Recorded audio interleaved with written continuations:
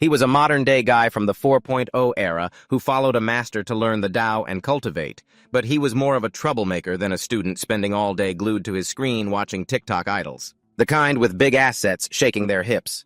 His master scolded him many times, but when it's your passion, you could beat him for it and he'd still keep scrolling. He even sarcastically asked his master why he hadn't ascended yet. How infuriating is that? It wasn't that he'd never read his master's book, but when he tried to perform a ritual, he was transported to another world.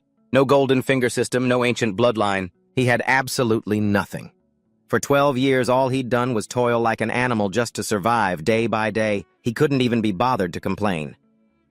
Great Way Year, 1452, Tran Long Prefecture, Kowloon County Blacksmith's Shop. Leoyan was still selling his soul to the man for 30 coins a month. The work was grueling, but at least he could fill his stomach first. Only then could he worry about cultivation. Today was the day he got paid. He went to the foreman to collect his wages and ask for 2 days off. Leoyan strolled out looking completely free and at ease. He had been transported here for over a month, and today he could finally leave this suffocating forge. He leisurely walked down the street he hadn't seen in a long time. His eyes couldn't hide his excitement mixed with curiosity, but while wandering through the bustling market, Leoyan's mind was still preoccupied with the talisman receiving ritual. As recorded in half of an ancient Taoist scripture, the ritual required the meat of 5 animals, but that was too expensive. So he decided to use the blood of 5 animals instead. That probably wouldn't be a problem. After all, in ancient times, many sacrificial ceremonies used blood offerings. He was also careful to obey the imperial court's decree: oxen were not to be touched. The court had a clear regulation: killing an ox would result in 100 lashes, a year and a half in prison, and exile for 1,000 miles. So Leoyan recalled other animals, including deer, elk, wolf, and rabbit. He decided to use a rabbit in place of the ox as long as it still corresponded with the 5 elements. After half a day of relentless searching, he finally managed to get pig's blood and goat's blood, chicken's blood and rabbit's blood, half a caddy of each.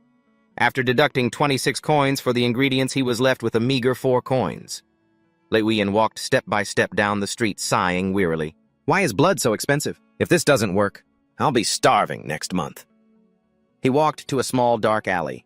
Based on the original owner's memories, he just needed to go inside to get home. Just as Leoyan knocked twice, a loud voice called out from outside, "Third brother, you're back." A cheerful man came over and pulled him inside by the arm. Leoyan was a little surprised and blurted out, "Second brother," while Lelam pulled him through the gate he was opening. "Come on, let's talk inside." He bent over slightly, rolled up his sleeves, and asked caringly, "Have you eaten yet? Go rest in your room first. I'll make you something to eat. Your sister-in-law is out working. She won't be back for a little while." Leoyan watched Lelam's retreating figure. He was secretly relieved that his brother didn't pull him aside to reminisce about old times. Now, alone in the small courtyard, Leoyan looked around to assess the situation. This is the place.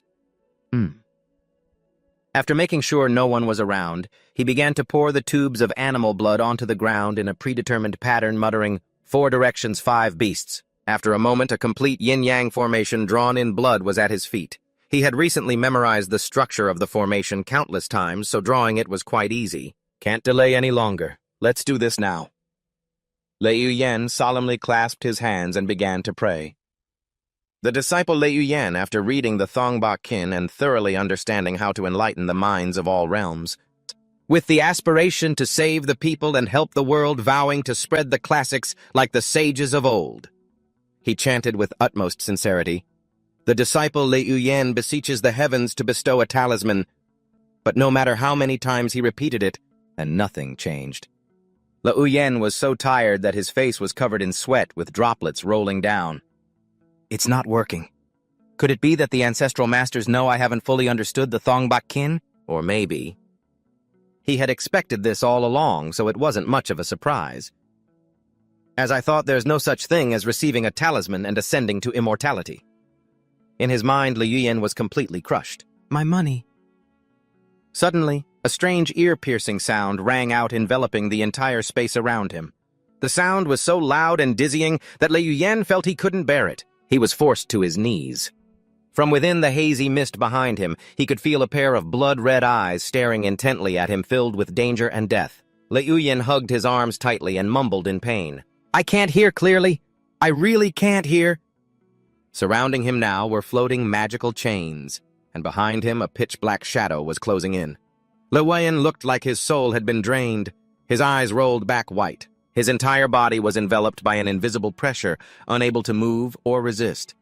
Soon after, he could no longer take it and collapsed to the ground, completely losing consciousness. It wasn't until a faint, hazy light startled him that Llewellyn slowly opened his eyes again. The sound of crashing waves echoed in his ears as ethereal waves surged before his eyes. Llewellyn was lifted into the air by those waves. Suddenly, darkness enveloped his surroundings. He tilted his head to look, and his pupils instantly constricted in utter shock. The waves from before had transformed into an ancient calligraphy scroll. Llewellyn quickly recognized it as the talisman he had been desperately seeking. Countless streaks of black ink hovered and flew towards him. They surrounded him as he floated in mid-air. Simultaneously, they rushed towards Llewellyn, as if trying to invade deep into his body. But the very next second, Llewellyn suddenly fell into an endless black pit. Bottomless. In the middle of the blood-splattered yin-yang formation, his body seemed to have every joint broken, almost completely twisted into an unrecognizable shape. A transparent system panel unexpectedly appeared before his eyes, displaying the words, "First, talisman bestowal in progress." The scene abruptly shifted to the courtyard of Lalam's home. A terrifyingly silent atmosphere fell as he realized Llewellyn was lying motionless on the ground, without a single sign of life. An overwhelming fear washed over him, causing the chopsticks in Lalam's hand to clatter to the stone floor. Overcome with panic, he rushed forward, his heart pounding in his chest. He hurriedly lifted Llewellyn and shook him, calling out in a trembling voice, Third brother, what's wrong with you? Wake up." At the same time, Lalam's wife also ran out in a panic, her eyes filled with worry. "What's wrong with third brother?" Just as the two of them were plunged into absolute bewilderment, Llewellyn slowly opened his eyes. Seeing the worried expressions on his brother and sister-in-law's faces, he immediately reassured them. "Brother, sister-in-law, your little brother's fine." The confirmation that Llewellyn was still safe made Lalam breathe a sigh of relief. A weight had just been lifted. As long as he's okay, that's what matters. "You scared me to death." Suddenly a thought flashed through Llewellyn's mind. He quickly announced his decision. "I need to go back to the forge." Seeing how exhausted he looked, Lalam advised him in a concerned tone. "Go home and rest for a few days. You must be exhausted." But Llewellyn remained firm. "I'm fine." And just then, a sudden notification from the system appeared before his eyes, capturing all his attention. "What is this?" On the screen, unfamiliar lines of information appeared. First enchantment, Weapon Master 6, Rank 1. Weapon Master Llewellyn, Wielded Weapons 1. This sight startled him, his eyes widening in surprise. The Ancestor system. It really is ahead of its time. In the moment Llewellyn was still trying to process it, he was transported to another vast space. Countless pieces of information suddenly flooded his mind like knowledge that had been deeply embedded in his subconscious for a long time. An unprecedented intense urge suddenly arose, compelling him to swing a saber to wield a sword. The system continued to display a notification. Rank 1. Weapon Master. Offering 1,000 caddies, 100 taels of silver iron, 1 tael of gold. And you can ascend to Rank 2 Weapon Master. This made Llewellyn ponder thoughtfully. All right. The Ancestor sure knows how to make a profit, huh? Can't waste any more time. He quickly walked out. "You two just carry on with your work. I'll be back in a few days." Although he still felt incredibly tired, he told himself, "I've got to make some money." Lalam continued to watch him with a perpetually worried gaze. "Are you really okay?" But Llewellyn seemed unconcerned with his own physical condition as he continued to stride outside. "It's nothing, really. A few days ago, Guard Tan taught me a new technique, so I might have overdone it with the practice. No need to see me out.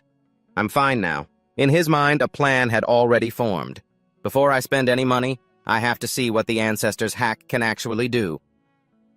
The scene quickly shifted to the central courtyard. Looking at the iron hammers lying silently on the ground, Llewellyn couldn't help but be surprised, thinking to himself, "An iron hammer is still iron, right?" From behind, a clamor arose, drawing his attention. He noticed all the students were gathering there. Llewellyn guessed that another class was about to begin. At that very moment, Tan Hung stood at the front, loudly and clearly reciting each word of the lesson. The White Ape's ceiling peak stance has only 2 parts, inner and outer. The inner is the core, the outer is the form. The inner has 3 harmonies, and the outer has 3 harmonies. If all 6 harmonies, both inner and outer, are connected, that is grand mastery. His movements were incredibly swift. He could move nimbly from one side to the other. With just a single touch from him, Ngu Kui cried out in pain. Witnessing the boy's weakness, Tan Hung lectured sternly, "If your stance is unstable, your strikes will be weak." With that, he continued to correct. Various stances for the student. The White Ape's ceiling peak stance is the fundamental martial art that has been passed down in our forge for over 200 years. The technique is divided into 4 levels: Initiate Proficient, Minor Mastery, and Grand Mastery. If you want to enter the inner court, you must master this martial art to the Initiate level before the end of the year. Although Ngu Kui looked like he was about to cry from the pain, Liu Yan, witnessing this scene, also had to shudder. "Man, that looks painful," Tan Hung's powerful voice continued to echo. "Raise your hammers and hold your stance." Unfortunately, at that moment, Liu Yan accidentally bumped into another student. Suddenly, a system notification appeared right before his eyes. Practice Hammer 8. Caddies, not yet initiated. This is the practice weapon of the martial apprentices. For practicing the White Ape's ceiling peak stance at the forge, it is soaked in the blood and tears of hundreds of apprentices. Mastery of wielding required none. After mastering the weapon, it will disappear. Following the system's guidance, a satisfied smile finally appeared on the corner of Liu Yan's mouth. No wonder the old man was so obsessed with enchanting. "I haven't even really held a weapon yet, and I can already feel the difference." He calmed himself. "Easy now, with this many people around. One missing hammer won't be a big deal, right?" But on the other side, Tan Hung continued to demonstrate his masterful skill for the students to admire. Power originates from the ground, rooted in the feet, channeled through the waist.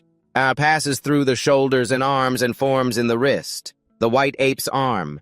White Ape. It's just like the Xingyi Quan from my previous world. After finishing his demonstration, he strictly admonished them. Holding a stance seems simple, but reaching the initiate level is very difficult. Remember what you learned today. It will be enough for you. Some people have good aptitude, but it's a pity their foundation is too weak, so they can't practice it. At the same time, Fatty, with a fawning and despicable expression, walked over holding a cup of tea. "Brother Tan, who were you saying has good aptitude?" Tan Hung just replied coldly, "A few of the kids who've fallen on hard times." Hearing this, Fatty cheerfully offered Brother Tan, "Let me see you out." Then he turned and relentlessly bellowed at the students below. "You all train hard for me. Don't you dare be lazy. If you dare slack off, I won't be so polite." Only when he saw Tan Hung nod in satisfaction did a goofy smile spread across Fatty's face. Witnessing Fatty's recent actions, Liu Yan couldn't help but feel contempt, thinking to himself, "There's something wrong with the way that old Fatty looks at things."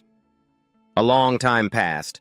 Liu Yan was exhausted to his limits. He thought to himself, "I can't stand anymore." After a long day of practice, he and the other students were all unsteady on their feet.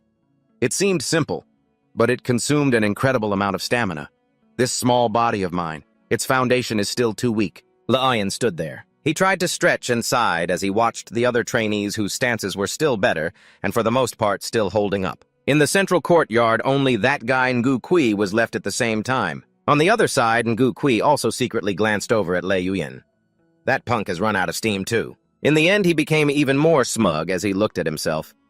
In the central courtyard, I'm still number 1. Time gradually passed into the dead of night. Liu Yan entered the storeroom. He looked at the iron hammers and pondered. There are dozens of hammers. If one goes missing, probably no one will notice, right? The system's gray notification means it's ungraded. Isn't that right? His face became extremely pensive. He secretly selected from the various weapons stored here. All 43 training hammers are low-grade weapons, but there are still differences between them. Most training hammers after being used are only beginner grade. Only about 10 of them have an enchantment that makes them proficient grade. But it seemed he truly cherished the weapon in his hand. This one is the darkest. Even though they're all proficient grade, this might just be the best one of the lot. This is the one. After choosing his weapon, Liu Yan rushed outside. He held the hammer, threw it straight ahead, and spoke, "Palm control." Seeing the golden light emitting from the hammer, his face immediately turned dumbfounded. That huge hammer just vanished into thin air. Amazing. When Liu Yan opened his eyes again, he was in a vast, wide-open space. This platform is way too small. At most, it can only fit a few things. Without any hesitation, he quickly raised the hammer forward. This place seemed to have changed distinctly because of his previous action. Suddenly, a sharp headache hit him. It startled Liu Yan. Not again? The scene shifted deep into his mind. Different sounds echoed continuously. Train, train, train, fail. So you can do it like this too. He calmly looked at the moves that were clearly displayed in his mind. Lower stance, coccyx arms, ears, eyes. So this technique has this many details. Some time passed until the next morning. The rooster's crow rang out, breaking the darkness. Ngu Kui wearily got up, opened the door, and stepped outside. I overdid it with training yesterday. Even though I slept all night, my back hurts even more. Seeing Li Yuyan suddenly appear in this place, he became extremely confused. Ngu Kui's expression changed. He immediately shouted, "When did you wake up, huh? This punk. Don't tell me he snuck out here in the middle of the night to train." Seeing his harsh reaction, Li Yuyan laughed and explained clearly, "I just woke up." Ngu Kui quickly moved closer to Li Yuyan, questioning him further. "Just woke up, huh?" The more he thought, the more it felt wrong. This kid is full of energy. He doesn't look like someone who stayed up all night training. I knew it. This skinny monkey wouldn't dare to train in secret. Li Yuyan stood right beside him, flashing a bright smile and nodding in agreement. "Trying to sound me out, in your dreams." Time passed quickly and the sky turned to midday. The warm sunlight shone down everywhere. Li Yuyan and the others were still working diligently, but as usual he quickly stacked the firewood in the warehouse and then continued his daily work. Although he had exhausted his energy all night, controlling his internal power was no longer as difficult as before. Feeling the stability in his body, Li Yuyan continuously flexed his wrist. A clear flow of power circulated, exciting him. His eyes shone with hope as he noticed his body gradually improving. This is true martial arts. I need to get into the inner courtyard quickly. That's the real place for cultivation. Just then Dai Lo walked over, his voice echoing, "Today we will learn the flying wind hammer. Everyone pick up your hammers, get into a horse stance, and hold them for 2 hours." A sigh was heard. "Horse stance again, I haven't even eaten my fill." Despite their exhaustion, everyone had to nod in agreement. "Yes, sir." Li Yuyan slowly picked up the iron hammer. His face lit up as he looked at this weapon. "It's just a normal iron hammer, but why? Do I feel like I have a blood connection to it? This feeling is amazing." Dai Lo continued his instruction. "The principles of the stance technique combined with hard work. Yo, do you all think I have nothing better to do?" While he was engrossed in his lecture, Ngu Kui suddenly asked, "Brother Lo, how long does it take to reach the beginner level for this technique?" Dai Lo patiently explained, "For someone with average aptitude, if you train hard for over half a year, you can reach the beginner level. The person who reached the beginner level a few years ago was personally taught by Master Tan. The flying wind has only 18 forms. Today I will teach you the first form. Ngu Kui, you come here. You'll be the first." Li Yuyan listened from a distance, understanding everything. "So that's how it is." Dai Lo continued to instruct Ngu Kui. "The force generates from the ground, travels through your legs, passes your waist, and goes to your wrist. Remember, the power should be like an endless wind." Ngu Kui nodded in understanding. "I'll remember." The people around them started whispering, "Has that little Ngu already reached the beginner level?" After a moment of thought, Li Yuyan raised his hammer high. "Let me give it a try." As he brought it down, a strong gust of wind blew past, making everyone freeze. Dai Lo and Ngu Kui turned around in shock. The scene changes to a large grand hall. Fatty's voice rang out, "Come on, Brother Tan, drink up." Tan Hung shook his head, refusing. "No more. I'm going to go watch those little brats train." Fatty nodded in agreement. "Yes." He then asked, "Oh, right, Brother Tan, I heard. Next year we're opening a new shop in Zhelong Manor. The treasurer will be permanently stationed in the city from now on, right?" Qin Xiong said, annoyed. "Who told you that?" Fatty gave a faint smile and said, "Just a rumor. As long as Qiulong is alive, how would Treasurer Tao dare to leave Gaoliu City for so long? That man is a powerful outsider from the Divine Weapon Valley." He looked at Qin Xiong with a cold gaze. "Senior Brother Qin is right. It's just a rumor. If there are any changes in the shop, Brother Qin, don't forget your little brother. Okay?" Qin Xiong nodded in agreement. His eyes grew serious as he looked outside. "That kid?" Fatty asked. "What's wrong?" Qin Xiong said. Li Lin's younger brother Fatty scratched his head and confirmed, "That's right." Qin Xiong remarked, "He can already execute 3 forms. Though his power is still lacking, his movements are as fluid as flowing water and drifting clouds. He's just started learning the art, yet he's more graceful than I was back then. This kid's talent is much higher than Niugui's. He'll be a great blacksmith in the future." Fatty became confused, pondered for a moment, then looked towards Li Yuan. Did this kid get on Qin Xiong's bad side? Time skipped to the evening. Li Yuan sat in his room looking at the awls on the table when he suddenly noticed an old, worn-out saber underneath. It's so dark I forgot about this firewood saber. Picking up the saber, he examined it closely. Lowest of the low grade, completely unranked. The system notification appeared, broken mouth firewood saber, unranked, no usage requirements, no effects. Basic firewood saber technique. His stomach rumbled. Li Yuan muttered to himself, "Hungry again? All I do all day is work and train. This small body really can't take it without some meat and oil. I need to make some money. Time to go out and get some meat. The money my two big brothers gave me for food won't last long. I need to figure out a way to earn some cash." Unable to sit still, Li Yuan decided to go to the market to find something to eat. After buying his things, the vendor handed him the bag. Li Yuan's attention was drawn to the knife stuck in the side of the hired hand. "Can I see your meat cleaver?" The vendor quickly handed him the knife to inspect. The system displayed the information butcher's meat cleaver, unranked. The bone-chopping knife that a butcher has used for many years to cut meat. It has been severely worn down. Effect basic cleaver arts. Usage condition none. Basic cleaver arts. A look of anticipation flashed in Li Yuan's eyes. "Can you sell me this cleaver?" the butcher asked in surprise. "You want it?" Li Yuan nodded firmly. 1 coin. On the way back, Li Yuan casually swung the knife, alarming the people around him. He thought to himself, well, I guess this counts as another weapon. Stepping into the mystical space, Li Yuan stared at the knife before him with indescribable excitement. The bone-slicing cleaver has replaced the training technique and has been placed into the palm of arms 6. However, a strange sensation crept into his heart, making him wonder, why do I feel like someone is stripping me bare? Without thinking further, he quickly grabbed the knife and rushed forward. Luckily, I still remember the chasing technique and the stance arts, but my proficiency in the chasing technique is gone. The feeling of having tempered it for 15 hours was gone. In its place was the familiar feeling of using a meat cleaver for years. Thinking of this, he sighed wearily. It seems that changing weapons doesn't affect me too much, but I can't just change them whenever I want. It takes 2 days to be able to switch weapons once. With so many things to worry about, Li Yuan felt helpless. He grabbed his head and cried out. Although the pedestal of Palm of Arms 6 can still hold a few weapons, if he wants to control more, he needs to upgrade to Palm of Arms 6. The upgrade conditions are too harsh, and I, a Taoist, am too poor after being reincarnated. Time gradually turned to late night. At this moment, Fatty was still relaxing in the hot tub. Noticing Li Yuan was still outside, he called out loudly, "Come over here and add more hot water for me." Although he didn't want to, Li Yuan could only nod and agree. "Yes, sir." After adding the hot water, Fatty smiled and praised, "I heard your finger technique isn't bad. What a pity. Such a pity." Hearing this, Li Yuan became curious.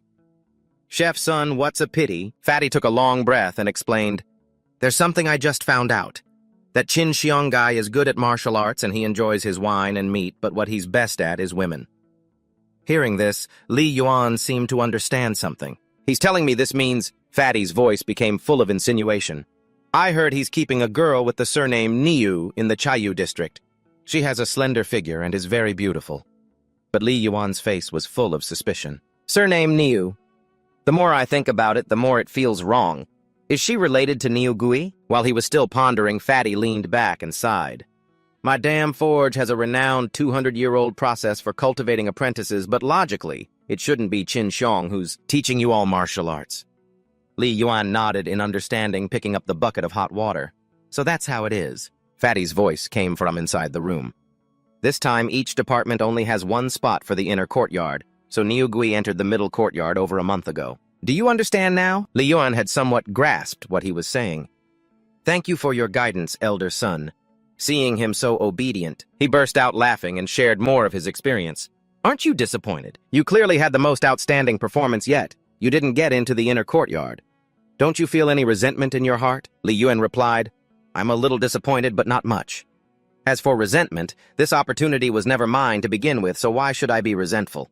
At least I learned some martial arts. It's also been somewhat interesting. But you're still wrong. Although the White Ape's wind-riding finger technique isn't the best martial art in the forge, how could I have easily passed it on to you guys?" These words made him freeze for a moment. "Not pass it on." Fatty sighed and continued. "The techniques, of course, were all passed on, but just the stance arts alone. Even with the highest grade root bone, it would take at least 3 years to master the basics."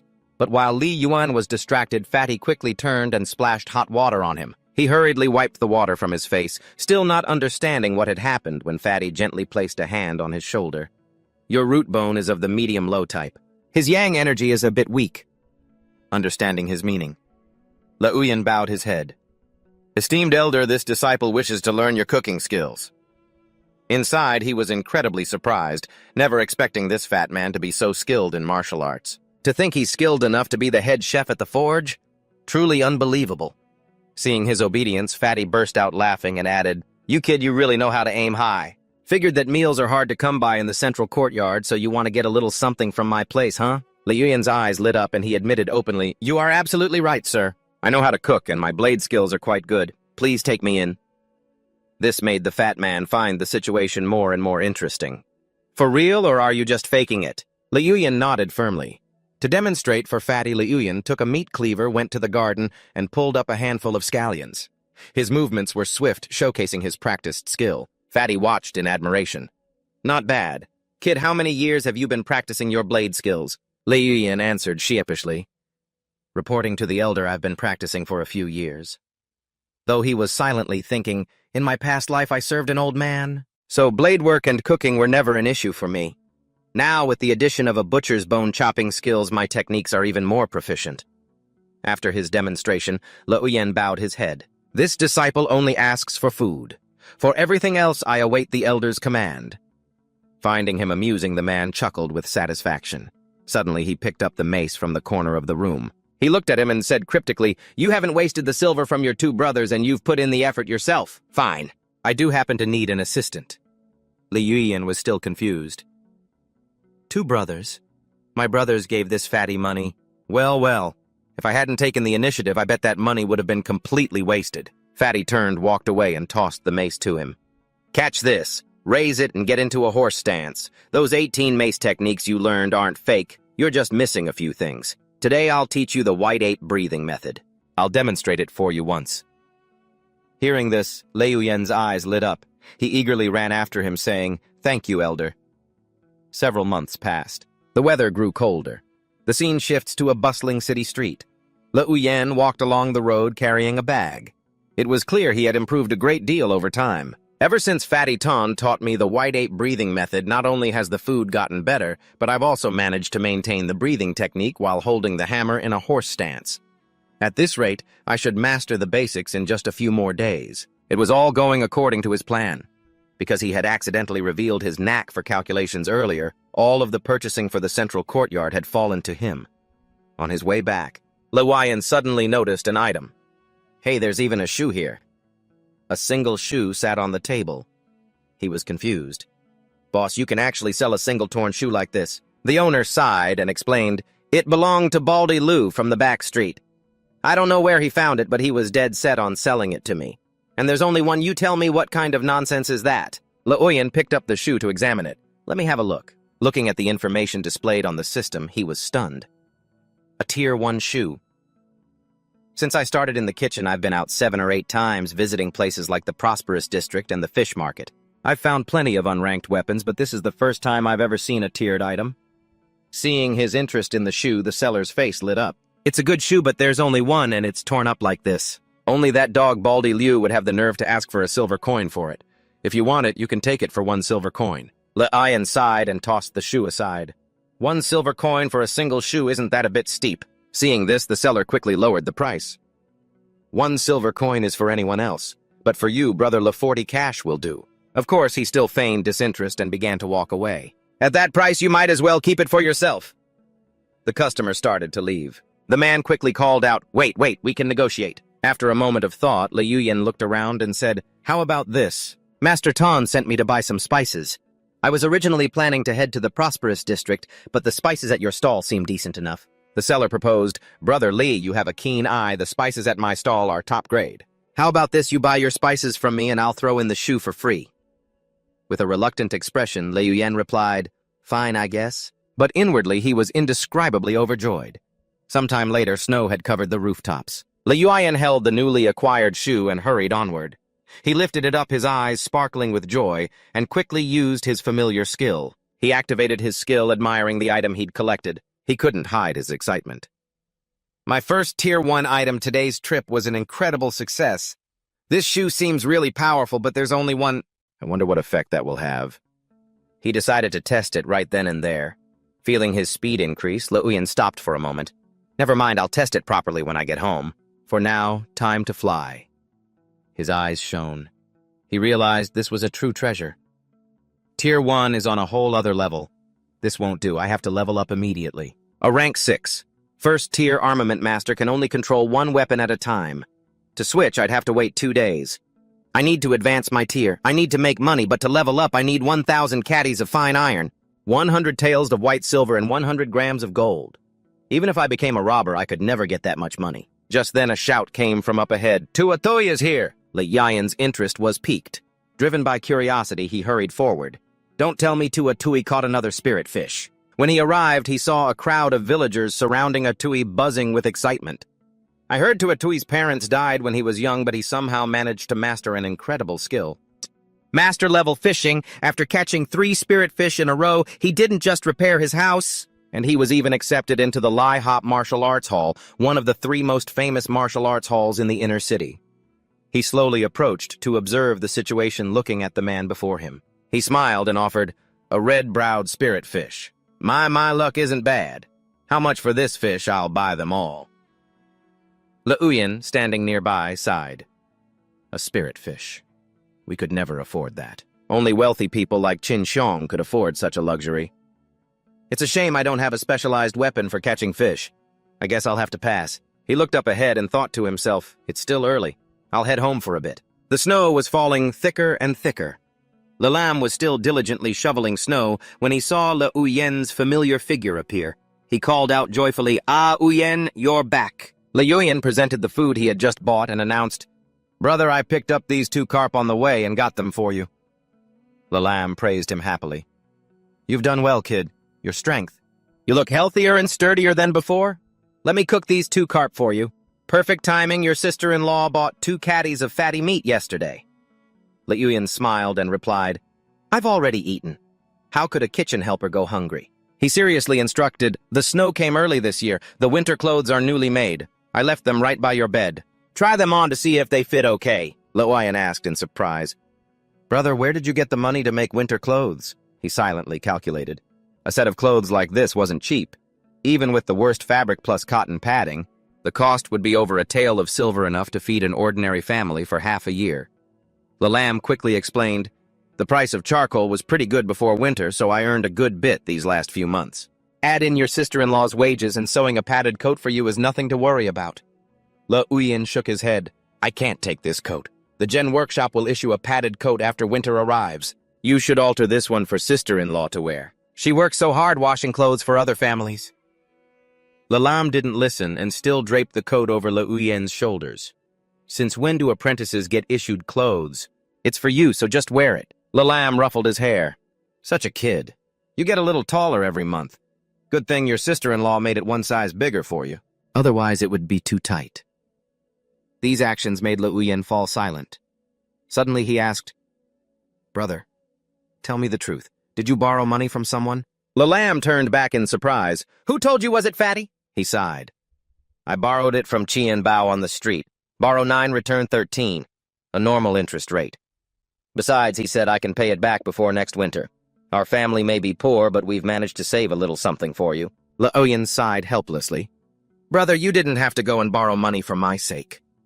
Seeing Lelam's wife appear, he started. Sister-in-law. She nodded, understanding. It was freezing. Lelam's wife shivered, rubbing her hands together for a little warmth. As she warmed them, she reminded him, Since you're here, then take the cotton coat with you. It'll save your brother from making another trip, and who knows what kind of bad luck he might run into. Leuyen was moved. Thank you, sister-in-law, he said, though his heart ached a little. Your hands are frozen solid, sister-in-law. Lelam quickly poured hot water into a basin. I'll pour some hot water into the pan so you can soak your hands. She nodded in agreement. Realizing he couldn't stay any longer, Leuyen turned to leave. Sister-in-law, I've already eaten lunch today. I'll be going now. Have my brother cook those 2 carp for you, sister-in-law. Lelam was confused. At least stay and eat before you go. Seeing he was already gone, he sighed. That little brat. He sure runs fast. Outside, the snow fell even thicker. Leuyen walked through the street, his mind lost in a sea of thoughts. He thought about Qian Bao, a minor leader in the fisherman's gang who lived on the next street over. The phrase, borrow 9, return 13, still echoed in his memory. But could that really be considered fair? His brother, though simple and kind, was no ordinary man. He had survived the fall of their clan and the disappearance of their eldest brother, shouldering the responsibility of raising him all by himself. Liuyan had grown up, but his brother surely couldn't repay that kind of money. Liuyan wondered if among that crowd of loan sharks, there could possibly be a good person. He just hoped everything would be all right. Speaking of which, I could borrow money from the loan sharks and quickly level up to a 6th-rank squad leader. Why didn't I think of such a reliable method sooner? He looked at his clenched palm, determined. First, I have to master the entry level of the White Ape Gale Finger technique. Then I'll be able to earn more money. Time passed slowly. The night grew late, with the moon shining brightly overhead. Amidst the cold of the night, Liuyan was still training diligently. Fatty Sun taught me the White Ape breathing method from the book, completely replacing my old way of breathing. The White Ape Gale Finger has reached mastery, but Fatty Sun's breathing method, still exhausts me. He looked at the system notification and decided to switch from the 6 Harmonies shoes to the thread training technique. After pulling out a large needle, Liuyan held it high in front of him. The hours of tireless practice had made him stronger, but they had also unintentionally disturbed Fatty's sleep. He walked out irritably, grumbling, "What's all that noise? It's the middle of the night. Are you trying to keep people from sleeping or what?" But when he saw the scene before him, Fatty froze. Liuyan stood in the middle of the courtyard, still lost in thought. My senses have become incredibly sharp. I can even hear the blood flowing through my veins. A look of shock mixed with disbelief crossed his face. I did it! Finally, a smile he hadn't worn in a long time appeared on his face. The book says that when your blood energy has developed to the point where it can fortify your palms, you've reached the level of proficiency. When it's infused into one arm, that's initial mastery. But when you reach full mastery, it flows through all 4 limbs. The flow of my chi and blood. It feels incredible. Now I really want to find someone to test it on. This is what true martial arts feel like. At that moment, Fatty suddenly suggested, "You and my boy come to my room for a late-night snack." His words made Liuyan jump and turn back to his superior, but Fatty kept urging him on. "What are you standing there for?" Liuyan felt that something was not right. "Yuan, my boy." Did I hear him right? After they entered the room, Fatty quickly poured some wine and said, "Now that you've achieved the first stage of chi and blood, you must have a drink of this wine of mine." Liuyan looked at the 8 cups of wine before him, his heart full of suspicion. "Sir, this is," Fatty said decisively, "just drink." After Liuyan finished drinking, Fatty's eyes were filled with anticipation. "Your innate talent is only average at best, and yet it didn't take you long to reach the entry level. Besides the training manuals, I bet your 2 brothers gave you plenty of supplements, didn't they?" Liuyan nodded. "My brothers are very good to me." Although he was still thinking to himself, if I hadn't revealed my talent for the hammer technique from the start, this sudden entry-level mastery would definitely make this old Fatty suspicious. Fatty continued to praise him. "Such enviable brotherly love. It wasn't a waste for your 2 brothers to spend all that money. To be honest, that spot to enter the inner court from the middle court should have been yours." The more Liuyan listened, the more confused he became. "Wasn't that spot already reserved for Niugui?" Fatty looked at him in surprise. "You mean you don't want to enter the inner court? Are you afraid of offending Qin Xiong?" Liuyan sighed and quickly replied, "How would I dare to offend Master Qin?" He knew very well that Qin Xiong was not someone to be trifled with. Qin Xiong had achieved full mastery of the Flying Phoenix hammers several years ago. He was a man of terrifying internal energy, not someone a normal guard could compare to. I heard the workshop has already decided he will be the head of the guards, a position second only to the 3 shopkeepers. All he needs now is to break through to the next level of his internal force. While Liuyan was lost in thought, Fatty continued, "So what if you offend him? Our forge has been around for over 200 years. Of course we have our rules. Even if he becomes the head guard, he can't just do whatever he wants." His sudden change in attitude left Liuyan speechless. He muttered to himself, "Weren't you the one who was rushing to suck up to Qin Xiong before?" While Liuyan was still thinking, the man's eyes glanced at him again as if he were sizing him up. "You're a literate man, so you should understand. Some things, even if they're meant to be yours, will never be in your hands if you don't fight for them. They say literature is for the poor and martial arts for the rich. With your background, who do you have to support you? Even if you reach the entry level, how far do you think you can go?" "You're right, sir," Liuyan said, a bit flustered. As if understanding his mood, Fatty continued to pour wine into his cup. Whether you fight for it or not is up to you. I just see a bit of talent in you, so I'm just speaking my mind. If you don't want to, that's fine too. Lei Yuan understood his meaning. He was trying to give him a reminder. Yes, thank you for your guidance, Supervisor. Time passed. A few hours later, Fatty was fast asleep, oblivious to the bone-chilling cold. Lei Yuan slowly opened the door and stepped outside. After drinking a few more cups of wine, he had decided to step out. I've reached the entry level today. I've reached it. After drinking the medicinal wine, I have to strike while the iron is hot. His spirits high, he continued his training tonight. Holding the hammer in his hands, he focused intently as a stream of qi and blood circulated throughout his body. It felt like soaking in warm water, bringing an unusual sense of relaxation to his body. He even supplemented his health by taking a nap. After a few hours, he woke up naturally. He was full of vigor with no sense of fatigue, and his mind was crystal clear. Lei Yuan had practiced diligently according to the book. The sign of proficiency was stacking 8 hammers, but he had already reached 11. The next morning, Niu Gui opened his door and saw Lei Yuan training intensely. He couldn't help but be surprised. Lei Yuan is up this early again. He tricked me before by saying he wasn't training, but in reality he practices every single day. That little brat is so deceitful. I can't take it anymore, Niu Gui shouted. Lei Yuan. While Lei Yuan was still confused, the other boy walked up and offered, I want to spar with you. Although Niu Gui wondered why he felt so nervous, Lei Yuan couldn't be bothered. Not interested. This enraged Niu Gui. You. Just then Fatty called out, Someone's here to see you. Lei Yuan slowly walked over. From behind, Niu Gui sneered, So he refuses me. He must be scared. That has to be it. Lei Yuan asked Fatty, Are my brothers here again? The old man shook his head. Not your brothers. It's the constables. You haven't done anything wrong, have you, kid? Lei Yuan was confused. Constables. A man stepped forward and announced, My name is Qiu Da. I am here under orders to investigate a murder and have some questions for you. These words made Lei Yuan freeze. A murder. He thought to himself, Could something have happened to my brothers? Qiu Da continued. Answer what I ask. You are not to hide anything. Reluctantly, Lei Yuan nodded. Yes, sir. Qiu Da questioned him around noon the day before yesterday. When you went to the Chayu district to buy goods, there was a spice vendor named Liu San. Do you remember him? Lei Yuan felt puzzled. Liu San, yes. But inwardly he was relieved. Thank goodness it's not about my brothers. He quickly reported, Sir, I did indeed buy some spices from his stall that day. Qiu Da was suspicious. Just spices. Lei Yuan nodded. That's right. Though his inner thoughts were different. Nonsense. The 6 Harmony shoes were a gift. I didn't buy them. If I tell the truth, what happens then? Qiu Da's gaze was judgmental as he looked at Lei Yuan. Is that so? Seeing the difficult situation, Fatty stepped forward to explain. I told him to go shopping. I have a record of everything he spent and all the prices. Even if he had the heart of a lion, he wouldn't be foolish enough to try and trick me. Hearing this, Qiu Da turned to leave. All right, I'm done with my questions. You guys carry on. I'll go check one more house. As the two left, Lo Yan and Ban Tu bowed and said, Take care, sir. Tan Heng watched the scene in surprise. For Fatty Ton to actually speak up for Lo Yan. After the two of them left, Ban Tu sighed.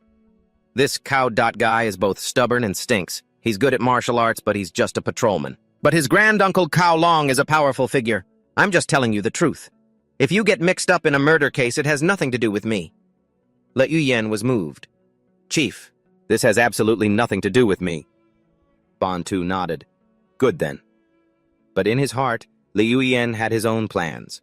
The Dai Van dynasty was founded on martial prowess, so its martial arts culture is extremely aggressive. As a result, the punishments are also incredibly harsh. When a murderer is caught, they aren't held until autumn of next year but are executed immediately. Meanwhile, Ban Tu was still muttering to himself. Liu Jito's family of 6, along with 5 of his neighbors, were all killed, and the culprit was the same person. I suspect the one who killed Liu Jito is Sua Shui. But why would he also kill the street vendor? Hearing that number, he turned around, startled. More than 10 people killed. Is this a serial murder case? But Sua Shui doesn't seem like the kind of person who could do something like that. Ban Tu continued to recount what he knew. Aside from the usual gang fights, Gaoliu County hadn't seen such a brutal massacre of civilians in years. You don't go out, so you don't know, but the inner city is under curfew. You shouldn't come to the shop for a while either. This goddamn animal must have gone insane. He even killed an unrelated vendor. Hearing this information, Liu Yuyan froze for a moment. Could it be because of the 6 Harmony boot Liu Juto sold that boot to the vendor? Could it really be such a coincidence? He tried to connect the dots, killing 10 people over a tattered boot. Is it worth it? This won't do. I have to find someone to send a message to my 2 brothers. I'm not coming home until the killer is caught. I also have to tell my 2 brothers and my 2 sisters-in-law to lock the doors and windows tightly. While Liu Yuyan was deep in thought, Bantu suddenly spoke up. Hey, what are you still standing there for? Get to work. He hurriedly ran back towards Bantu. Over here. On the other side, Cao Dot had also discovered something. That kid is hiding something. Hearing this, Tan Hung suggested, if you're suspicious, Brother Cao, why not just arrest him and take him to the county yamen? Kodat sighed in response. Without evidence, we can't just arrest people indiscriminately. A person beside them hurriedly flattered him. Brother Cao, you are so righteous. By the way, are you heading to the Lehop Martial Arts School next? Wang Luan is not an easy person to deal with, Cao Dot said as he walked. So what if it's the Lehop Martial Arts School? No matter how good Wang Luan is, how does he compare to my granduncle? The Dai Van dynasty was founded on martial prowess. If the imperial court couldn't suppress these lawbreakers, the world would have fallen into chaos long ago. This information surprised the other man. Really? I heard Sua Shui is extremely talented. In less than half a year, he's already achieved minor mastery in the Lehop free-fighting style. Wang Luan is apparently preparing to send him to Divine Weapon Valley. If you want to catch him, Brother Cao, you'd better get there early. Cao Dot was taken aback. Divine Weapon Valley, huh? Behind them, Tan Hung chuckled. The Dai Van dynasty was founded on martial prowess. That's true enough, but there's another line that follows it. With that, he turned and went back to his post. They rule the world alongside the martial sects. Meanwhile, the men from the Yamen were still relentlessly searching for Sua Shui. He was thinking angrily, a tiger on the plains gets bullied by dogs. Looking at the man before him, a Shui grew even more furious. That bastard stripped my clothes and I could let that slide. But he even took my shoes. Unable to bear it any longer, he attacked directly. Although the man in front of him was beaten to a pulp, a Shui showed no mercy. Still, I can't kill you right now. If you die, then I'll have no more food. Cao Long Wang Luan Cao Yan Wu Zhen Lin Jing. His eyes filled with utter contempt. Wait until I've recovered. I'll make you all wish you were dead. Just then, the door slowly opened, catching a Shui's attention. He turned his head to look into the distance, growing angrier the more he thought. You dare take my things. Time passed into the dead of night. Liu Yuyan sat huddled in a corner, thinking quietly. This boot. Could it be hiding some kind of secret? He looked at the boot in his hand. It didn't seem like there was anything special about it. But as he touched it, the sole came loose, startling him. When he pulled the sole open, Liu Yuyan's eyes widened in surprise when he saw something inside. He quickly brought the boot up to examine it. Bindao Dosat Tui. It's a secret martial arts manual. After reading it carefully, Liu Yuyan realized the gravity of the situation. Did someone really hide a secret martial arts manual in the sole of a boot? The Way of the Soldier. Water-killing arts. Let me see. It's not one of those that requires self-castration, is it? A secret martial art from the Divine Weapon Valley, ranked 18th on the Japlong Manor's list of supreme martial arts. He quickly memorized the information written on the sole. The supreme martial art, White Ape's Flying Mantle. Is that considered only a mid-grade or low-grade art? So it seems Liu Juto's group was killed because of this 6 Harmony boot. The more Liu Yuyan thought about it, the more he felt things were getting out of hand. The killer must know the boot is in my hands. He's probably already watching me. Damn it! Good luck and bad luck have both come knocking at my door. This is a high-stakes game, right now. The system displayed the information before Liu Yuyan's eyes. After reading those lines, he couldn't help but get a headache. No way of the weapon, no killing arts. Only 1/3 remains. Although it's a bit of a shame this is just a single volume. At most, it's only half the pages and is nothing but striking techniques. Of the 72 paths, you must master at least one transmission art path to be considered initiated. But this particular transmission art path has 81 different variations. He sat tiredly in the corner of the room and sighed. Why is it a transmission art again? But then again, it is ranked first among the 5 great secret arts of Divine Weapon Valley. Even so, Liu Yuyan refused to give up. He stood up determined. I'm being watched. This Taoist has no other choice. I have to master it even if it kills me. He recalled what he knew about this place. The curfew in Gaoliu County only lasts until 2 months before the new year, whether the county magistrate Lu Yongqing wants it or not. He'll have to lift the curfew and switch to conducting searches in secret. Outside, the snow fell thicker and thicker. A Shui held out his blood-stained hands, growing angrier the more he thought. He stood up and cursed, "How can a small county like this have so many internal energy masters? How? Divine Weapon Valley truly lives up to its name as the #1 sect. Trap Dragon 5, Jade, Poison Blade, Bamboo Blade, Master Vu Tran." He mumbled, memorizing the wounds on his body. "This blade strike nearly killed me. I have to get out of here." A Shui reached his hand toward the skeleton lying quietly in the corner of the house. He decisively took the clothes, leaving the skeleton there. Outside, the ceaseless explosion of fireworks made a Shui sigh. In a small house, a man was complaining, "The snow is too heavy. I really don't want to go out." A cold gust of wind blew past, making him shiver. He hugged himself tightly, thinking about having to wake up early in this weather. He felt exhausted. He never stops training even when it's freezing cold. Truly admirable. Niugui was still training relentlessly in the yard. After a while, he slowly put the mace on the ground. His eyes were full of anticipation. "I'm initiated." These words caused everyone around to start talking. "Brother Niu, you've been initiated. Brother Niu is amazing. When will I ever get initiated? I'm so jealous." Praises were constantly heaped upon Niugui. Niugui will definitely enter the inner sect by then. Don't forget about us. Of course not. Niugui is not someone that type of person can compare to. Despite the praise, he wasn't very happy. He's been living out here for over 2 months now. Don't tell me he's been initiated too. Probably not. Even if he's smart, my brother-in-law didn't teach him the breathing techniques. Besides, his family is poor. The snow fell thicker and thicker. Remembering something, Niugui reminded everyone. "Get back to work, you guys. Master Sun is about to wake up." He thought to himself, "I should associate less with these people in the future. They're definitely low class. They have nothing to do with me." Remembering the good news, Niugui slowly walked away. "I have to report my initiation to my brother-in-law quickly." He unconsciously passed by Le Wuyen's house and suddenly stopped. "Le Wuyen's probably just doing chores, right? I'll go take a look." Out of curiosity, he quickly approached. The door wasn't shut tight. The sight before him made Niugui freeze. The figure of a snowman holding a mace struck his eyes. Worried, Niugui hurriedly pushed the door open and rushed in. No? Did Le Wuyen freeze to death? While he was still confused, a golden light suddenly appeared. Le Wuyen's power had now become incredibly formidable. He was training non-stop. A cold wind blew past, causing Niugui to freeze for a moment. Thinking about Le Wuyen's current strength, he couldn't believe it. What is going on? The person in front of him seemed to have completely transformed into a different Le Wuyen. Sensing the time was right, Le Wuyen raised the mace. The more Niugui thought about it, the more suspicious he became. Has Le Wuyen already mastered the White Ape's Flying Phoenix mace technique? Impossible, I can't let this be. He hurriedly dashed outside. I have to report this to my brother-in-law immediately. Meanwhile, Le Wuyen was silently calculating, if I just practice with one mace, I'm afraid I won't be able to progress. But if I stack 2 of them, wouldn't I be just as good as someone at the minor success stage? Fatty burst out from the house and shouted, "You brat, you still owe me silver!"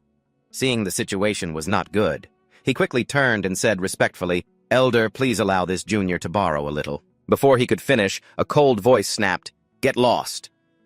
Le Wuyen looked at him with hopeful eyes and declared, "This junior swears to repay it in full." Seeing that he had taken the initiative to ask, Fatty smiled and decided, "If it weren't for your lightning-fast progress, I wouldn't lend you a single coin. Go on, how much is it this time?" His face showed clear anticipation as he held out his hand. 13 taels. After hearing that he was so angry, he was speechless. You really know how to ask for an inch and take a mile. Then he suddenly remembered something. Le Wuyen quickly picked up a cup of hot water and walked towards Fatty. "Oh, right, Elder. Have you heard any news about the commotion in town these past few days? Rumor has it there was a big brawl." Fatty then recounted what he knew. The night before last, the head steward held a banquet for Wang Luan, the master of the Lihe Martial Arts Hall. When the wine had taken effect, someone suddenly burst in from the shop and frantically attacked innkeeper Wang, nearly killing him. The head steward was furious, captured the assailant, and threw him into the great prison. Upon hearing this, Li Yuan was startled and asked, "The head steward has already caught the culprit." Fatty nodded and added, "Luckily the head steward acted in time, so innkeeper Wang is fine. But unfortunately his disciple was seriously injured." As the two were talking, Qin Xiong walked in and ordered, "Li Yuan, follow me for a moment."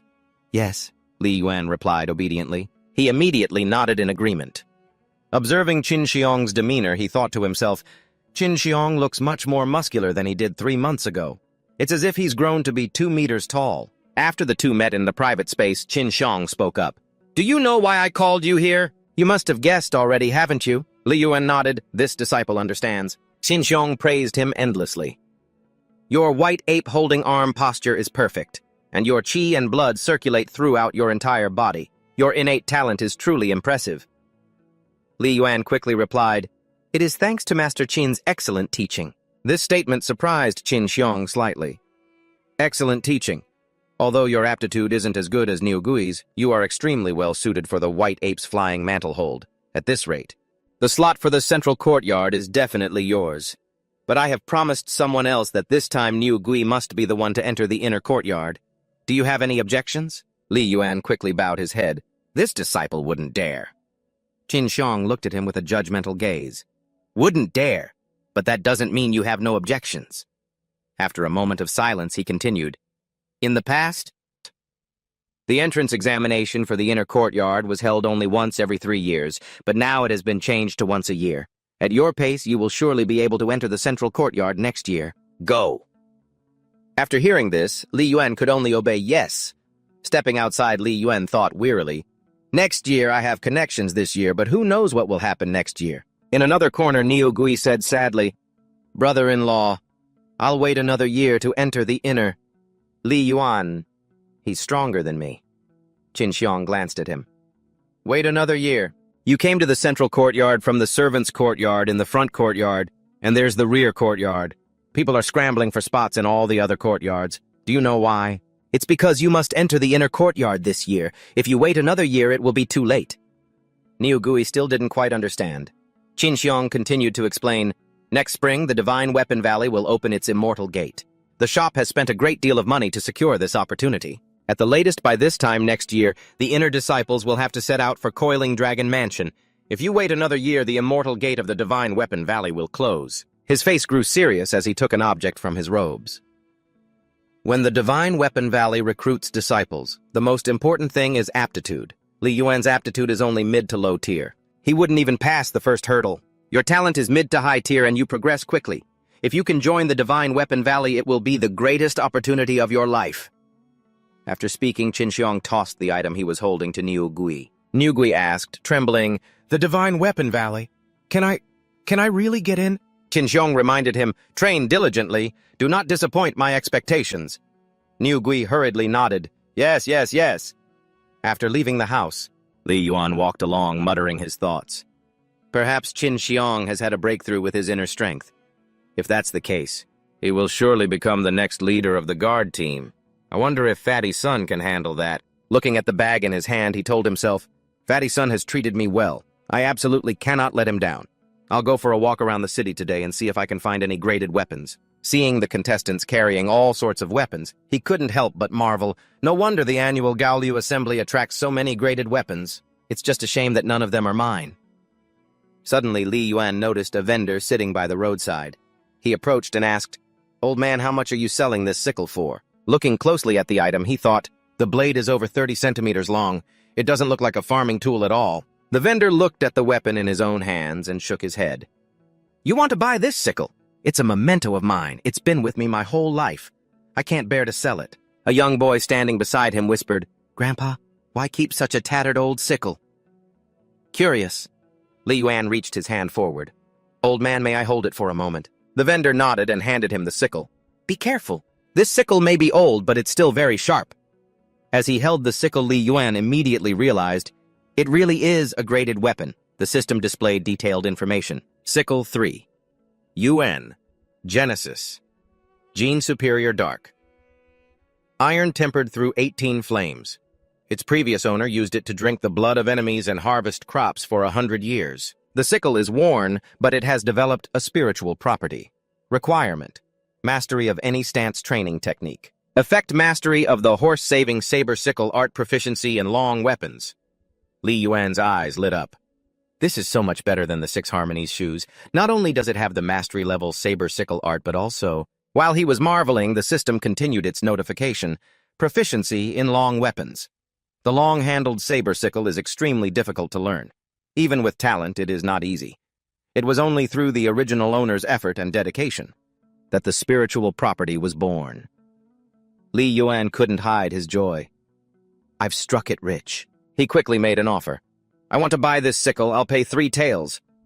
The vendor was surprised. 3 taels? That's so much. Li Yuan nodded. "That's right. It caught my eye." After buying the sickle, Li Yuan went into a small alley. He held up the sickle and said, "Use." Looking at the items he had collected, he calculated. "I've already mastered the flying mantle finger, so just practicing the technique won't have a great effect anymore. This sickle is the perfect replacement." He raised the sickle high and bolts of lightning struck the ground. The sight was an eye-opener for Li Yuan. However, when he returned to reality, he suddenly collapsed, his nose bleeding uncontrollably. Looking at the item, he thought, "This thing is insane. I've really hit the jackpot." The 13 forms of the horse-saving scythe blade technique. To master it from nothing is truly the absolute peak. Clenching his fist, Lei Yuan's eyes filled with determination. Flying Phoenix finger proficiency level, mastery level of the scythe blade technique, a part of the way of the weapon, plus proficiency with long weapons. I wonder if I can defeat Tan Hung. Inside the fatty's spacious home, endless arguing could be heard. "I'm breaking my back earning money to pay off your debts, and yet you go and borrow even more. Sooner or later, you two brothers are going to be thrown into Jade Water Lake to feed the turtles. I just don't understand why." Tin Bao is demanding payment right now, but it's clearly not due yet. Le Uyen stepped outside, a staff in his hand. After checking its hardness, he nodded. "This will do." Not wasting any time, he continued his training. "Tian Bao, right? So this is what proficiency with long weapons feels like. If those thugs dare to make a move first, I won't hesitate to strike back." A triumphant smile finally appeared on the corner of Lei Yuan's mouth. After a moment of observation, he quickly climbed onto the roof of a large building and removed a tile to scout the situation below. Seeing that everything was clear, he slowly sat down to listen. Inside, 3 men were deep in drunken conversation. "She's just old Chao Huang's woman. I don't get what the boss is thinking. If he wants her, he should just tie her up and have some fun. You think that coward Le Lam would dare report it to the authorities? You don't know the story. Before the boss struck it rich, his whole family were servants for the Li family. Back then, all he could do was watch her marry someone else. Enough of that. That woman, even though she's feisty, is still quite a beauty. Why would Tian Bao, a hired hand for my family, dares to lay his eyes on my sister-in-law? It was so hard for me, the young master, to finally get leave to come home. And you had to go and ruin everything. Tell me, don't you deserve to die?" After eating and drinking their fill, they hastily stood up, preparing to handle their important business. "No, I can't hold it anymore. I have to go outside and take care of this. I'll go with you." Despite the freezing weather, both of them unbuttoned their clothes, ready for action. Seeing this sight, Le Uyen could only shake his head. How disgusting. An eyesore. Without hesitating, he grabbed his staff and charged straight at the 2 men. With a single blow, both of them collapsed. Thinking about what they'd done, Le Uyen felt nauseous. He pinched his nose. "These 2 scumbags took a hit from my staff. They've definitely got a serious concussion." Another man rushed out from the house. "Old Ninth Wang Yao, where are you 2? Did you fall into the cesspit?" Li Yuan didn't hesitate, swinging his staff and knocking the man down. "Go eat shit." Hearing the noise outside, the remaining men rushed out. "Who's there? What's going on?" Seeing the scene before them, they fell silent. They drew their weapons and faced Le Uyen. "You dare come here looking for trouble?" He wasn't afraid of this group. With just a few basic moves, all of them were down. Looking at the weaklings sprawled on the cold ground, Lei Yuan scoffed. "I haven't even taken out my key yet, and you're already down after 1 hit from a staff. With such pathetic skills, you dare to be gangsters." The leader, furious, grit his teeth and turned to curse at him. Who are you to dare ambush me?" Seeing him still conscious, Lei Yuan raised his staff high and without hesitation struck him hard. The man cried out in pain and finally collapsed to the ground. "Damn it!" The more Lei Yuan thought about it, the more irritated he became. He repeatedly struck the man's body. "You bastard, your big fat greasy ass is disgusting. Just die." Feeling that wasn't enough, he even kicked the man, sending him flying. He lay there pitifully, as if his soul had left his body. Recalling the kick, Lei Yuan felt a sense of pride. "My leg strength isn't half bad, but now is not the time to be smug. I have to get to the main task." He quickly rushed inside, searching every nook and cranny. After a while, he discovered the hiding spot and exclaimed with joy, "Found it!" Opening the chest, he looked at the IOU notes. Without a moment's hesitation, he tore them into 100 pieces. "So, you like giving out high-interest loans, do you?" Immediately after, a gleeful Lei Uyen stuffed all the gold, silver, and jewels into his own bag. He told himself, "Isn't this just the ill-gotten wealth of evil men? I am simply carrying out heaven's will." Reluctantly accepting it, of course. Without any hesitation, he quickly stashed the valuables away. Then he walked out casually. As he recalled what just happened, his expression grew pensive. I didn't say a word and my face was covered. I certainly didn't leave any traces. But my actions were merely in self-defense. It's their own fault for provoking me. He turned his head to look at the group, his voice cold. "I'm warning you. The only reason I'm not killing you this time is because I still have a conscience. Don't let me see you ever again." The leader lay motionless, trembling in fear. He had lost all his assets and been beaten to a pulp. Le Uyen smiled. "For the next 6 months at least, this damn fatty won't dare to cause any more trouble. It feels so damn good to be a good person." Suddenly a snowflake fell and touched his nose. Le Uyen looked up at the sky, a gentle smile gracing the corners of his mouth. He believed that good things were on their way. Heavy snow predicts a bountiful harvest. It seems this Taoist master is about to ascend. He returned to his residence, and once again Le Uyen trained tirelessly. He thought to himself, martial arts are easy to learn but difficult to master. It's not just about techniques, but also about qi and blood originate from one's physical constitution. Without the aid of medicinal herbs, it would take at least 5 years of hard training. But with medicinal resources and my current aptitude, I only need 1 year. This is the true meaning of the poor study literature while the rich practice martial arts. He focused. Suddenly, the fatty tossed him a strange bag. "All right, stop training," he ordered. "Take this. I've already gotten you the medicinal ingredients you need. This is my money, kid. Don't disappoint me." Le Uyen, filled with hope, replied, "Sir, your money. I'll definitely pay it back very soon." The fatty sighed. "Bullshit. Going from proficient to lesser mastery and then achieving a superior grade foundation even with medicinal aid would take at least a year. You won't make it in time." Before he could finish, Le Uyen declared resolutely, "I will definitely be faster." Hearing that, the fatty felt somewhat reassured. He turned to go back inside, but didn't forget to add a threat. "The new year is coming up and you have 2 days off, but you'd best stay here at the shop. I heard Chai district is in chaos. A group of thugs got seriously beaten by someone. If you must go home, remember to be back by the morning of the 2nd day of the new year. If you miss the inner court exam, that money of mine, I'm afraid I'll have to sell you to get it back." Le Uyen smiled enthusiastically and nodded. Right, I've got it. Sorry about that." He thought to himself, I was the one who beat them. But when he returned to Lalam, Le Uyen asked his older brother, "Did our parents get us this job through some old connection?" His brother shook his head and explained, "No, it was Qin Xiong. He has a good relationship with our family. He was the one who told me the weapon forge was recruiting apprentices." Le Uyen was surprised. "Qin Xiong," he quickly put a piece of food in his mouth. "So he's the one targeting my big brother and sister-in-law. In that case, this inner court exam is something I absolutely cannot miss." Too many things had happened, leaving him exhausted. He drained the cup of wine in his hand and slammed it down on the table. "This inner court.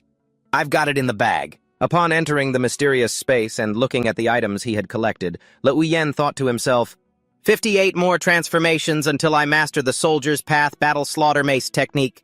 Now that I have money, I have to find a way to get refined iron and gold to upgrade to a level 6 long weapon.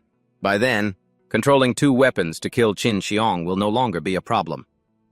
Qin Xiong stood stunned by the scene before him, his heart filled with astonishment. Niu Gui hurried over to report everything. "Brother-in-law Constable Q said they're still investigating the culprit. Also, rumor has it that after a few days of recovery, Su-Ah Shui has left the Li He Martial Arts Hall." The more Qin Xiong thought about it, the more something felt wrong. No one has seen him for days and his wounds haven't healed yet. Could he be the culprit? Hu Bi Shui was frozen solid, and he was injured and alone. How could he have recovered properly? To suddenly disappear. What did he go fishing? I can't believe this. Remembering something more important, Qin Xiong turned and reminded Niu Gui. 2 months ago, I taught you several of the inner court examination tests. I hope you won't disappoint me. Niu Gui's voice trembled. Brother-in-law, I definitely won't let you down. The next morning, Dongjian village was bustling with people. Le Uyen was surprised to see the lavishly dressed man in front of him. Could it be Wang Gong, the third son of the third shopkeeper, is also here for the test? The fatty beside him placed a hand on his shoulder and reminded him, Wang Gong Xiaoming, the youngest daughter of Chief Zhao, and a few others will temporarily join the inner-city families. They won't take your spots, so rest assured. Liuyan was startled. Special treatment, huh? The fatty continued. What you need to worry about is the third event of this year's inner court examination. It has become a difficult challenge. Knowing the road ahead for Liuyan would be very hard. The fatty grew even more worried. In previous years, the three events were horse stance pursuit techniques and physical strength. But this year, it's been changed to foundation. And your foundation is a bit troublesome. Liuyan was lost in thought. Could it be that Qin Xiong has already pulled some strings? But while he was still pondering, the fatty smiled with his arms crossed. In any case, just do your best. Don't hold back in the competition or you'll regret it for the rest of your life. I'm not afraid of you not paying back the money. Liuyan nodded. Understood, sir. I will definitely not disappoint you. Time passed and all the candidates had gathered. From above, the masters observed in a hushed silence. Among them were the three examiners Cao Yan, the chief shopkeeper of the East Street Forge, the second shopkeeper, and Wang Ding, the third shopkeeper. After a moment of silence, Cao Yan spoke. Qin Xiong, you announce the rules. Qin Xiong nodded. Understood. He stepped out before the candidates and declared, Our forge has been passed down for 237 years. To carry on the family business, we established the inner court. We select apprentices with outstanding talent. Every month you will receive a sum of silver, be exempt from chores, and have the opportunity to learn martial arts from the masters. Each court will select at least one person, and all candidates will receive 1 month's salary. Remember the grace of the family head. The candidates nodded in unison. Understood. Qin Xiong's voice rang out clearly. Anyone with the white ape's soaring phoenix mace step forward. When he saw Liuyan step forward, Qin Xiong was slightly startled. I made it clear to him, so how does he still dare to show up? Having no other choice, he continued. You're not qualified yet. First, we test your foundation. Only those with a good foundation may proceed. Since you've stepped out, you must be tested. If your foundation is poor, you will not be allowed to enter. Immediately, heavy iron blocks were brought out. Young men with bulging muscles set them on the ground. Qin Xiong announced, One for each of you. Use the mace to strike the iron block to demonstrate your skills for the shopkeepers. Liuyan silently picked up the mace. He readied himself.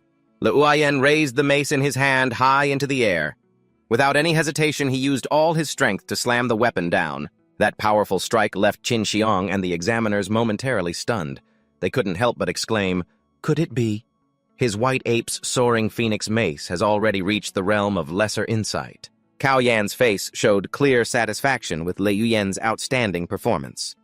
After the demonstration was complete, the East Street shopkeeper couldn't sit still, jumping to his feet and slamming his hand on the table.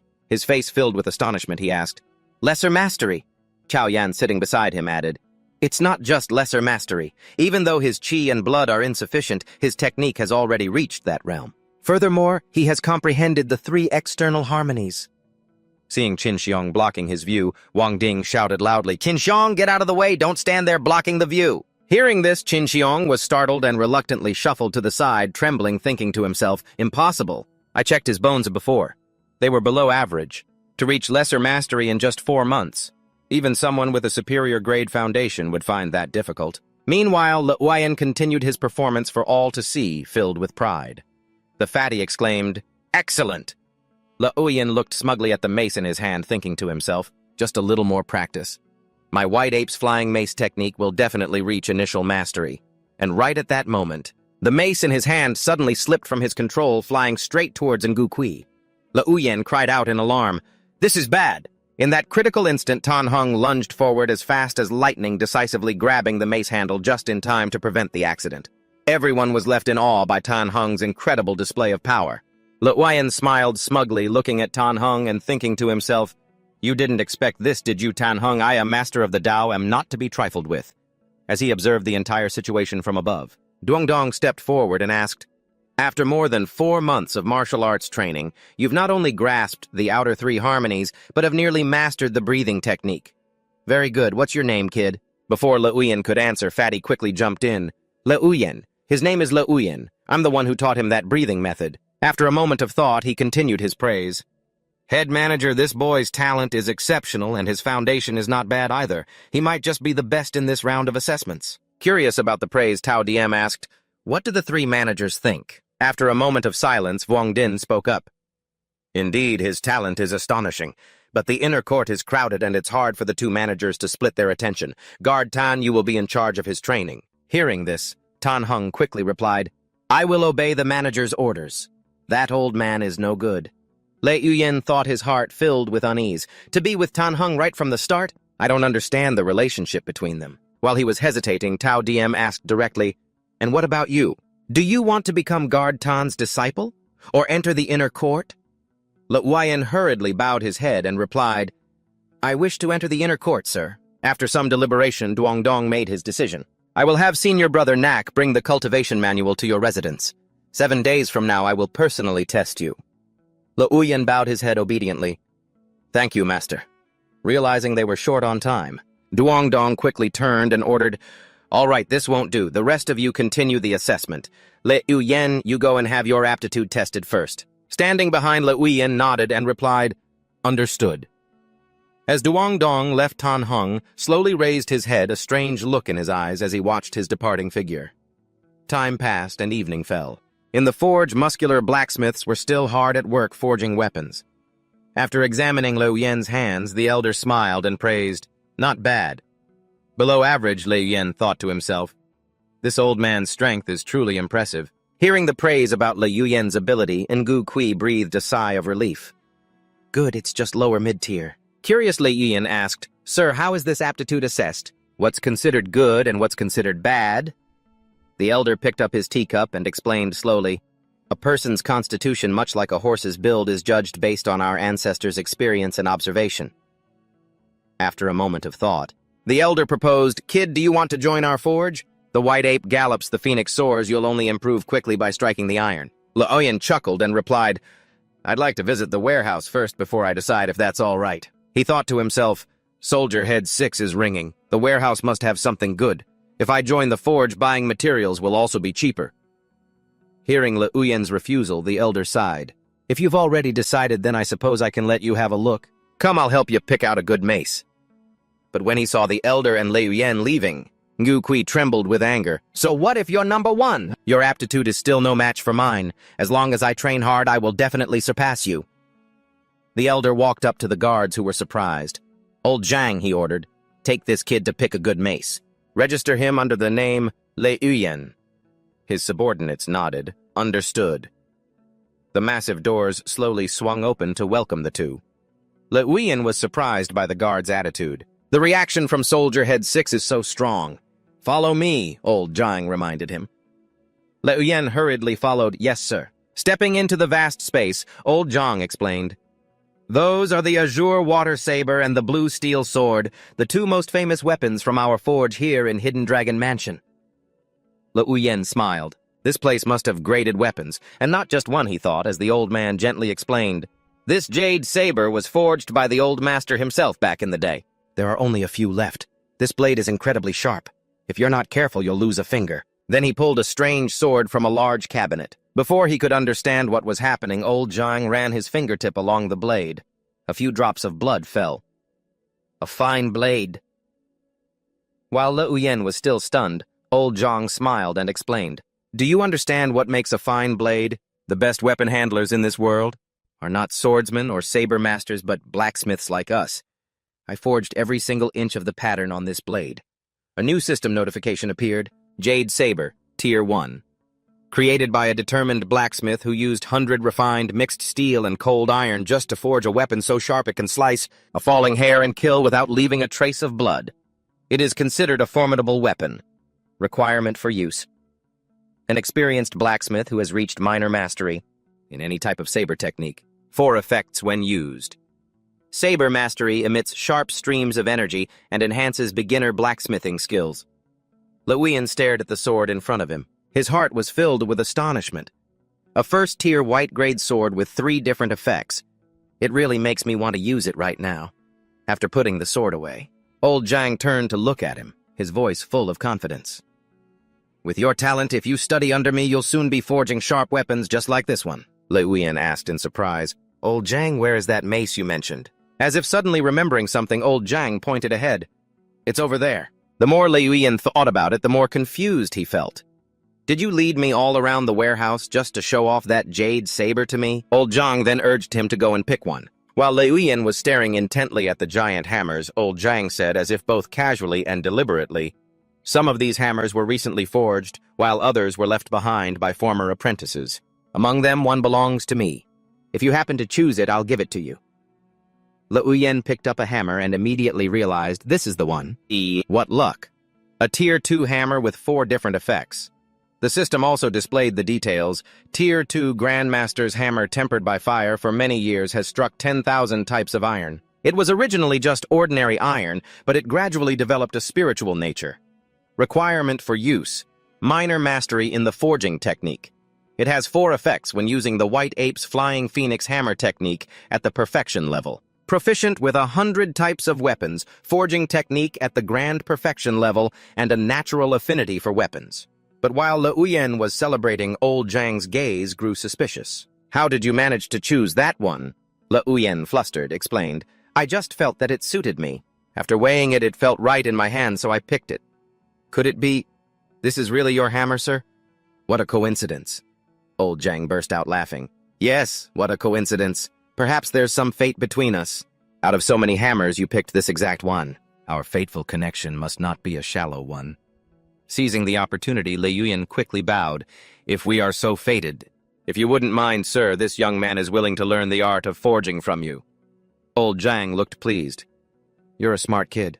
So what do you plan on calling me from now on? Liuyan's eyes lit up. You agree, sir? Old Zhang was also having his own thoughts.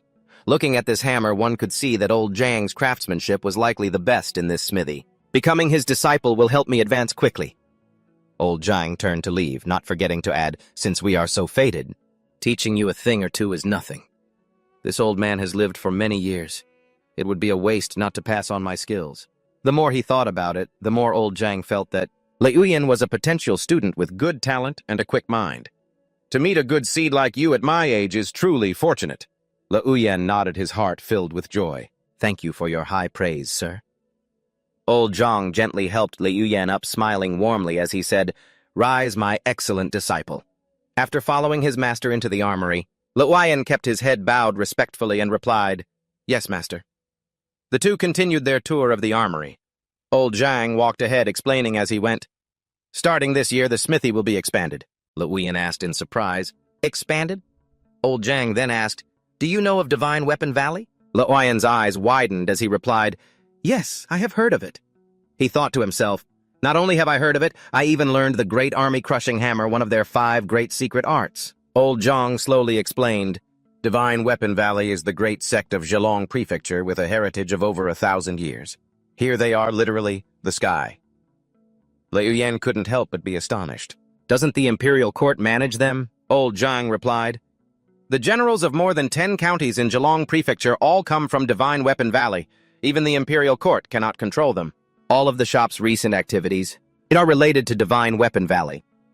Liuyan's jaw dropped. He wondered to himself, is this even a sect anymore? Even emperors and marquises can't be this domineering. Old Zhang paused for a moment, turned around, and continued. Next spring, Divine Weapon Valley will open its mountain gates to welcome everyone regardless of their background. Do you understand what I'm saying, my boy? It wasn't until late at night that Liuyan left the armory, lost in thought as he walked. Tan Xiong must have known about this long ago, which is why he brought Niu Gui into the inner court. If I had delayed entering the inner court back then, I might have missed this opportunity. Therefore, before the mountain gates open, I must upgrade my level 6 weapon mastery. Just then he ran into Fatty Sun. With a wild boar's head in one hand and a large rooster in the other, he said loudly, Little Liuyan, you're back! Tonight I'll show you my skills. Liuyan bowed slightly with a bright smile and replied, Thank you for your generosity, head chef. He felt happy inside. This was the first time the head chef had been so kind to him. Fatty Sun sighed, looked at Liuyan with a squinty smile and said, Don't call me head chef anymore, call me Sun Hao. If you're willing, just call me Brother Sun. Liuyan immediately ran after him enthusiastically, saying, Okay, Brother Sun, let me give you a hand. While they were cooking, Fatty Sun was butchering the chicken and chatting. Have you heard about Divine Weapon Valley yet, brother? If you can join Divine Weapon Valley, that would be like a carp leaping over the dragon's gate. In the future, if you need any help, just say the word. I, Sun, will absolutely not refuse. Liuyan deftly chopped some green onions. He hesitated and said, Well then, could you help me get the golden sword and the living iron? I have the money right here. Fatty Sun turned back in shock and asked, Where did you get the money to buy gold? Lei Uyen calmly replied, I earned it one way or another. You just need to tell me if you'll help or not. A determined look flashed in Fatty Sun's eyes. He nodded in agreement. Of course I'll help. A few days later, the snow had stopped falling and the weather was gradually warming up. Tan Xiong met with Qiu Da at a tavern and asked impatiently, Brother Qiu, it's been several days.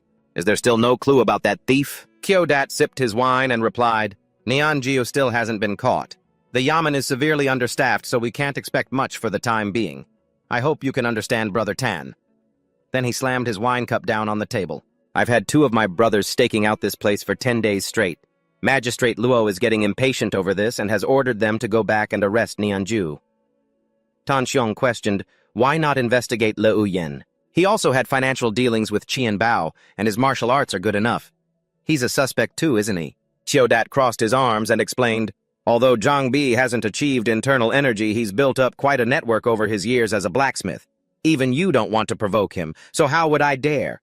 Don't forget my uncle's dragon-following saber troop has their weapons repaired by Zhang Bi. Just then, one of Qiudat's guards ran up reporting, a brother said that 2 days ago someone came to pawn some clothes. Wanger, that fool from the street ahead, pawned a silver note worth 100 liang for 93 liang, but he's dead now. Tan Xiong's eyes widened in shock as he exclaimed, What? Qiudat gave a faint, cynical smile. This criminal is quite meticulous, isn't he? He even hired a fool. This lead died right along with him. Now that the lead is gone, my hands are tied. I've already reassigned those brothers. My condolences, Brother Tan.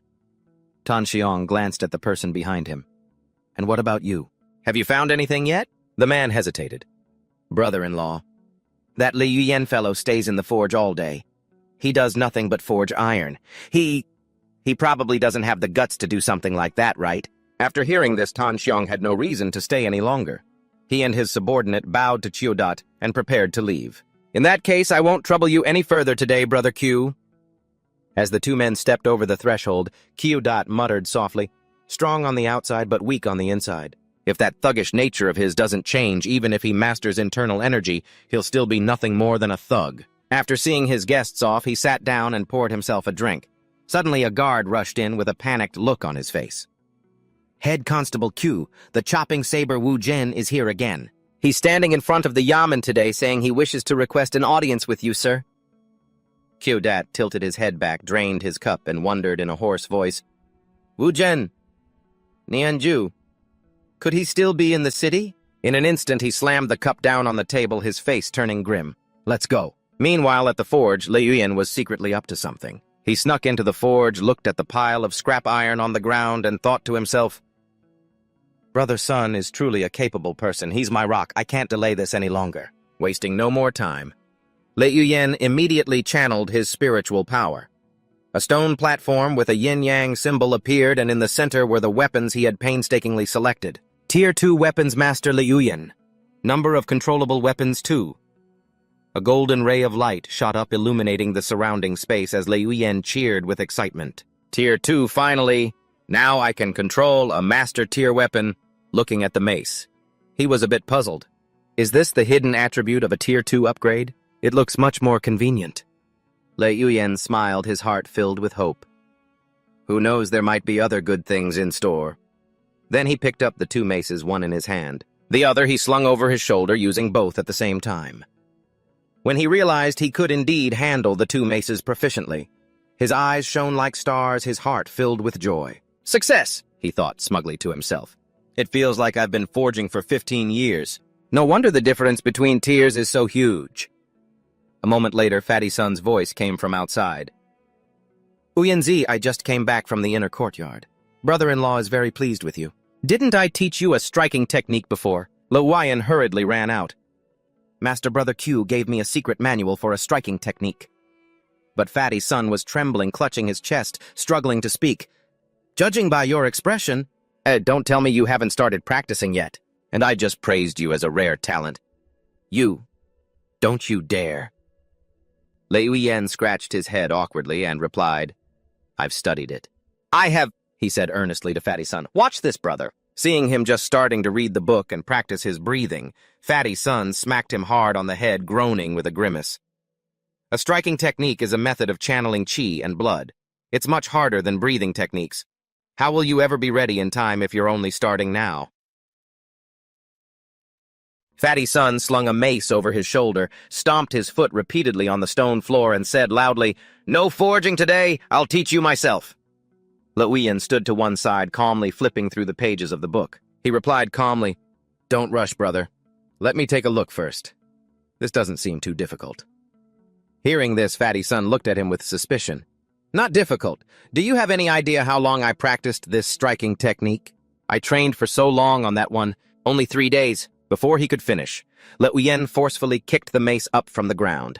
He moved with fluid grace, his swings with the mace so decisive and masterful it was as if he were dancing with it. Fatty Sun stood frozen like a statue, his eyes wide and his jaw dropped, unable to believe what he was witnessing. This... How could he have learned this striking technique? It took me 3 whole years back then. His hand went limp, and his mace fell to the ground with a loud clang, while he himself just stared dumbly as Luoyan performed the technique. Fatty Sun was completely rigid, sweat pouring down his face. He couldn't help but praise Luoyan in his heart. "I've met many disciples with good aptitude and high talent, but this kid's talent is just too exceptional." At this thought, he felt a wave of inferiority and mumbled, "My 35 years of hard training can't even compare to a few of your months. You and I both have below-average aptitude. So why is the gap in our talent so vast?" Luoyan walked over to his side, patted him lightly on the shoulder, and said in a cheerful voice, "Although I've mastered the outer 3 harmonies, I still need the master's guidance for the inner 3 harmonies." Hearing this, Fatty Sun looked annoyed, moved closer, and asked, You've already reached the inner 3 harmonies. A freak is a freak." Luoyan quickly avoided his scrutinizing gaze, covering his mouth and whispering, "I think I might have said too much." At that very moment, Tan Hung suddenly spoke up, his voice cold. "Luoyan, come here for a moment." Hearing that tone, Luoyan knew immediately that something was wrong. Fatty Tan saw him still standing there and urged, "Go on, go." Luoyan could only pout and answer yes before following Tan Hung. The two of them walked deeper into the courtyard. As soon as he entered the yard, Luoyan saw a group of men holding heavy weapons. They were struggling to hold their stances, each of them panting and trembling. He glanced over to a corner where 2 men, one standing respectfully and the other sitting on a wooden chair, were talking. Seeing the unfamiliar figure, Luoyan couldn't help but wonder, who's that talking to the 2 foremen? The white-haired man standing respectfully was the Skull Reaper Vu Chan. Tan Hung walked up and bowed reverently. The 2 foremen beside him did the same, but their expressions were a little displeased. "This old geezer never shows his face in the inner courtyard. Why did we have to run into him today?" Duongdong turned to look at Vu Chan, unable to hold back. He asked, "Shouldn't the Skull Reaper be out catching criminals for the court? What are you doing at my forge?" The 2 across from him heard this title. They both flinched. The Skull Reaper. The legendary bounty hunter. Vu Chan gave a small, honest smile and replied, "I came here only to ask this young brother a few questions." Luoyan glanced over, guessing to himself, "Looking for me? Then this must be about the 6 union shoes." Duongdong's face was expressionless, but his words carried a clear tone of reproach that made Tan Hung jump. "The Skull Reaper is not an official of the court, yet you barge in here? Like this. Do you have any respect for our forge at all?" The north wind blew across the snow-covered courtyard roof. Vu Chan looked at Luoyan, a meaningful smile still lingering on his lips. He clasped his hands in a formal bow, his attitude now more solemn. "Brother Duong, you misunderstand. I had no such intention. I merely ran into Guard Tan at the gate, and it was only at his suggestion that I had him lead me here." Tan Hung, standing beside him, also bowed slightly and added, "Brother Vu is here tracking a murderer. Since my weapon forge is in this city, we should all help each other out. I hope old Master Duong will not blame us." After hearing this, Duongdong flatly uttered one sentence, "So that's how it is." He turned to Luoyan and asked, "Did you hear that clearly?" Luoyan answered politely, "I understand." Luoyan then turned, clasped his hands respectfully, and asked, "May I ask what the great hero wishes to inquire about?" Vu Chan smiled lightly and stated his purpose directly. "I dare not accept the title of Great Hero. Half a year ago, I posted a notice in Trap Dragon Prefecture for the capture of the lone bandit Nianju. After chasing him to Gao Liu, I lost his trail. For the 3 months before the new year, I scoured all the neighboring towns and villages, so I'm certain he is still hiding in Gao Liu County. If he didn't flee to Fachiel Mountain or Jade Water Lake after the murder, he should still be in the city now." When he mentioned the man's name, Vu Chan's voice became cold and menacing. "Nianju was born in the Heavenly Army Grotto, a heretic. He is now wandering around here. He has even put the Masters of Divine Weapon Valley on alert. If we don't capture him, I fear he will cause even more disasters. Young brother, from what I know, you were the last person to see Nianju's victim. Did you buy anything from his stall? Liu Yuyan recalled the person Wu Chan mentioned and answered honestly without hiding anything. Liu San reporting to the young hero the day before Liu San was killed, I did indeed buy spices from his stall. But it was only spices. Seeing Liu Yuyan bow with every other word, Wu Chan quickly reached out to stop him. Young brother, there's no need to be so polite. As Wu Chan touched him, Liu Yuyan suddenly felt dizzy. His whole body swayed unsteadily. This is hypnosis! At that moment, Liu Yuyan's face became vacant, but inside his mind was screaming, this man looks kind, but his heart is dark. I'm afraid he made his move before even asking the first question. How dangerous? Wu Chan began his interrogation. Is that so? You only bought spices? Liu Yuyan scratched his head and answered honestly, I also bought half a catty of pork. Seeing this, Duong Dong immediately frowned in anger and shouted, Wu Chan! Wu Chan instantly stopped the hypnosis. Liu Yuyan came to his senses and asked in a daze, Huh? What just happened to me? Duong Dong suddenly charged at Wu Chan with his spear. Wu Chan quickly retreated to dodge the blow, then swung his blade in a counterattack. A ear-piercing clash of metal rang out. Wu Chan was pushed back. He had to pour strength into his legs to keep his balance. Realizing he was at a disadvantage, Wu Chan clasped his fist and bowed his head in defeat. What a fine spear, what fine technique. Liu Yuyan looked toward him wondering, is that internal energy? Wu Chan looked up and exclaimed in admiration, the green snake. Spear is truly magnificent. Duong Dong calmly replied, the 5 venoms. Jade Blade lives up to its name. I was truly rude. I apologize. Capturing the murderer is a matter of great importance. Please forgive me, brother Duong. After that, he turned and left. Tan Heng took a step forward, about to say something, old Master Duong, but Duong Dong didn't give him the chance. He turned back towards the residence, instructing as he walked, bring Liu Yuyan inside. The rest of you are dismissed. Whispers erupted behind him. 5 venoms Jade Blade. Yeah, right. He couldn't even block a single strike. The green snake spear is the real deal. Master is so powerful, and that guy is the Skull Reaper. What a joke of a great hero. He spat and walked into the residence. Yun Tan asked worriedly, Master, are you all right? Tang Dong looked at his trembling hand, sighed, and replied, the 5 poison jade saber. Ahem, to be more precise, it's the 5 poison human worm. My entire body is poisoned. I nearly died. The poison cleansing pill, combined with my internal energy, can expel the toxin, but it will take 2 to 3 months to fully recover. The poison is now manifesting as visible veins. They were green on the palm of his hand, looking like they were about to burst. Suddenly, Tang Dong clenched his fist, shattering the crystalline layer of poison. Yun Tan was puzzled. Wu Zhen had already decided to leave. Why did you have to do that? As drops of the poison fell, Tang Dong's eyes burned red with hatred.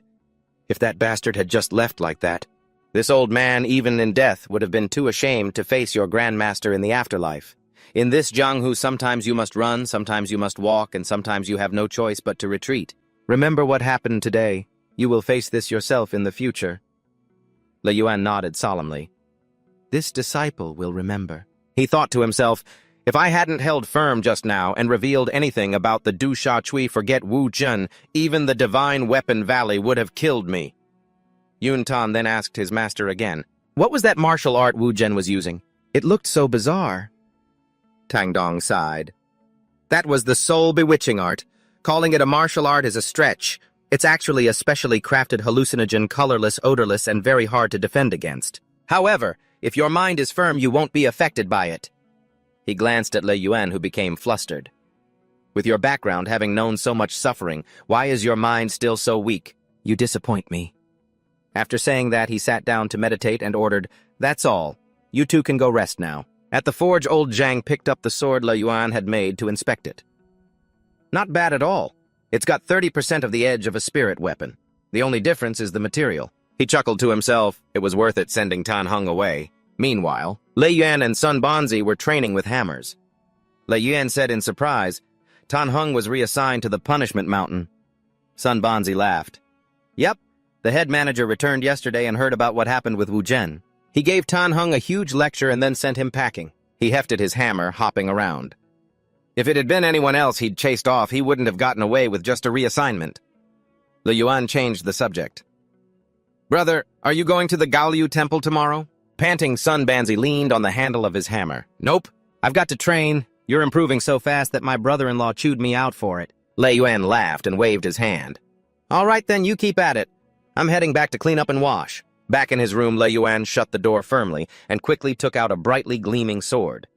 The system displayed its information. Jade Saber, first stage. A sharp, long saber. First forged by Weapon Master 1. Control condition none. Control effect cannot cut through water. Le Yuan stroked the blade and sighed. It's nothing compared to the Jade Saber's master left behind. The gap in forging skill is just too wide. Sitting on his bed, he thought, I still have so much to learn. My forging technique has to get better, and I can't neglect the Du Sha Chui either. Top-tier martial arts are truly hard to master. The final two forms of the Du Sha Chui are incredibly difficult. He pressed his lips together, feeling frustrated. But I've at least grasped the first killing move, Bing Ji. I wonder if I could challenge Tan Heng now. I really want to give it a try. Night fell, and the streets glowed with lanterns bustling with crowds. Le Yuan merged with the throng of people walking with excitement as his sixth weapon mastery vibrated intensely. There are so many good weapons on these streets that I'd love to own. Just then, a group of brawny men carrying a large cloth-draped statue made their way through. People quickly cleared a path on both sides. Standing at the back of the crowd, Le Yuan looked up. What a big procession, he thought. If I could just get the treasure from that divine altar and feed it to my sixth weapon mastery, that would be amazing. People on either side of the road were kneeling and bowing in prayer. Please, Bodhisattva, protect our Gaoliu County, grant us favorable weather and an abundant harvest. The devout men and women bowed reverently, pushing and shoving to stuff coins into a wooden coffer, which was being carried by the man leading the procession. Le Yuan mumbled to himself, I wonder which Bodhisattva that is. A gust of wind blew the covering cloth away. A dazzling light from the statue blinded him for a moment. The Bodhisattva was carved with innumerable eyes, making Le Yuan shudder. No wonder they call it the Thousand-Hand Bodhisattva. I think I have trypophobia. The system chimed in, stone statue of the Thousand-Eye Bodhisattva. Second stage.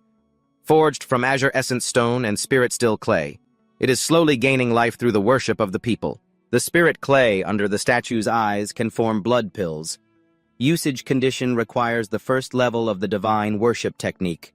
Control effect, God-worshipping art, first introductory level. Effectiveness induces mental disorder? Le Yuan was stunned. Second stage. A divine statue counts as a weapon that's kind of heretical. He grimaced and turned away. It's certainly eye-catching, but this whole thing is probably more trouble than it's worth. Better to stay away. Le Yuan strolled past the weapon stalls, his gaze sweeping over every item. Whether it was the wares on display or the weapons carried by people passing by, everything was utterly unremarkable. All first stage, but I guess that's to be expected. Second stage weapons are incredibly expensive. There's no way a normal person could afford one. He stopped in front of a newly posted bulletin. A clear portrait of Nianju was on it, part of a wanted poster. The bounty on him has gone up that much again, he mused to himself. A moment later, Le Yuan joined a crowd of people heading toward a temple. He looked forward, his lips silently forming the words, the Kangshan Temple. Just then, a procession carrying another divine statue passed by. Le Yuan wondered, could this statue be a weapon too? The system immediately brought up its information, Xitigarbha God. As statue, second stage, created by a master craftsman from Kang Hong Stone and Chibi Sand. After years of worship, the statue has slowly developed a strange spiritual essence. The Kang Hong Stone can be used to forge weapons, and the Chibi Sand can be used in alchemy. Usage condition. Missing a hand. Effect. Enchants the hearts of people, calms the mind and spirit. Xitigarbha Heart Sutra. First level. Le Yuan stood motionless, his eyes following the procession as it went by. He thought to himself, another long one, when a sudden suspicion flashed in his mind. Could it be that all the other statues are like this as well? Is someone raising them? A normal wealthy family certainly wouldn't have the means. It could only be the extremely rich or the imperial court.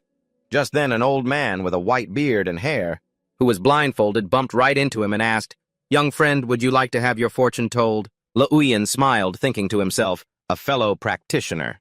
He clasped his hands together and replied, Taoist master, is your next sentence going to be that I'm about to face a bloody disaster? The work of you reapers is quite varied, huh? As expected of a talent from the blacksmith shop, my judgment is spot on, he said. You've been following me for a while, haven't you? Immediately, the old man's companions came over and surrounded him. The blind old man bowed his head in greeting and introduced himself. I am Trong Fong Vien, a reaper of Dragonfall Manor. And so are these people. It's not exactly following. We just wanted to gather some information. For more than half a year, my brothers and I have pursued him for thousands of miles. It truly hasn't been easy. I hope you can understand, young brother. Liuyan put on an innocent act and replied about that Nianju fellow. What exactly does he look like? I don't know either. If you're looking to me for information, I'm afraid you've come to the wrong person. One of the men spoke up. Young brother, we want to know what exactly Chu Da and Wu Zhen asked you when they were looking for him. He answered honestly, Nianju has only appeared twice in the city. One time was to kill Liu Jili, his neighbor, and a muscular owner of a small spice stall next door was... An impatient man couldn't take it anymore. Boss, why are you wasting words on him? I say we rough him up a bit. This punk will only talk after he's shed some blood. The blind man just said calmly, Wu Zhen did ask him. There's no mistake. It's just that you said one thing, right, young brother? They then turned and left immediately. Before leaving, the blind old man reminded him, a bloody disaster is definitely coming. You should be careful. They gradually receded, disappearing into the crowd, leaving him standing there. Liuyan thought to himself, is it about that torn shoe? That night during a heavy rain, he stealthily stuffed a rock into the torn shoe he had found. Then he threw it directly into the yamen. A guard's voice cried out, Who the hell dares to throw rocks at me? But right after, they discovered it was just a torn shoe while Liuyan had already made a quick getaway. As he ran, he calculated to himself, Nianju is a hidden threat. I can't just hope he dies in the manhunt. First, I need to reach the grand completion stage. Then master the solar union technique to forge internal energy. If I can persevere until I join Divine Weapon Valley, all these hidden dangers will be no problem. His heart filled with determination.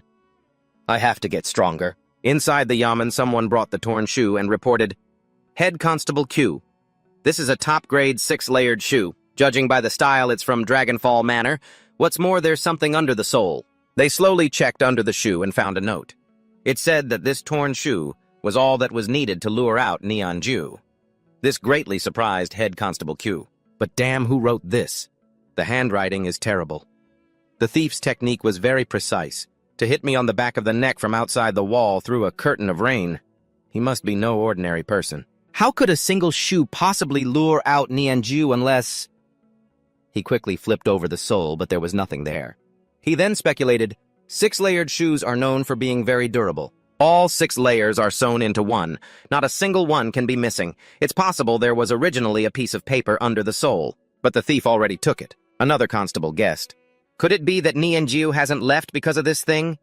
The thief threw the shoe and hit your head, sir. Could he be trying to use us to get rid of a menace? However, once we catch Nianju, do you think we'll have any trouble finding out who this thief is? I'm going to personally bash his head in to avenge this humiliation. The next day in the bustling market, people were whispering amongst themselves. Did that thief break into the yamen last night to steal something? I heard from Xiaoju, who works as a runner there, that the thief didn't steal any valuables or money. He came to deliver evidence. They say it was a tattered 6-layered shoe that Head Constable Q had found somewhere. As soon as Nianju heard this, his eyes filled with killing intent. His target was Chiu Da.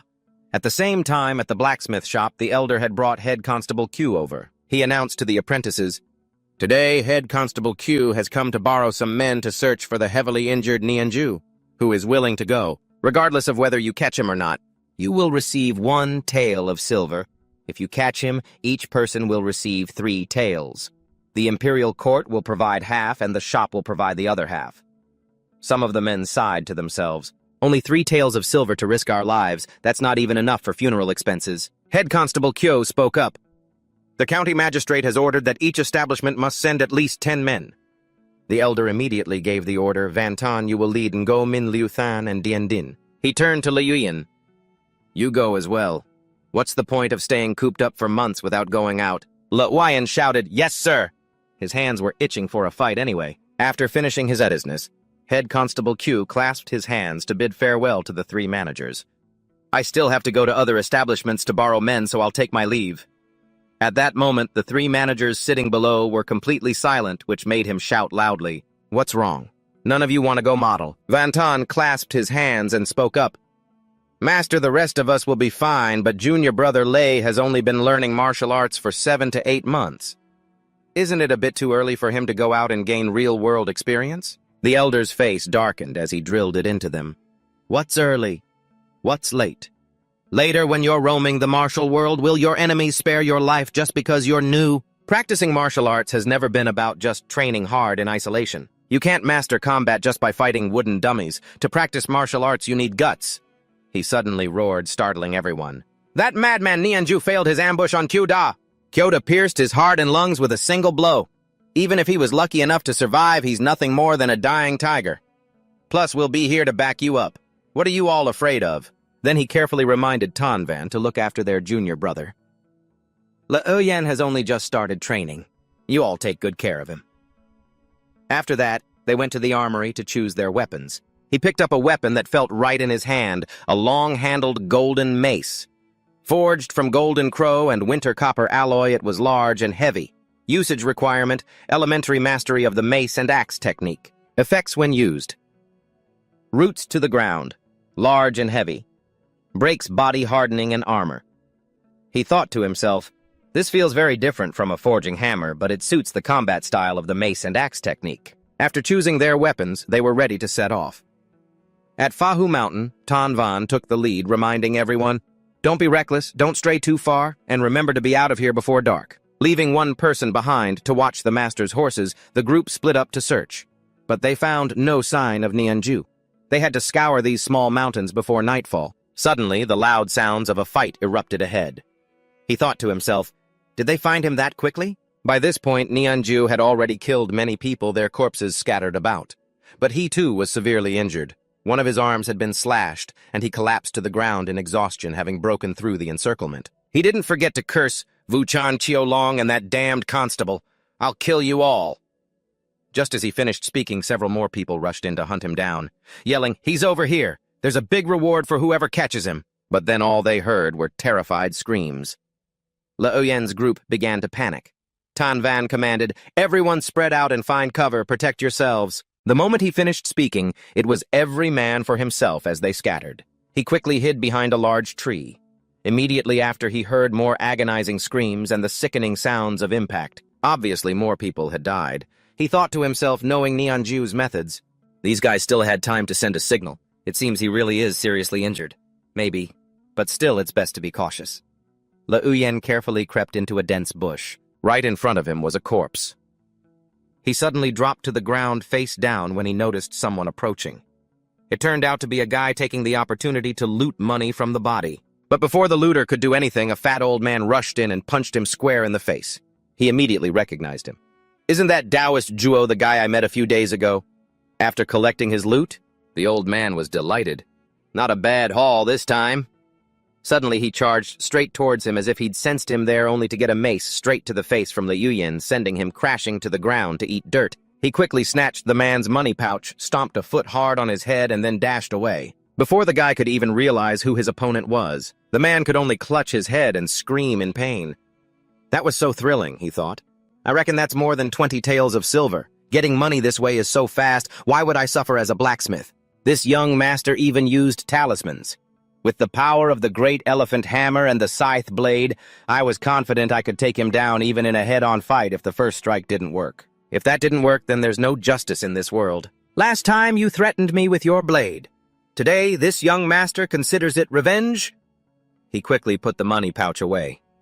Now it's time to deal with Nianju. By now, his whole body was covered in wounds, but he was still talking tough. I won't accept this. I'll definitely kill you all. A leader directed his henchmen, quick, hunt him down in that direction. As they ran off, only one person was left behind. The young man didn't know danger was approaching. Nianju, his eyes blood red, lunged down from a tree. In the blink of an eye, the man's life was gone. Surprisingly, a masked man nearby showed no concern at all. He spoke up. The body hardening technique of the Urkian cavern is truly impressive. To be injured this badly, and still have the strength to struggle. He approached, mocking him. It's a shame. Your body hardening is good, but you're a piece of trash. If I hadn't covered for you from Qiolong, he would have killed you long ago, Nianqiu replied, annoyed. So you were the one who lured Qiolong's group away earlier. You're wearing a mask? Do we know each other? Or are you from Gaoliu County? So there's a mole in the magistrate's office, too. The man mysteriously reminded him, I'm helping you this time. You'll have to repay me later. Remember that. He moved like lightning and departed. You should go. I'll take care of Chulong. As he spoke, he also tossed Nianju a vial of healing elixir, leaving him confused. How exactly do you want me to repay this debt? The man's figure had already vanished, leaving only a single sentence behind, I'll find you again later. Nianqiu speculated. In Gaoliu County, there are quite a few martial artists with inner energy, but only 2 with inner fortitude. Chaoyan. Or could it be that Taoist Zhuo from out of town? When he opened the vial of elixir, he found it was a high-grade origin replenishing pill. At that moment, killing intent surged within him.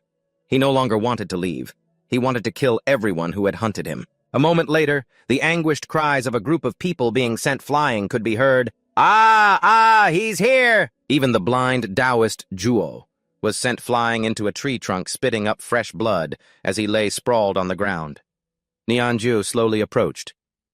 You thought you could catch me with a bunch of trash like you... From a distance, he secretly watched, wondering how he could still be so strong despite being so badly injured. He saw him pull a dagger from his chest, and the wound healed with ease. This alarmed him a little. This guy's technique is terrifying. Ninju seemed to have spotted him and yelled, You little rat from the blacksmith shop! Get out here now! At this point, Le Yuyan had no choice but to act. He swung his mace straight at him but couldn't land a hit. Nianjiu recognized it with alarm. The white ape mace. Great mastery of the mace technique. He sneered and shouted, You haven't even mastered your internal energy yet. You dare to face me. You're asking to die. He unleashed countless strikes, but they were all blocked. With a grunt, the man threw a punch straight at his mace. But the man's hand was instantly broken.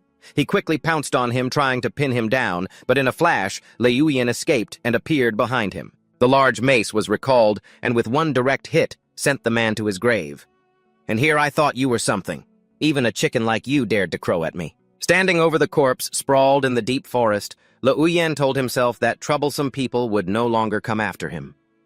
He quickly retrieved the heavy weapon into his storage space. Then he began to loot the body. Seeing the pair of 6 harmony shoes, Le Yuyan was pleased that he had finally collected a full pair as promised.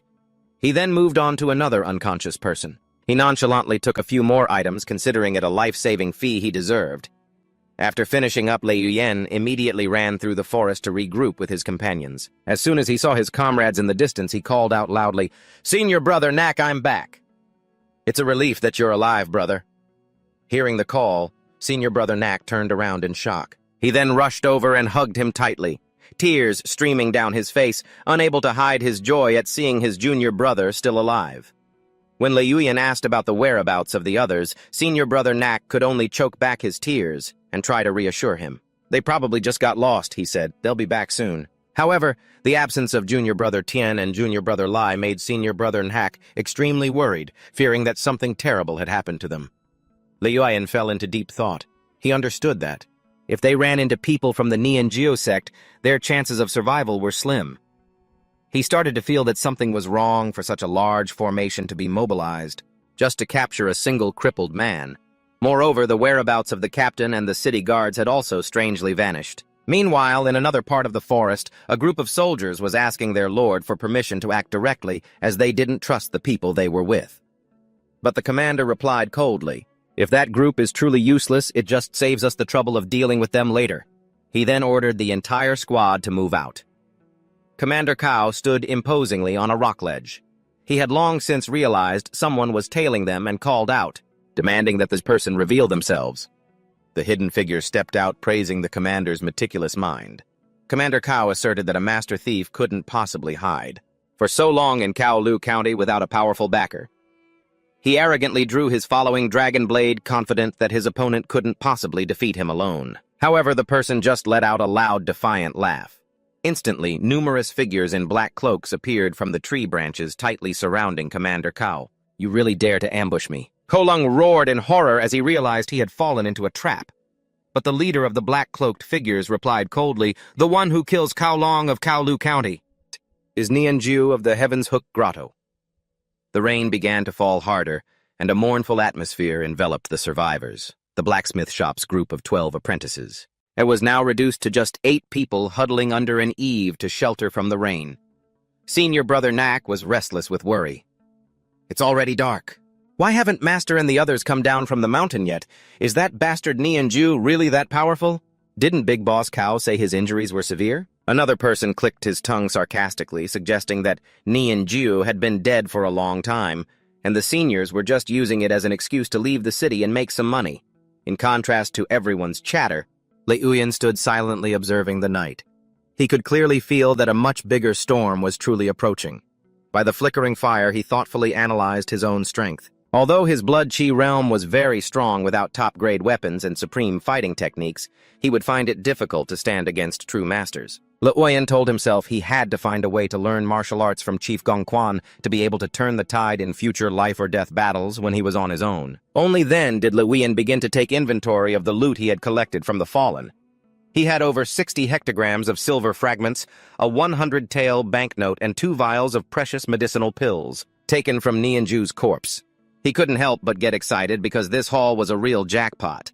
A particular weapon named the Cold Iron Throwing Dagger caught his full attention. This was a first-grade throwing dagger forged 1,000 times in fire. It not only enhanced damage but also improved the user's vision, allowing them to see farther. But that wasn't all. Liuyan also discovered a carefully hidden secret manual, something Nianju would rather die than part with. The book recorded the stake art cultivation method and its unpredictable killing moves. Although he regretted the lack of a corresponding breathing method with 81 powerful types of stake arts, he believed his cultivation progress would advance by leaps and bounds. Liuyan looked out the window. He thought to himself with satisfaction, this was a huge score, totally worth all the trouble. As soon as he saw Liuyan return, Fatty Sun ran over in a panic to ask about the situation with his brother-in-law, head manager Qin Xiong, after hearing the news that Cao Long had been killed. Liuyan calmly reassured him that the 2 managers were still in the mountains and would surely be safe, adding that the others were only seriously injured. Hearing this, Fatty Sun finally breathed a sigh of relief. But he still didn't forget to ask if Liuyan had actually encountered Nianju. On the surface, Liuyan denied it, saying, if I'd really run into him, I probably wouldn't be sitting here right now. But in his heart, he was certain that he had been the one to finish him off before leaving. Fatty Sun didn't forget to remind Liuyan about the upcoming initiation day for Divine Weapon Valley and asked about the medicine he had asked him to buy. Feeling his throat was parched after the long journey, Liuyan walked quickly into the kitchen, scooped up a large ladle of water, and drank it all down to quench his thirst. He then confirmed that he would deliver the medicine to his brother later. Night fell under the dim, hazy moonlight. Liuyan went alone to the base of a large ancient tree and took out the precious medicinal pill to use it. He could clearly feel the medicinal power taking effect extremely quickly. Although it was expensive and put him deeper in debt, the results were completely worth it. In a steady stake art stance, a stream of azure energy began to envelop his body, filling Liuyan with hope for a breakthrough in his cultivation realm that very night. Just as he was at his peak concentration, frantic knocking on the door and the panicked shouts of a senior brother startled him. The person announced that Master had returned but was in a very critical condition and wanted to see him and Fatty Sun immediately. Without a moment's thought, Liuyan rushed off into the night. Entering the room, he was stunned to see Elder Tang slumped in a chair, his face pale, his clothes soaked with dark stains. He's severely injured. Fatty Sun burst into the room in a panic, his face a mask of shock as he saw his master's condition. Brother-in-law, Master, this wound, what happened to you? Van Ton also dropped to his knees, pleading urgently, Master, please, you must get your wound treated immediately. But Master Tang only whispered weakly, I nearly lost my life. It's too late to save me now. He tremblingly opened his robe, revealing a ghastly deep slash. Witnessing the horrifying sight, Liuyan couldn't help but shudder in astonishment. He thought to himself, even Tier 2 inner armor? I couldn't block that fatal strike. Fatty Sun gritted his teeth and asked, Brother-in-law, who on earth did this to you? Master Tang's answer stunned them all. It was Ko Long. The 3 of them exclaimed in unison, utterly bewildered. Kulong, but isn't he dead? Master Tang waved his hand wearily. Who did it doesn't matter anymore. The 3 of you listen to me. Among the inner court disciples, many have achieved mastery of blood chi with the axe arts, but very few have any real hope of an internal strength breakthrough. He looked directly at Liuyan and instructed him. Liuyan, you're good. You're a bit weak, but your talent is exceptional.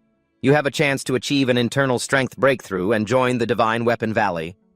Seeing his master still forcing himself to speak, Lei Yuyan said with anguish, "Master, don't say any more. You need to treat your wounds first."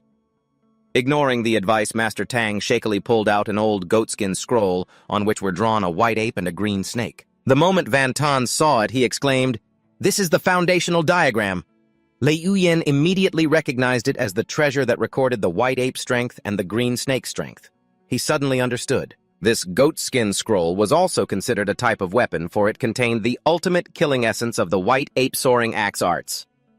Master Tang explained, "This is the foundational diagram of internal strength, a treasure that only a martial artist who has cultivated to the great perfection stage can create. Without it, unless you spend 200 years cultivating, don't even dream of breaking through to internal strength." Lei Yuyan analyzed this internally, realizing this was the method they had always used, to control the students in the inner court. He suppressed his pain, telling himself that even though Van Ton and Lei Yuyan weren't quite ready or hadn't passed the trial, in this dire situation, he had no choice but to show them the internal strength diagram. Master Tang slumped in his chair, his breathing ragged. Blood had soaked through his robes and was dripping onto the floor. He used his last bit of strength to instruct his disciples, "Focus on the diagram. Burn as much as you can into your minds." Lei Yuyan stared at this goatskin scroll, silently amazed that the drawing of the white ape was so vivid, it looked like it would leap off the page. Meanwhile, Master Tang suppressed his pain, feeling the icy chill from the wound slowly seeping deep into his bones. Seeing his master struggle to get up, Fatty Sun asked with alarm, but he only replied coldly, "I'm fine." Then he silently left to meet the stewards in the main courtyard. Chief Steward Qin Xiong couldn't help but wince at the sight of Master Tang's grievous wound. Master Tang admitted bitterly that strike was too vicious. "Half of my martial arts are crippled." Before the cold water hook of the Divine Weapon Valley came for him, he had decided to leave Galliu County, but he requested the steward's promise to keep the examination slots. And for his 3 disciples, Yue Wentan Lei Yuyan and Wu Ming for next year. Though some hesitated since the smithy only had 6 slots, Qin Xiong, out of respect for Master Tang, having sacrificed himself to save his life, agreed and advised him to set off for Dexiang Prefecture that very night to avoid any unexpected trouble. Amid a gut-wrenching cough, Master Tang nodded in agreement, ready to leave immediately. Qin Xiong handed him a vial of high-grade origin replenishing pills from the Four Seasons herb hall to soothe his injuries on the journey. At the same time, he reminded him not to tarnish the smithy's legacy of over 200 years. Master Tang took the spirit pills, offered his thanks, then quietly turned and walked away. His lonely figure disappeared behind a screen. Watching him go, Qin Xiong mused on their ancestral legacy and how Ko Long's pressure had forced them into a position where they had to fight back to survive. The elder standing beside him worried that the cold water hook would trace them through the distinctive wound from the dragon-following saber on Master Tang. But Tan Hung insisted that Blade Strike was meant for him, and that Elder Duong was only repaying a lifelong debt to the Chao family. He believed that once they reached the territory of the Eastern Mountain Sect into county, the people from Divine Weapon Valley would never be able to find any clues. Enough. My decision is final. No more discussion. Tan Hung brushed aside all objections with absolute resolve. Although the elder beside him still expressed apprehension about Vuchan's true intentions, the chief steward affirmed his principle, when you use a person, you don't doubt them. He trusted Vuchan's caution. He would not allow any mistakes. Qin Xiong even emphasized that if everything went smoothly, this elder would become the new chief steward next year, so there was no need to be impatient. After finalizing the plan for his brother-in-law to coordinate the people in the front courtyard, darkness began to envelop the smithy. At that moment, Lei Yuyan was still quietly studying the diagram in his hands, preparing for his own plans. Suddenly, Master Tang's voice shattered the silent atmosphere. He coldly ordered all the disciples to get out immediately, leaving only Sun Hao Lei Yuyan and Yue Wentan. Though they had many questions, they could only bow their heads in obedience and withdraw. In the dark room, Master Tang looked at his brother-in-law and gave a decisive order. "Pack your things. We're leaving for Dexiang Prefecture tonight." Fatty Sun was stunned, his face etched with reluctance. "Are we really leaving?" "You mean we have to run right now?" Master Tang snapped. "What else you want to stay here?" As he spoke, he shakily took out the spirit pill and used it, trying to fight against his worsening injuries. Seeing Fatty Sun still dawdling, Master Tang repeatedly rushed him, "Hurry up and pack." Fatty Sun hesitantly suggested, "How about we take Lei Yuyan with us? We can order him around. He seems like a decent guy." But he was immediately silenced by Master Tang's sharp rebuke. He was still worried about their financial situation. Just then, Lei Yuyan pushed the door open, forcing Fatty Sun to quickly explain his and his brother-in-law's sudden long journey. Without a moment's hesitation, Lei Yuyan took out a heavy coin pouch and handed it to his brother. "Here's your 56 taels. Consider the rest a small gift for good luck." Fatty Sun was astounded, never expecting he could have earned so much money in such a short time. Although Fatty Sun only wanted to take back his initial investment, Lei Yuyan firmly insisted he take the full 73 taels, both principal and interest, for protection on the road. Moved by his brother's righteousness, Fatty Sun pulled Lei Yuyan into a tight hug, sobbing uncontrollably, promising that when they met again he would definitely have become a true master so as not to disappoint his hopes. Fatty Sun patted his shoulder, telling Lei Yuyan to take care of himself and promising he wouldn't slack off either so he could keep up with him. Lei Yuyan smiled reassuringly. "All right, I'll be waiting. Go on, go." Watching Fatty Sun shoulder his luggage and walk through the door, Lei Yuyan stood silently in the fading afternoon sun. With eyes full of contemplation, he clasped his hands and quietly uttered a final farewell. "Brother Tun, until we meet again." Fatty Sun walked away with reluctance, his figure gradually disappearing down the corridor, leaving Lei Yuyan standing alone in the deserted courtyard. As he swung his hammer, Lei Yuyan thought grimly, "For the two managers to leave in the middle of the night like this, it feels like they're fleeing for their lives. In that case, that foundational diagram, they must have taken it with them, right? If it were me, I'd be suspicious too." He understood that Manager Wang's decision at this time wouldn't bring him any good, but he couldn't blame the two managers for breaking the rules to let them see the foundational diagram. A loud clang from the hammer echoed throughout the room. Sparks flew with each decisive strike from Lei Yuyan. Just then, his forging master walked in with a grumpy look on his face. "Humph. So what if Ton Hao isn't here? Does that mean this old man isn't here either? It's just a courtyard for you to live in, what's the big deal?" Lei Yuyan hurriedly scratched his head and tried to explain. "Master, I'm not angry, please calm down." He explained that he had his eye on a spacious little courtyard on the second floor of the second pavilion for a long time. He had only hesitated because he couldn't bear to leave Fatty Sun's kitchen. Now that he was gone, moving there was a good thing. Sitting over a cup of tea, the forging master sighed, remarking on Nin Nine's murder. If it weren't for the wounds they inflicted, Elder Tang would have had a hard time solving the case. He reassured Lei Yuyan that he had a blessed destiny, so he would surely be safe under the protection of the two managers. Hearing the mention of the Divine Weapon Valley assessment next spring, Lei Yuyan still couldn't help but worry, but his master firmly asserted that he would be fine. Lei Yuyan respectfully offered tea. "Thank you, master." The old master laughed heartily, admitting that it took him 25 years to reach the level of forging that Lei Yuyan had now. He promised that it wouldn't be long before he could forge top-grade blades, and for each one he made he would be rewarded with 7 taels of silver. Lei Yuyan's eyes widened in astonishment. 7 taels! His eyes instantly lit up like lanterns. Seeing his disciple's reaction, the master snapped gently. "You think that's too little? 7 taels is a lot. The forge is investing in you. You want even more." Finally, he allowed him to go to the warehouse and pick one item as a reward for achieving mastery in his forging technique. Lei Yuyan cheered excitedly. "Oh, that's more than enough.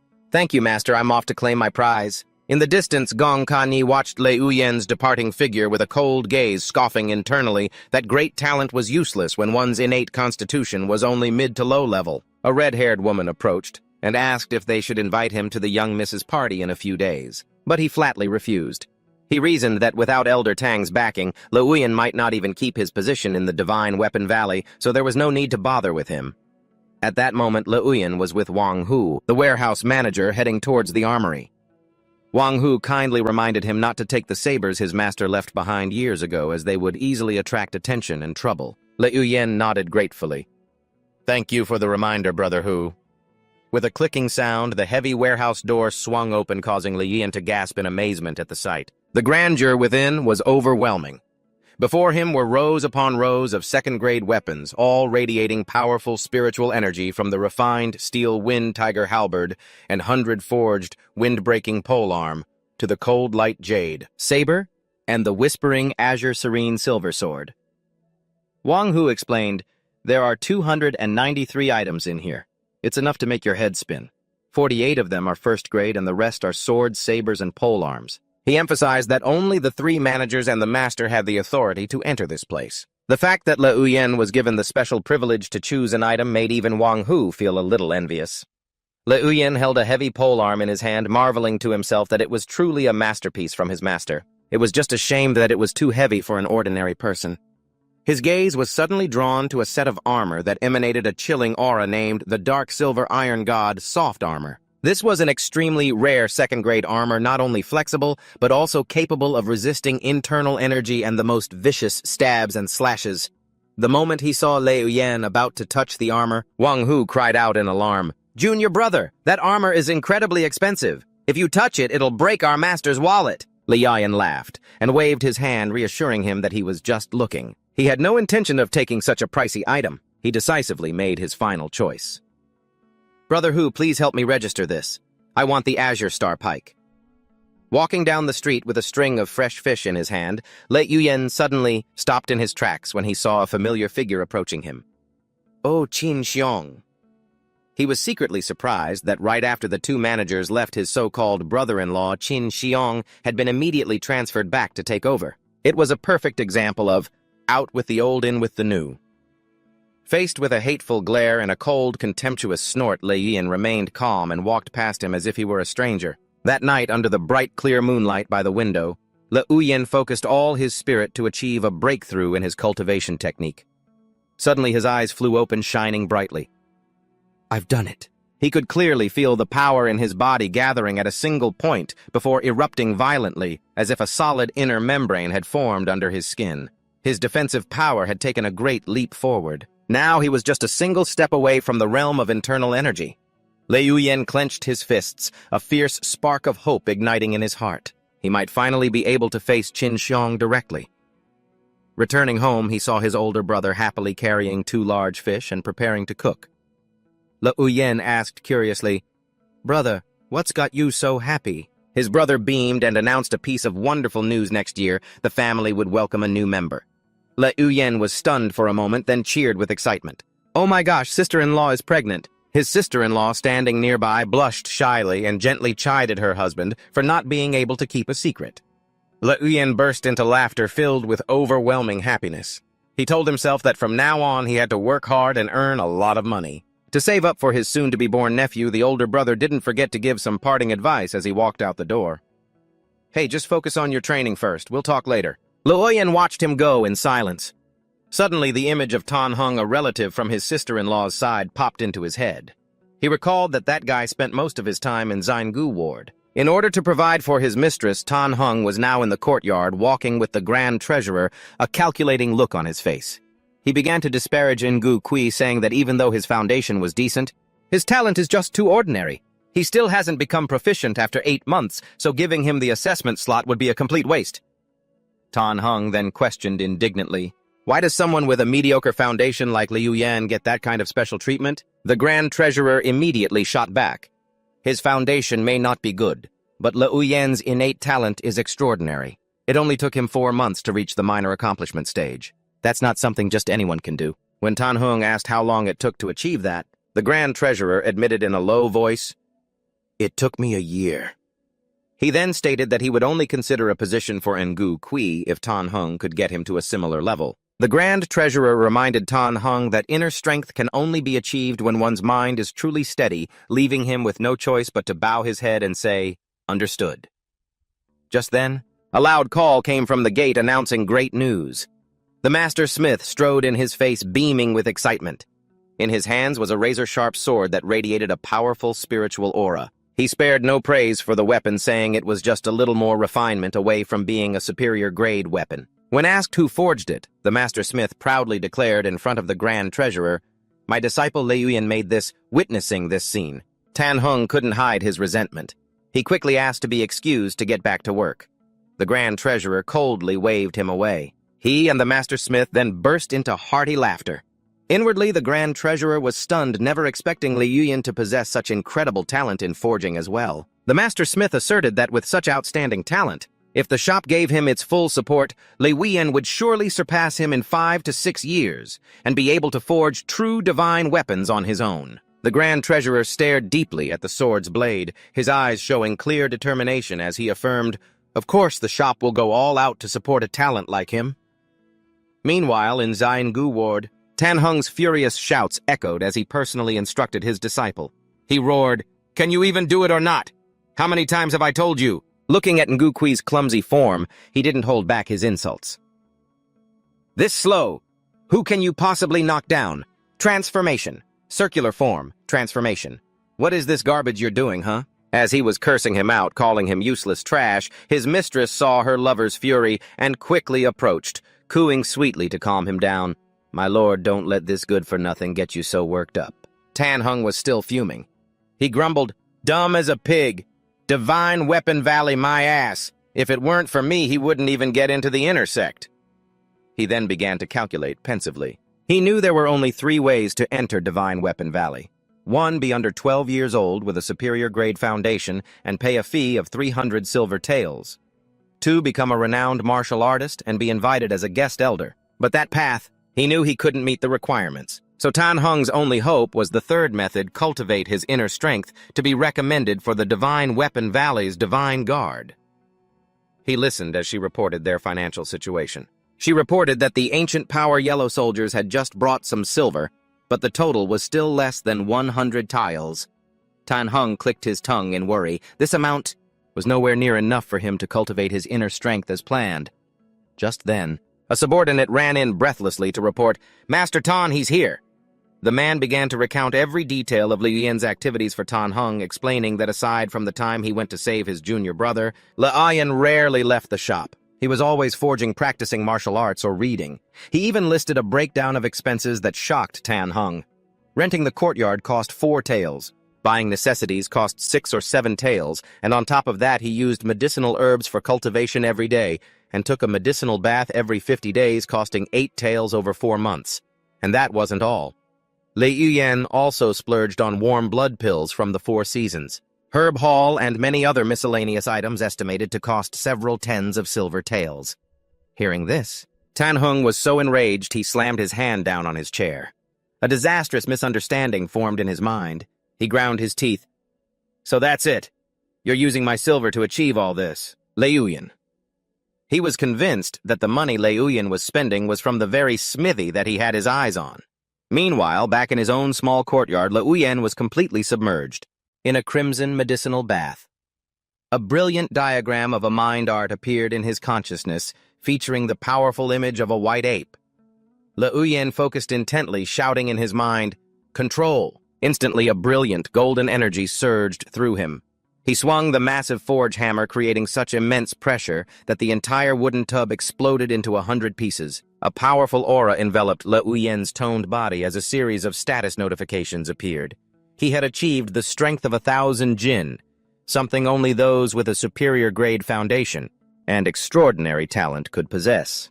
Thanks to years of hammer training, his every movement now carried great momentum and heavy force.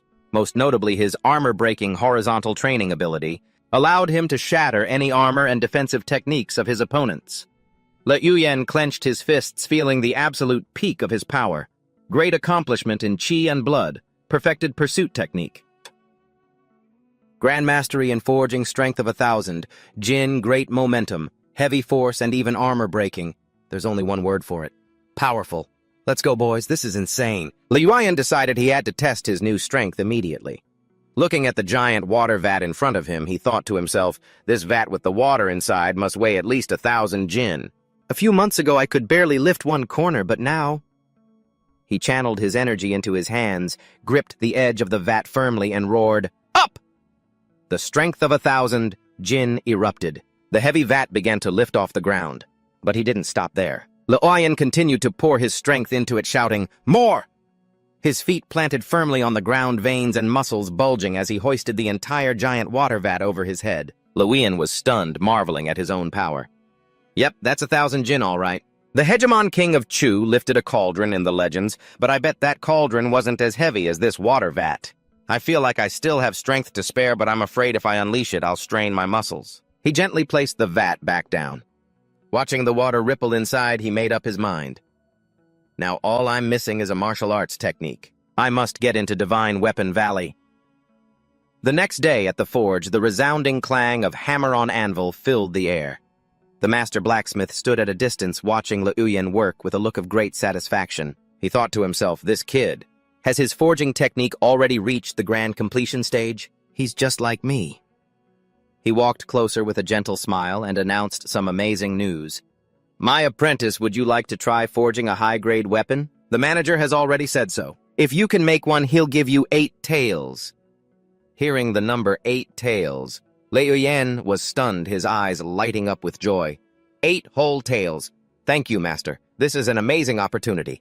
The master blacksmith even generously allowed him to use any of the precious materials in the storehouse. However, he didn't forget to remind him about heat control. Your grasp of heat control is still not quite perfect. Practice your heat control for a few more days. If the heat is off by just a little, the price will drop by a factor of 10. I'm not kidding. After a long day of hard work, Liu Yan wiped away his sweat, feeling exhilarated by his remarkable progress. On his way back, a senior brother named Q approached him to chat. Junior brother Lei, in 4 days, there's a small gathering in the inner city. Do you want to come along? Liu Yan curiously asked if this was the gathering of Miss Lu's group that his master had once mentioned. Senior brother Q explained that next year, our academy only has 6 spots for the examination to enter Divine Weapon Valley, a 1,000-year-old great sect that the entire county holds in awe. Since Divine Weapon Valley hasn't opened its gates for many years, this is a once-in-a-lifetime opportunity that can't be missed. Liu Yan clasped his hands in gratitude. Many thanks for the invitation, Senior Brother Q. The senior brother smiled and said it was the master's idea. He wanted me to look out for you, Liu Yan. He then quickly left to check on the other junior brothers. At that moment, Liu Yan suddenly noticed 2 disciples standing nearby. They looked extremely awkward and fearful when they saw him, and they hastily turned away. He squinted his eyes, suspicious of those 2. They're definitely up to no good. Standing silently in the hallway, Liu Yan thoughtfully observed his surroundings and mused, it seems Qin Xiong has already set his sights on me. Yeezy Restaurant. The tallest building in the inner city was brightly lit against a night of thunder and lightning.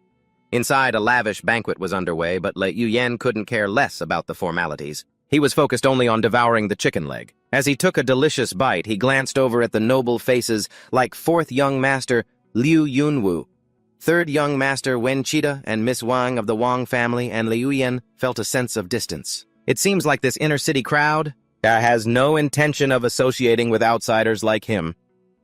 Just then, Lu Bailing walked in to a warm welcome from everyone amidst respectful greetings of "Greetings, Miss Lu." Outside, it began to pour. The conversation turned to the peerless, heavenly sword technique, a superior martial art that even in Divine Weapon Valley only the most elite disciples were taught a portion of. People began to discuss how the gates of Divine Weapon Valley would open in March of next year, and a fierce competition was about to begin, and the various powers will need to help each other out. Hearing this, Liu Yan just ate and drank quietly, telling himself, the people they're talking about definitely aren't me. Feeling full, he stood up. I'm full, heading out now. However, right behind him, disdainful whispers arose about his mid to low aptitude. They thought it was unlikely he'd even get a spot to participate, and that senior brother Yue should have brought Niu Gui instead, who had mid to high aptitude, which would be better. Ignoring the gossip, Liu Yan walked straight out into the white sheet of rain. He thought to himself, I've been waiting for a rain like this for a long time. Standing in front of a house that still had its lights on, he wondered if Qin Xiong was inside. Dressed in black with his face covered, Liu Yan quietly observed from the rooftop. Seeing another figure flitting through the night, he mused, on a rainy night like this. There are still so many people working just like me. At the same time, Qin Xiong was also frantically rushing through the rain, his heart filled with surging hatred. He gritted his teeth and thought, 3 generations of the Li family have suppressed 2 generations of mine. Now that they've fallen on hard times, they'd better just stay down. If you ask me, folks, that's just plain evil. Qin Xiong stopped in front of Lei Lin's house, his cold gaze fixed on the building, silent amidst the downpour. Qin Xiong stood in the rain, gritting his teeth in frustration when he couldn't sense any breathing from inside the house. Meanwhile, in a hidden room, his lover was anxiously explaining the competition for Divine Weapon Valley. She emphasized that Liu Yan's talent was truly formidable, having reached the minor completion stage of his axe technique in just 4 months. Hiding on the roof, Liu Yan heard every single word as she mentioned that woman's younger brother-in-law. He immediately realized she was referring to him through his relationship with his 2 sisters-in-law. With a flash of lightning that tore the sky apart, Liu Yan, clad in his black masked outfit, suddenly kicked the door open and charged in. He struck like lightning, taking down anyone in his path with vicious blows. Quick as a flash, he blew out the candle, plunging the room into silent darkness. Then he silently moved deeper inside. Liuyan entered the study. He froze when he saw portraits of his own two sisters-in-law hanging prominently, silently scorning that scoundrel Qin Shong for daring to covet another man's wives. Discovering a secret compartment behind the painting, he found a treasure box filled with gold and silver, and most importantly, the basic diagrams for the white ape flying dragon axe technique. He couldn't hide his excitement. This haul was a real jackpot. The night's work was definitely not in vain. He quickly gathered all the loot, stuffed it into his bag, and stepped out of the house into the pouring rain. Liuyan was just wondering if Tan Heng would come looking for him, and just then his figure appeared at the gate. Liuyan tightened his grip on his heavy axe, ready for a fight, thinking to himself, "You came back at the perfect time. Well, then this Taoist will play with you tonight." Opposite him, Tan Heng was also fuming, suspecting a traitor had leaked the information. Seeing the lights in the house were already out, he had a bad feeling. "Something's wrong. Where is the thief?" Tan Heng roared, kicking the door open and rushing in. On high alert, he searched frantically for the intruder but saw no one in the silent, empty courtyard. At that very moment, from high above, Liuyan suddenly dove down like a savage beast. "You're out of luck tonight, running right into me." A colossal azure aura in the shape of a spirit beast's head erupted behind Liuyan as he executed his ultimate technique, the Six Harmonies integration. The extremely powerful collision created a terrifying pressure. It caused the ground to tremble and sent shattered bricks flying. Tan Heng was stunned, astonished by the extraordinary skill of the masked man before him, thinking to himself that today was not a good day to be reckless in battle. He looked for a way to retreat, but Liuyan gave him no such chance. From above, he plunged down like a whirlwind, delivering a heavy blow that shattered the ground. Feeling the immense rebound force from a master of internal energy, Liuyan silently marveled, but his hands did not stop. He roared, "But I still have a second axe strike, and a third. I won't rest until I've beaten you to a pulp today." With the white ape assault technique, he relentlessly pressed his attack. This left Tan Heng crying out in agony as his hands were severely injured. He wondered in terror who this person before him was and why someone without internal energy possessed such terrifying strength. Strength that so far surpassed his own. Without giving his opponent a moment to breathe, Liuyan continued to close in and unleashed a thunderous attack, leaving Tan Heng to do nothing but scream in despair. Tan Heng was shocked to realize the protective armor he had spent years training was like a mere decoration against Liuyan. In his mind, he screamed in defiance as he witnessed his own skeleton shattering piece by piece under the suffocating pressure of Liuyan's weapon. He only wished he could block the attack even for a moment, but reality was utterly cruel. Liuyan stood silently in the dark night and let out a cold snort. Then he looked down coldly at the defeated foe at his feet, who was no longer able to resist. Tan Heng knelt amidst the rain, his breath fading before collapsing completely into a muddy puddle. Standing behind, Liuyan watched in silence, unable to help but feel shaken by his own power. He's really dead. In just 8 months, I was able to finish off Tan Heng. His gaze was ice cold beneath the mask. He could clearly feel the tremendous progress after his period of arduous training. Looking at the motionless enemy, Liuyan growled contemptuously, "Who told you to plot against me and even I, my two sisters-in-law? You deserve to die. That was a self-destruct combo right there, folks." With that, he turned and walked away without hesitation. He left Tan Heng lying in the gruesome scene, which was gradually being washed away by the rain, disappearing into the silent darkness of the house. Inside the room, Nu Kui woke with a start. He scrambled in a panic to the woman lying unconscious on the floor. "Sister." He looked around the chaotic room with signs of being rummaged through. He trembled, wondering if a thief had broken into the house. Nu Kui rushed outside to the courtyard to find help, but the sight before him made him freeze. His face twisted in terror as he let out a blood-curdling scream, a cry that tore through the stormy night. "Brother-in-law, it's a disaster. There's been a murder." The cry for help echoed through the streets, signaling that a shockwave was about to hit Kowloon County. At the same time, Liuyan had already swiftly and silently scaled the wall back to his own house. He closed the window, thinking to himself, so Tan Heng really did come here. Good thing I wasn't home tonight. He had struck him so hard he had no chance to react. Liuyan stood silently, realizing that real combat was the fastest shortcut to advancing his power. In that moment of emotional explosion, his axe strike had broken through the 3 internal and external harmonies to enter the realm of 6 harmonies integration. He looked at his hands, feeling his body gradually adapting to the perfected level of the axe technique. And he thought to himself, only by making it my own can I truly control it, huh? However, the storage space in the Six Harmonies boots was too cramped, making him wish, if only I had a large cauldron. Returning to his room, Le Uyen excitedly sat down on the floor to take stock of his dazzling spoils.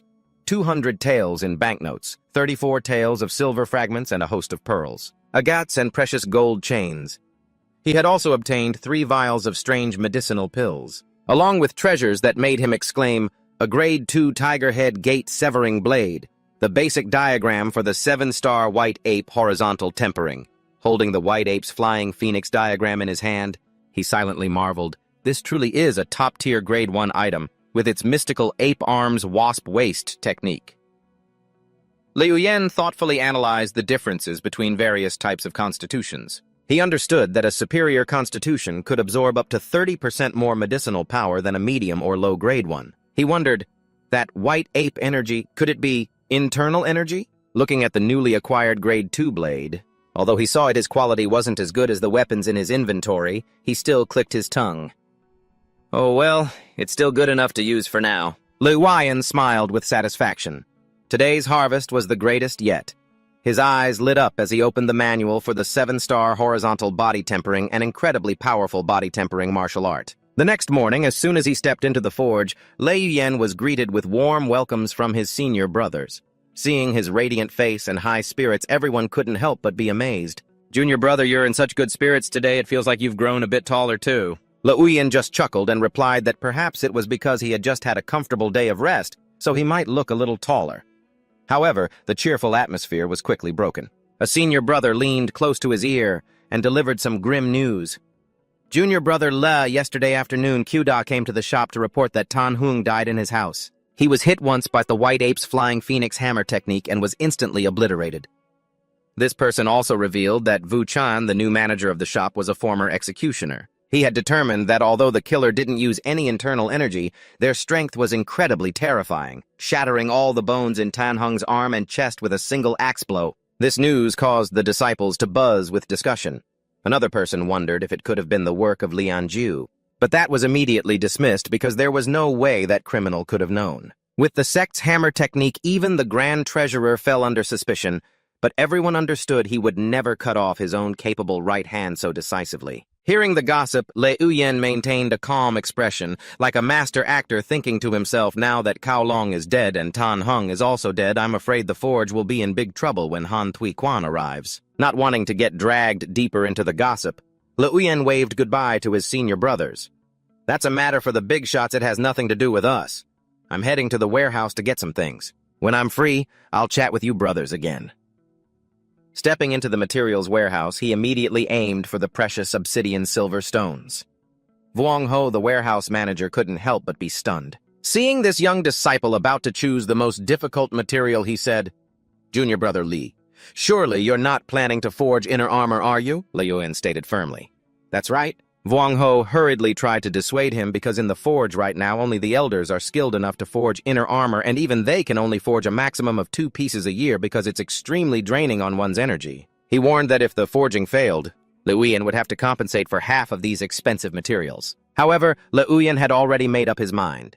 He thought to himself, if Elder Duong had flexible armor for protection, Kolong's blade strike wouldn't have been able to injure him so severely.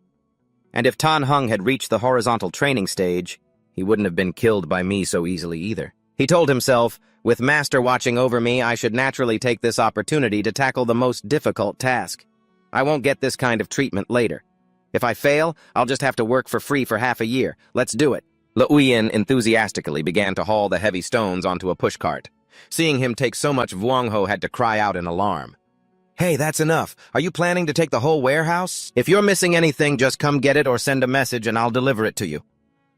Le Uyen beamed, thanked him, and quickly pushed the cart filled with materials outside. As he was passing through the corridor, he ran into Senior Brother Nak and Senior Brother No, who were hurriedly preparing to leave. Finding it strange, he asked, Where are you 2 senior brothers going in such a hurry? Senior brother. Nak replied that Miss Lu wanted to go outside the city today, so they would be escorting her. Le Uyen stood silently watching their retreating figures, realizing that Senior Brother Nak and Senior Brother Ngo had attended gatherings with Miss Lu more than once. He understood that each gathering was actually a rigorous filtering process, and he himself had been eliminated in the very first round. Watching them, he let out a soft sigh. I wonder how many rounds you two senior brothers can last. Meanwhile, senior brother Nak and senior brother Ngo were also discussing him with a sense of regret. They believed that if Liuyan didn't have a mediocre constitution, with his exceptional talent for smithing, he would surely have an incredibly bright future. One of them clicked his tongue and lamented, forget it. Everyone has their own destiny. Thinking too much about it is just tiring. In a remote mountainous area, 3 figures on horseback had stopped to observe the terrain. Bin Ung concluded that the thief from the Skyhook Grotto must have hidden on this mountain. It was the place where senior brother Cao had met his demise. He wondered if the city guard had found any trace of that thief yet. Elder Han turned to ask for Van Tu's opinion. She pondered for a moment, then suggested the group should return to the city first. Hearing this, Elder Han immediately ordered Bin Ung to go into the mountains, ask the city guard, and report back to him. Bin Ung spurred his horse and left as ordered. Only then did Van Tu ask, why Elder Han, knowing full well that senior brother Cao wasn't killed by Nian 9, still sent Bin Ung to investigate. Elder Han explained that he was just probing further. He wanted to find the person truly behind it while also lamenting his misfortune for having to accept this troublesome position of investigative commissioner. He instructed Van Tu to capture the fatty on the way back and interrogate him about matters related to Cao Long's death, and to ignore everything else. Van Tu acknowledged the order and quickly spurred her horse galloping away. Meanwhile at home, Liuyan had just stepped inside when he was shocked to see a chaotic scene. Furniture was overturned and shattered. His sister-in-law was busy cleaning up the debris in the courtyard. After Cao Long's death, the city guard was in a frenzy. They were rummaging through every house looking for clues, causing the entire outskirts of the city to be plunged into tension with hundreds of people injured. A full curfew was imposed. This left the roads desolate and empty. Seeing his sister-in-law struggling, Liuyan rushed to lend a hand, but his older brother stopped him. You've been working all day. Just go and rest. He advised Liuyan to go to bed early to preserve his energy for forging tomorrow, as he and his wife would handle everything at home. Returning to his room, Liuyan took out the medicinal pills. He had obtained from Tan Hung such as bone-strengthening pills, tendon-changing elixir, and qi and blood pills. He marveled to himself as these medicines were worth over 100 taels and had excellent effects in nourishing one's qi and blood and aiding in martial arts cultivation. He gave a small piece of a pill to the mouse in the cage to test it. In just a moment, its size doubled. This left him utterly astonished. Seeing that the medicine was truly effective, Liuyan also swallowed a pill and began to meditate. A powerful stream of energy started to spread throughout the room as he focused on comprehending the manual in his hand. Liuyan shouted, "Control!" Instantly, a stream of azure spiritual energy erupted. He switched to the azure crystal copper hammer. Feeling its terrifying power made him exclaim in amazement. The image of a giant, majestic spirit ape appeared behind his back. This marked his achievement of the grand completion stage of the Flying Phoenix Hammer technique. Liuyan sat cross-legged, feeling the power surging within his body. Am I about to have a breakthrough? His hands were glowing red and heat spread throughout his limbs. His stomach was getting hot, and he could feel the medicinal power of the pill in his belly being consumed at an extremely rapid rate. His eyes shone brightly as he utilized the ape arm wasp waist technique. Surrounded by streams of azure energy, he continued to swallow more pills with fervent belief. Who knows, maybe this time I'll advance to a superior constitution. He felt the pressure mounting, the speed of his blood and qi circulation getting faster and faster, sweat pouring off him like rain. Liuyan braced himself, enduring the torment from within. Suddenly he shot up, grabbed a club, and rushed out. Liuyan swung the club frantically, creating blasts of green kinetic force that violently tore through the space. It's this powerful. The outburst of power made it impossible for him to control the scorching heat radiating from his skin, forcing him to cry out, "Oh God, it's so hot, I can't take this insane burning heat." He ripped his clothes to shreds and immediately bolted out into the night. Liuyan plunged into the ice-cold water basin, sending white foam splashing everywhere. He let out a sharp breath of relief. Phew. A moment longer and I would have burned to death. Even though his body had cooled, he knew the ordeal wasn't over. The process of remolding his muscles and bones had not yet finished. There are enough pills, but I'm not strong enough to endure it. He told himself, I just have to get through this one step, and I can immediately break through to the inner strength realm. Thinking of how fortune was smiling on him, he covered his face and laughed heartily. My luck has finally come through, ha-ha! The next morning, shouts echoed throughout the blacksmith shop. Fatty Ton is back! Hearing the good news, Uyen sprinted down the hallway, flung the door open, and called out, "Brother Tone!" But the man before him wasn't the cheerful, fatty Ton he always knew. Instead, a ragged and haggard man was slumped on the steps. The moment he saw his close friend Fatty Ton broke down, sobbing, crying out, "Uyen!" Fatty Ton whimpered, delivering the terrible news between choked sobs. "My brother-in-law. He was captured by the Poison Serpent Gang." "His injuries are that severe. What can be done?" Uyen was stunned. He knew the Poison Serpent Gang was a notorious group of thousands of mountain bandits who controlled the region beyond Jadewater Lake. He asked suspiciously, "So how did you manage to escape?" Uyen thought to himself, Fatty Ton is definitely hiding something. After all, those bandits had close ties to the city's great families and would never dare to start trouble with the smithy. Wiping away his tears, Fatty Ton explained, "Late at night, I knocked out the guard on duty and made a run for it." Seeing Uyen's cold expression, he insisted, "I know you might not believe me, but it's the absolute truth." Uyen watched him pensively. He was surprised his friend could recount the story so fluently. He pressed on, "How many people were in your party?" Fatty Ton answered, "There were 23 people in our caravan, including men from the Changyuan escort agency."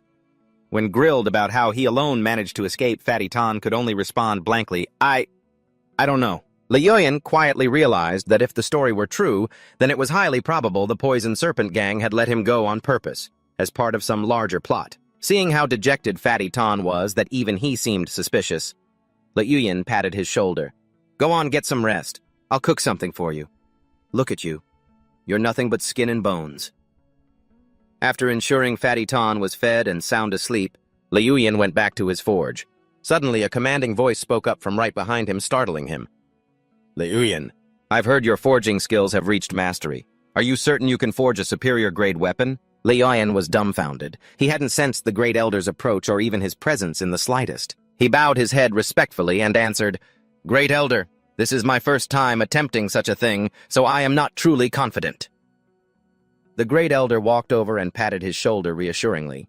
He told him not to be afraid, for being young meant he still had many chances. At the same time, he promised that if Uyen could forge a superior-grade weapon, there would be a special reward just for him.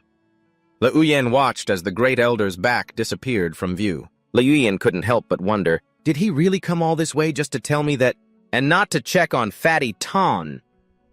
He silently gauged the man's strength, concluding that the Great Elder's martial arts were at least 2 realms higher than Qin Xiong's. Those parting words were full of hidden meaning.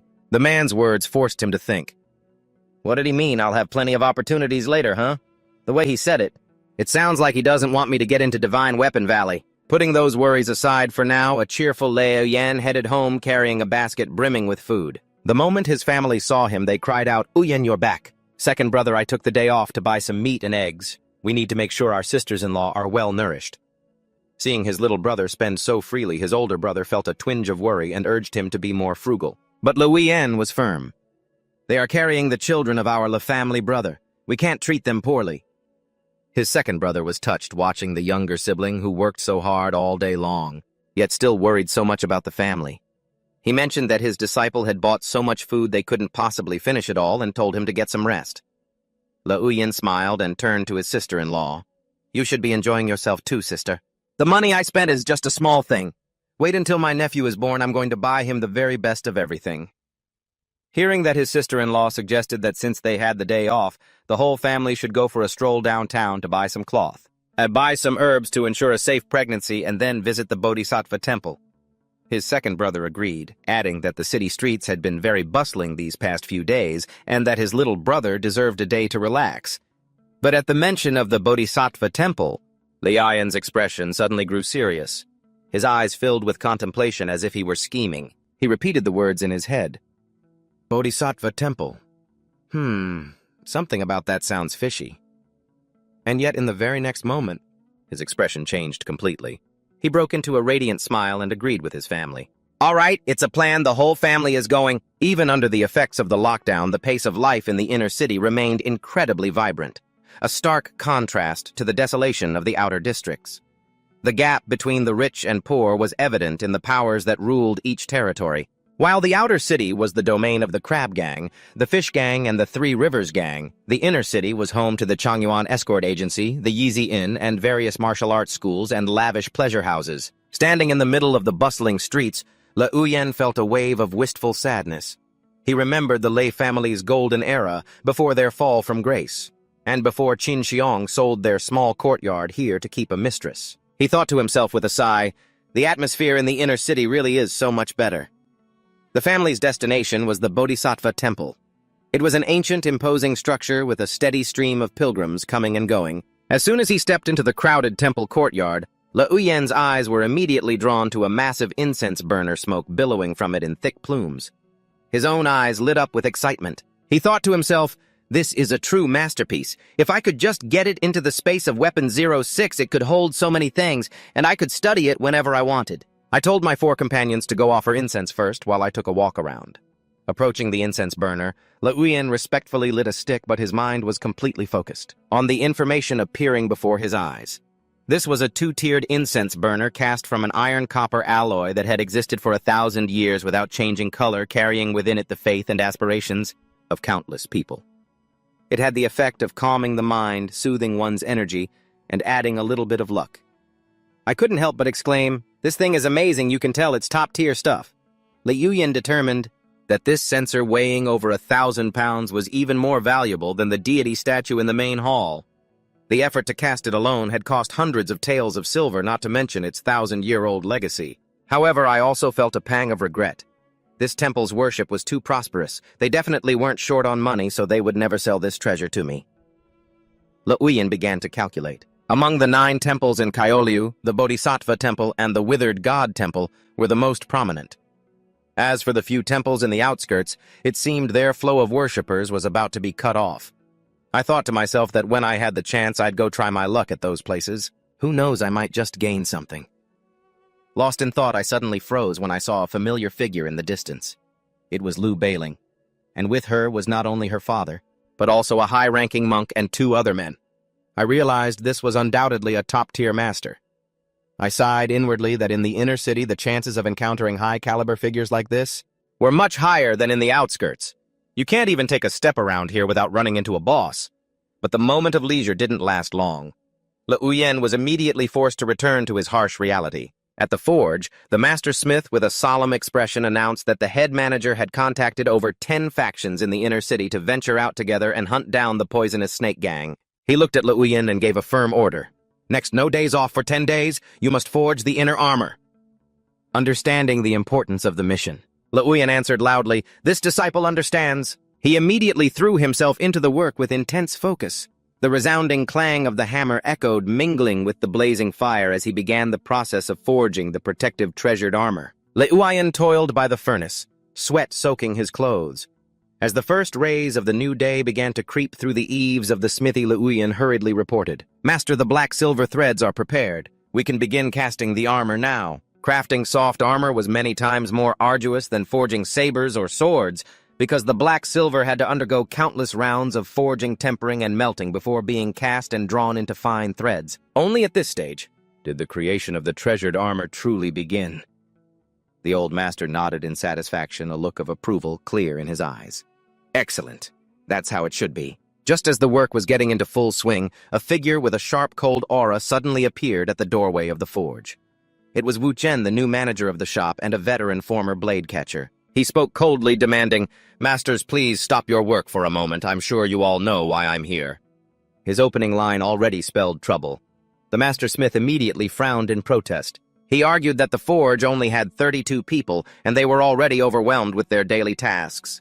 If they were to send more men away, the number of weapons delivered to the city government would surely fall short.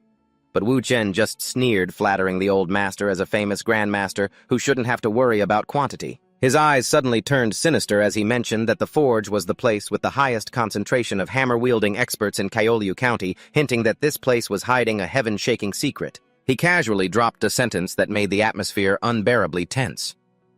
The one who killed Qin Xiong is probably hiding right in here. Isn't that right? The master smith flew into a rage. He stood up decisively. I'll go find the head manager right now. Wu Zhen, you dare to come here and mobilize my men. This must be Manager Cao's idea. Standing behind Liu Yen, quietly observed and analyzed the man before him. He realized that Wu Zhen was a master of poison, and the fact that the white ape diagram, which originally belonged to him, had appeared in Qin Xiong's hands proved that the relationship between those two was not simple at all. I thought to myself, this blade catcher staying at the forge definitely has ill intentions. Uncaring of the old master's anger, Wu Zhen casually made way for him to go see the head manager. He began to point his finger autocratically, choosing people. You two, and the three over there. Yes, that young man. All of you follow me, now. His finger pointed directly at Lu Yen, demanding that he join the team. Seeing his favorite disciple being targeted, the master smith immediately spoke up to protect him. He affirmed that Lu Yen was his beloved disciple, and that he already had an order from the head manager that he didn't need to participate in this expedition. Wu Zhen narrowed his eyes at Lu Yen and inquired about the progress of his vital energy cultivation. Lu Yen pretended to be respectful, feigning humility as he replied, reporting to the manager thanks to master's care. This disciple has relied on medicinal pills to barely cultivate my vital energy to the initial mastery stage. Humble with his words, but hiding his true cards, hearing the words initial mastery, Wu Zhen chuckled lightly, remarking that the result wasn't bad. Then he turned and ordered the others to follow him. Watching Wu Zhen's back disappear through the door, the old master gritted his teeth in fury. That bastard is truly a venomous snake in human skin. Lu Yen stood silently behind. He could clearly feel the danger emanating from this new manager. A man who appeared gentle on the surface, but was in fact extremely malicious and terrifying. Lu Yen pondered deeply about the reactions of his senior brothers after what had just happened. With those words, from now on I wonder what my senior brothers in the forge will think when they look at me and master. Behind him, the old master was still seething with anger, shouting nonstop. Detestable, detestable at the same time. The forces of the Changyuan escort agency began to depart from the city in a grand procession. Seeing the mighty force of hundreds of people participating in the attack on the poisonous snake gang, Lu Yen thought to himself, Senior brother Yue and senior brother Wu have also set out. He suddenly recalled the woman he had met in the temple, wondering if she was Miss Lu's youngest aunt, the one who had joined the inner sect of the Divine Weapon Valley. But she seemed a bit too young compared to what he had imagined. Standing on the high city wall, Lord Lu spoke with great indignation. The poisonous snake gang has gone too far this time. The moment Commander Cao fell, they dared to stir up trouble. Lu Baklin, standing beside him, asked with suspicion in her eyes, Brother-in-law, Brother Cao was killed. Did you really not know a single thing about it? He stated firmly that on the day Commander Cao had his accident, he was busy discussing the Tao with Great Master Kong Ding. If he had known earlier, he would have definitely gone with him. Lord Lu spoke in a heavy voice. Although he had sent people to search everywhere, there were still no clues. Even Cao Dat had vanished without a trace. Lu Baklin silently hoped that none of this had anything to do with her brother-in-law. When asked about Aunt Ut, he said she suspected that the god-worshipping arts he practiced had deviated towards an evil god, but he still had absolute faith in the thousand-eyed bodhisattva, the deity who was officially recognized by the imperial court 1,000 years ago. The thousand-eyed bodhisattva was indeed a true god. Elsewhere, Lu Yen shouted with excitement as he looked at the results of his forging. It has reached level 2. The black silver azure water. Inner armor is a success. The aura is clearly stronger. This marks a major turning point in his craftsmanship, having successfully forged the most difficult top-grade item. His master did not hold back his praise. Even though there were still a few minor flaws in the heat control, it already strongly bore his own style and essence. Lu Yen humbly said it was all thanks to his master's dedicated guidance. Throughout the entire process, the old man chuckled. He estimated that this treasured armor was worth 200 to 300 taels of silver, but reminded him not to get complacent, as the soaking process to complete the final product would take over another year. On the surface, Lu Yen obediently agreed, but in his heart he was already calculating. To him, whether the soaking took a long or short time didn't matter. As long as he could control the outer shell, that was enough. On a night of pouring rain, he stood silently under the eaves. He took out the last top-grade origin replenishing pill he had obtained from Tan Hung to use it. Lu Yen sighed to himself. Thanks to those spoils of war, he had saved a huge amount of money for his cultivation. Under a flash of lightning that tore the sky apart, he began to practice the soldier form style with its unpredictable transformations of orthodox, unorthodox, and combined stances, 24 moves amidst the downpour. With his chest bare, Lu Yen swung the great axe, creating streams of azure aura that enveloped his body. After nearly 2 months of arduous training, he had completely mastered the foundational skills of the way of the soldier's battle axe technique. It allowed every move to be an extension of his will. Wherever his mind went, the axe followed. Although he didn't have a superior constitution thanks to his extraordinary effort, he had reached the entry level of this and superior martial art that was never supposed to be taught to outsiders. The speed at which he swung the axe was so fast it created an invisible barrier, preventing even the splashing rain from touching his body. Even the rain had to avoid him. Lei Uyen could clearly feel it. The great circulation of his qi and blood was about to be achieved. It was proof of the extraordinary power of the technique he was practicing. He was confident that once he could control the Azure Essence copper axe and add 1,000 pounds of strength to it, he would no longer have to struggle like he did in the battle against Tan Hung. He planned to exchange the silver notes he had obtained to prepare for upgrading his long weapon to level 6, and was certain he could cultivate the white ape strength in just 1 more month. Time flew by. 2 months later, Tan Bon Tu sat gloomily at the dining table worrying about his brother-in-law's life, as there was still no news from the poisonous snake gang bandits in the treacherous Hu Mountains. Le Uyen ate his meal quietly. He listened to his brother complain about how even the city guard was helpless against that gang. All this time, Tan Bon Tu grumbled resentfully while eating about the incompetence of the soldiers. They only sent a dozen or so people in total. What good is that? Most of them are busy chasing Neonju.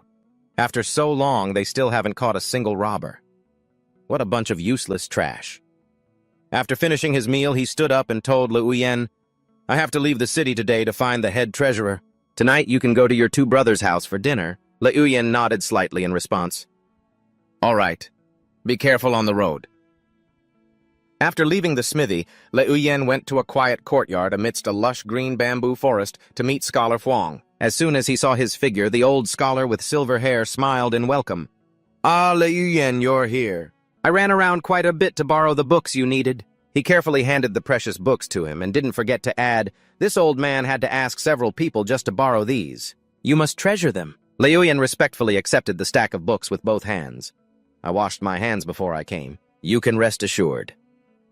Seeing his disciple engrossed in reading at the wooden table, Scholar Fuang felt a sense of satisfaction. In the entire shop, this was the most diligent and hard-working child.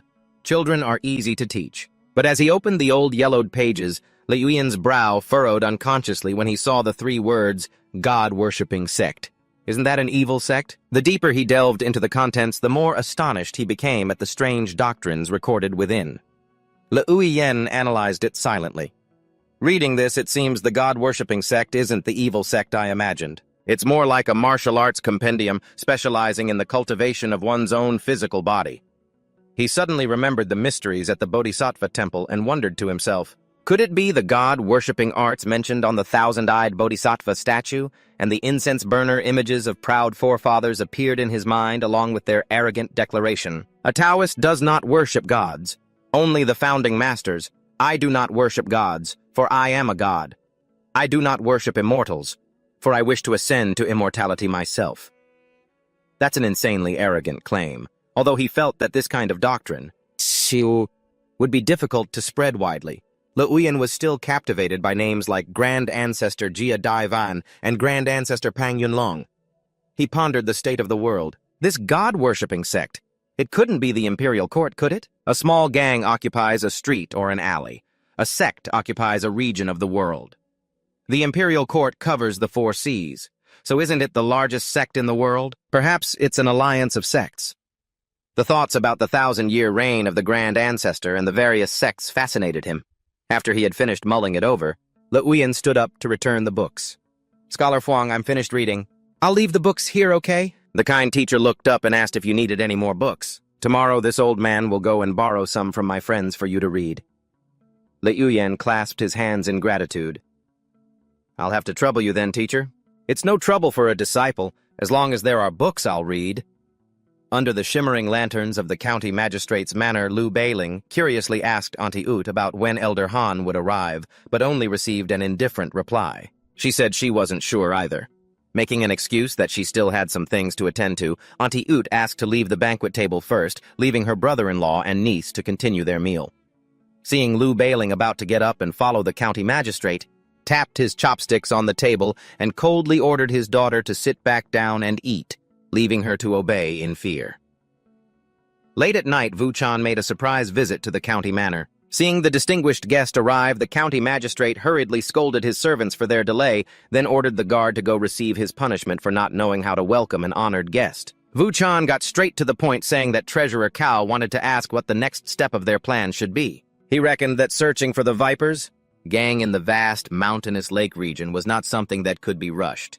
The sinister county magistrate calculated aiming for one specific goal to make the other party miss the mountain opening ceremony of Divine Weapon Valley. The old man analyzed that it would take 20 to 30 days to ride from Gaoliu to the sect's gate, and it was already late June. Time was running out. The magistrate asserted that with the winter winds and snow, that small window of time would certainly not be enough to make it for the mountain opening day. Understanding the old man's intentions, Wu Chan expressed his desire to borrow a group of yamen runners to serve his own plans. The county magistrate generously agreed, telling him to just coordinate with the head steward. After Wu Chan left, the county magistrate thoughtfully mentioned the name Ghostface Ba Nya Han Tui Quan with a worried expression. Suddenly, a subordinate rushed into the room to report, causing the old man to snap at him for the abrupt intrusion. The soldier trembled as he reported that although the brothers had worked hard to intercept that fellow named Ku, unexpectedly, just when things were going well, someone hiding in the shadows jumped out and snatched the person away. Hearing the bad news, the county magistrate's eyes widened in disbelief, unable to believe. His plan had been foiled so unexpectedly. In the silence of the night, the man who had just been rescued from the city guards was weakly crawling on the wooden floor. He trembled as he asked, "Who's there?" From the darkness, a figure sitting on an armchair coldly replied, "Struggle a little more, otherwise I won't bother saving you.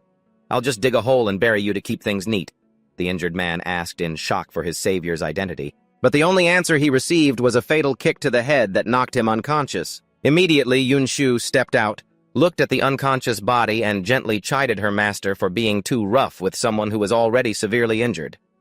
At that moment, the senior's true identity was finally revealed. Beneath the terrifying ghost mask was Elder Han, the inspector envoy that Yun Shu had been anxiously waiting for over 2 months. The two walked together under the night sky. Yun Shu had suggested they take this opportunity to rest a bit before returning to the sect in early March of next year. As the deputy emissary, she presented a list of youths under 25 years old, with decent aptitude in the Gaoliu region and 6 neighboring counties which had been compiled by her niece. On this list were 3 individuals who possessed superior-grade aptitude. Elder Han took the file but didn't forget to sternly remind her that he only wanted the truly elite, because both aptitude and innate talent had to be outstanding to catch his eye. The next morning, Lei Yuyan ambled through the bustling streets of the inner city. His eyes suddenly landed on an old weapon called the Iron Blood Army Model 3 Trident Halberd. Despite its rusty and dilapidated appearance, its first-tier attribute and the ability to predict an enemy's intentions made him extremely curious about its origin. Seeing the customer's interest, the child vendor immediately shouted a price of 3 taels of silver. This made Lei Yuyan grimace, complaining it was too expensive, thinking it was just a pile of scrap metal. His grandfather rushed out and slapped him, scolding, "What kind of selling is that? You're shouting like a robber." Seeing the old man was easygoing, Lei Yuyan even took the chance to ask for the 2 water crystals lying in a corner of the stall. The old man generously agreed at once, urging him to take them all if he needed them. Leaving the stall with his new item, Lei Yuyan mentally noted down the place name Fangjing Village so he could visit someday. As he was walking, he happened to see a man with a high topknot carrying a string of things. Recognizing the distinct smell of a rare fish, he called out, "Luong Atui, are those spirit fish in your basket? That nose of yours must be a radar." Seeing a stranger call him by his full name, Atui was surprised and asked who he was, when Lei Yuyan introduced himself as someone from the Shen weapons mythy. Atui's attitude immediately changed, saying he had heard of his talent. He explained that the 2-horned pufferfish in his basket were caught for an elderly gentleman, so he couldn't sell them.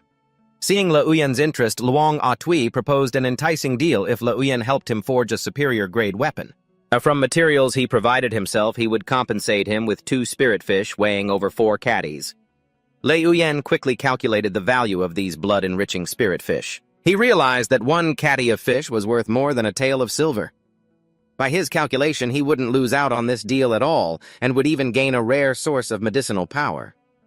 The two quickly sealed the deal and set a date to meet again. After delivering the fish, Lei Yuyan smiled with satisfaction as he watched Atui's retreating figure. He was curious about the taste of this rare spirit fish and told himself he would go to Bixie Lake to try his luck when he had a free day. After having exchanged all the silver notes he had obtained, Le Uyen walked back home. In an extremely cheerful mood, Le Uyen cheered with delight as he received the silver from his master's hand. He was secretly grateful that his master had favored him by exchanging the silver at such a great rate. This saved him a considerable amount of money. However, his smithing master immediately threw cold water on his excitement. He set a condition he had to forge another superior-grade emerald jade blade. Le Uyen's face fell, and he looked troubled, trying to negotiate if he could switch to a different item. But his master firmly stated that this was an opportunity for him to accumulate forging skills. Faced with his master's passionate insistence, Le Uyen could only reluctantly admit that he had become a bit lazy. Seeing his disciple yield, the old master laughed with delight, scolding him for being a dishonest brat. Le Uyen immediately regained his confidence, declaring, "Just give me another year or two. I'll forge it for you to see one way or another, master." He silently vowed, determined to reach grand completion in the art of forging within the next year upon hearing his disciple's bold declaration. The forging master couldn't help but be astonished because for him, forging that item in 15 years was already a miracle. That night, as he was diligently working by the forge, Fatty Sun suddenly dropped by to announce that he was going out. Hearing he was going to scout for news about his brother-in-law, Le Uyen, stopped his hammering to reassure his friend that the shopkeepers were still very concerned about the case, so he didn't need to worry too much. Fatty Sun sighed, full of anxiety, feeling helpless in the current situation. Le Uyen gently placed a hand on his shoulder to comfort him, advising him to keep hope, because as long as there was no bad news, it could be considered good news for now. Fatty Sun nodded and then walked away silently into the quiet night. The next morning at the first-class tavern, Senior Brother Wu frantically ran after someone, calling out urgently, "Senior Brother Yue!" With a desperate look, Senior Brother Wu pleaded with his senior to put in a good word for him as he still wanted to try and seize the opportunity. However, Senior Brother Yue coldly refused. He reminded him of how Senior Brother Wu had been indifferent when Junior Brother Li was eliminated before. Despite his senior brother's harshness, Senior Brother Wu continued to plead desperately because he knew that if he missed this chance, the door to joining the Divine Weapon Valley would be forever closed to him. Despite the desperate pleas, Yue Wentan resolutely turned his back. "Wu Ming, I can't help you with this." At the same time, in a luxurious room, Lu Beiling was resentfully questioning her aunt. "Auntie, are you really going to give the intersect trial spot to Yue Wentan? My vital energy is better than his, and my aptitude is only slightly inferior. So what does that even matter?" However, her aunt still believed that natural aptitude was the most important. She explained that one needed both innate talent and aptitude to be considered a true prodigy. As for Yue Wentan, although he had talent, his aptitude was poor, so he might not even pass the intersect assessment. Lu Beiling was not resigned to this. She threw her arms around her aunt, pleading, "My aptitude is mid to high tier 2, it's just a little bit worse. Auntie, I'm begging you. Please." The response to her niece's desperate plea was just a harsh statement. "A little bit worse is still out. Stop begging." Her aunt began to lecture her on the path of cultivation. She said that after achieving great completion in vital energy, one needs to circulate it throughout the body to cultivate a strand of jin, also known as internal energy. Lu Beiling confidently cut her off, thinking she already knew all the steps from body tempering to internal, the strengthening as taught by her father. However, when she mentioned the form transformation realm after reaching perfection both internally and externally, her aunt dealt a heavy psychological blow. "If you're not good enough, you could try for a lifetime and never touch that realm." Lu Beiling's jaw dropped in shock at the harsh truth. Her aunt continued to press her, asserting that after all the screening, everyone she had chosen was mediocre, including you yourself. She stressed, "If it weren't for me, you wouldn't have even made it into the outer sect." Too shocked by the continuous verbal attacks, Lu Beiling slumped onto the table, whining, "Auntie, why do you have to put me down like that?" Her aunt could only sigh in frustration, leaving the conversation hanging, which made the atmosphere in the room incredibly tense. As night fell at the blacksmith shop, Liang Ashui quietly went to find Le Uyen to deliver the goods. They had arranged for him to give Le Uyen an oxhorn bone weighing over 4 caddies, and he promised to bring the second one after the weapon was finished. At Le Uyen's surprise at this show of trust, Ashui calmly replied, "This is just the principle of trust those you use, isn't it?" When asked what kind of weapon he wanted forged, Ashui produced a blueprint that made Le Uyen exclaim, "This is a fish spear." It was a three-pronged fish spear, and Shui told him to forge it exactly as it was on the paper.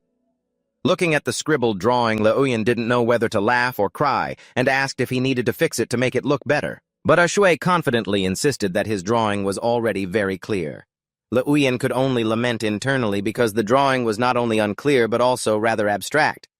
After promising to come back to describe it in more detail and bring the rest soon, Shui left, leaving Liuyan with the basket of precious spirit fish. He smiled in satisfaction, thinking to himself, when I get home today, I'll definitely let my sister-in-law try this nourishing fish. Just an incense stick's worth of time after enjoying the nourishing spirit fish with his family. Liuyan began to feel strange changes in his body. His entire body was burning hot and itching like crazy, as if thousands of ants were crawling under his skin.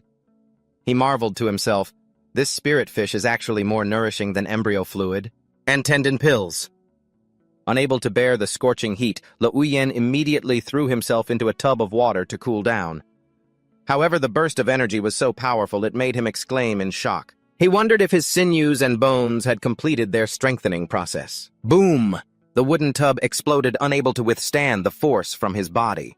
In the dead of night, the mighty silhouette of a giant spirit ape appeared as Liuyan swung his great hammer high. The system continuously announced that he had reached the realm of great perfection, causing his sinews and bones to automatically change and forge him an ape-like body. Liuyan could feel it clearly. Every muscle fiber and his entire skeleton was transforming with crisp, cracking sounds coming from within. He clearly felt that everything from his speed to his arm strength had been powerfully buffed. Even the 7-star horizontal body training technique had advanced to near the proficiency level. Liuyan threw himself into training with unbelievably powerful and agile movements. He noticed his arms were now long and supple like an ape's, giving him a sense of flexibility that far surpassed what he had before. With the ability to turn like the wind and perfect control over his power, he could execute 18 consecutive forms without needing to rest his strength, continuing to accumulate endlessly. When his hammer technique reached the realm of perfection, Liuyan smiled confidently as he looked at his body. He now possessed the characteristics of ape arms and a wasp waist, along with the superior grade sinews and bones that countless people dreamed of. Looking back at the transformation process of his sinews and bones over the past 2 months, Liuyan understood that tonight was the true metamorphosis, far surpassing all the previous days combined. He silently understood why all the major powers valued bone structure so much. Because the difference was simply too great in terms of martial arts training speed and the ability to absorb medicinal power. Liuyan thoughtfully considered the importance of innate talent and the good fortune of possessing the long weapon 6. It helped him avoid fumbling around in danger or wasting time finding a master.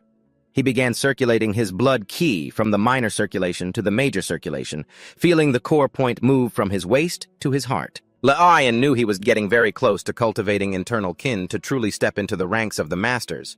White ape kin was the realm Liuyan yearned to reach. He understood that a person's strength was limited. Even with elixirs, blood chi could only spread to the limbs, reaching the body's limit. However, if he cultivated the white ape flying phoenix axe technique to grand perfection, he could nurture a powerful strand of white ape kin from his waist. Feeling the power slowly growing, Liuyan told himself he was very close to the moment of breakthrough. Just a little bit more? He calculated to himself that he probably just needed 1 or 2 more of those highly nourishing spirit fish to complete the process. Just a few more fish to unlock it. Early in the morning, Liuyan said goodbye to his sister-in-law to return to the forge. "Sister-in-law, I'm heading back to the forge." His sister-in-law, while hanging laundry, reminded him, "Be careful on your way." He smiled back. "Got it, sister. Don't work too hard." Stepping out onto the street, he stopped by an old bookstore. Holding a new secret manual in his hand, Liuyan asked the owner, "I want this book." "Oh, right. Shopkeeper, do you have anything else like this?" The old man shook his head and replied, "That's all. If you still want to buy some kind of cultivation technique, then you can go to the Bodhisattva's Gaze Temple Market. They sell everything over there." Liuyan pondered, "Is that so? It really is livelier over there?" He noticed that the name Bodhisattva's Gaze had been popping up far too often lately, carrying an indescribably strange and sinister feeling. So he warned himself not to get involved with it for the time being. He racked his brain, wondering if he should learn some hidden weapon techniques for self-defense and coat them in poison, but then he just brushed the idea aside, afraid he might accidentally stab himself. As he was lost in thought, a loud call interrupted him. Liuyan turned around. It was Luang Atui. "Sorry, I got held up by a few things on the way, so I'm a little late." La'ayan waved his hand. It's fine, let's go in and forge the fish spears. Inside the forge, a very excited A2E instructed, make it as long as you can and as sharp as you can. The master blacksmith standing nearby couldn't help but be surprised. A fish spear counts as a weapon. I've never seen anyone use a fish spear as a weapon. The old man turned to his disciple and remarked, You're looking awfully well today. Eat something good. La'ayan beamed. My 2 older brothers and sisters-in-law have been feeding me well lately. Master, when do you think I'll be able to cultivate internal kin? The master blacksmith explained in a low voice. Internal kin, huh? Your talent is better than mine, so there's some hope. No harm in talking about it. The physical body has its limits. I've heard people say that even with a superior constitution, you're not guaranteed to achieve internal kin. At most, you'll only have the strength of 1,000 caddies, the master said as he swung his hammer. He explained that cultivating kin is all about breaking the limits of the physical body to become stronger. He recalled his own arduous journey. He started his apprenticeship at 9 and only achieved great mastery of his blood chi at 34. It wasn't until I was 41 that I mastered the axe technique, but I didn't have the status to access the fundamental diagram. By the time I had enough standing to touch that treasure, my blood chi had already declined and I no longer had the ability to break through to the internal kin realm. Life has a funny way of unlocking things late, La'ayan analyzed inwardly. When he controlled the barrel copper hammer, his strength had already surpassed 1,000 caddies. Didn't that also count as breaking his limits? He realized that a wealthy person with a superior constitution, even without cultivating internal kin, could still push their strength above the 1,000 caddy mark thanks to elixirs. The master continued, The internal kin cultivated when practicing the white ape axe technique is called white ape kin. I'll never be able to cultivate it in this lifetime. But I have seen an explosive burst of cultivated kin force shatter a boulder with a bare hand. La'ayan exclaimed in alarm, Shatter a boulder! Wouldn't your hand hurt? The master laughed. If you try to block internal kin with your bare hands, of course it's going to hurt. What a strange question. Hearing this, La'ayan felt a pang of regret. When he killed Nianju and Tan Hung, he hadn't had the chance to see what a burst of internal kin looked like. He asked curiously, After cultivating white ape kin, would there be any trouble if I switched to practicing a different martial art? The question made the master and the other disciples freeze. The old man snapped, How long do you think it takes to cultivate a martial art until you achieve internal kin, and you want to switch to another one? Are you trying to master everything? Don't be so greedy. The master sighed, recalling an old story. If Tan Hung hadn't switched to practicing the tiger roar saber and wasted more than 10 years, perhaps he wouldn't have been killed so easily. La'ayan thought to himself, Actually, that doesn't affect me at all. The master urged, All right, hurry up and forge the iron. Luang Atwi is still waiting for you. At the end of the year, you might be going to Divine Weapon Valley. You might not be back until next summer. You need to make the most of your time. La'ayan said excitedly, Maybe I can join Divine Weapon Valley directly. When I come back, it could be in 3 to 5 years. The master warned sternly, The martial sects place great importance on one's constitution. If you fall even a little bit short, you won't even be able to get into the inner court. And you're still dreaming of Divine Weapon Valley. Hurry up and forge that fish spear for him, the master yelled. La'ayan was secretly pleased as his current constitution was no longer poor. He gripped the hammer firmly, focused his mind, and said, Don't worry, I guarantee he'll be satisfied. The sound of the hammer striking the anvil rang out and sparks flew with each of La'ayan's powerful blows. As he worked, new schemes flashed through his mind. Setting aside the tiger roar saber for now, the fundamental diagram for the green serpent spear must be on that green snake guy, right? La'ayan squinted at the flames. He really wanted to give it a try. I wonder if my body will keep changing once I master these other fundamental diagrams. Meanwhile, at a deserted temple, Tonbantu rode alone to a dilapidated shrine covered in cobwebs. Stepping into the main hall, he was stunned by the sight of a figure. Vuchun was standing silently before a giant Arhat statue. The moment he saw him, Tonbantu immediately asked, Vuchun, where's the second manager? In the dim light. He was shocked to realize that the statue's face and Vuchun's were astonishingly similar, making him wonder if his eyes were playing tricks on him. Ignoring the other man's astonishment, Vuchun coldly announced that Manager Tao had already led his men into the mountains while he had taken the rest back to get some rest. The fact that everything seems normal is precisely what's suspicious. He demanded that Tonbantu follow him immediately, claiming Manager Tao already had a plan in place. At that same moment, La'ayan was also strolling through the streets, plagued by the same problem: how to get more of this precious metal. Lei Wien went straight to Lung Atui's house, knocking on the door while shouting, "Brother Lung, it's me. Lei Wien, I'm here to deliver the fishing trident." Atui joyfully came out to greet him, astonished by his brother's incredible crafting speed. Holding the three-pronged trident, which radiated a sharp spiritual aura, he couldn't stop praising it. It was the exact design he had always wanted. Thrilled with his new treasure, Atui was so delighted that he ran inside and brought out a red-tailed spirit fish weighing over 6 catties as an extra gift. Looking at the valuable fish in his hands, Lei Wien silently marveled at Atui's fishing skills. He wondered if the man had some secret for finding the hiding spots of these elusive spirit fish. Taking advantage of the cheerful atmosphere, Lei Wien decided to probe, asking if Atui knew where to find any red gold. But Atui just laughed it off, insisting that this mountain region didn't produce gold. He said that even in the inner city it was rare, so he was completely in the dark about it. As they were talking, Lei Wien's eyes suddenly narrowed with suspicion when he spotted a mysterious figure hiding behind a door, which Lung Atui seemed to be deliberately blocking. Upon returning home, Lei Wien saw his second brother and second sister-in-law returning from the Temple of the Thousand-Eyed Bodhisattva. His brother explained worriedly that for the past few days his wife had been suffering from morning sickness and anxiety, so he'd taken her to pray for peace and well-being. However, his sister-in-law immediately countered, saying her husband was overreacting to rumors about the mysterious miscarriages in the front district. Seeing Lei Wien ask about her health, she smiled reassuringly, telling him she had medicine to stabilize the pregnancy and was doing fine. Lei Wien excitedly showed them the spirit fish he'd gotten from Brother Lung, telling his brother to make a nourishing soup for his wife that night. After bidding farewell to Lung Atui, who was lurking just outside the door, he entered his home in high spirits. Meanwhile, at Lung Atui's house, an old man in a demon mask was speaking coldly. "Red gold is a supreme material meant only for divine weapons." The old man delivered a harsh verdict. His craftsmanship is truly masterful, but his own physical foundation is too weak. The old man asserted that with such a poor constitution, Lei Wien would never reach the highest realm. When Atui expressed a desire to learn martial arts, the old man brushed him off, demanding he bring back 10 more spirit fish before they could even discuss it. Hearing the number 10 fish, Lung Atui was so shocked his face paled in disbelief.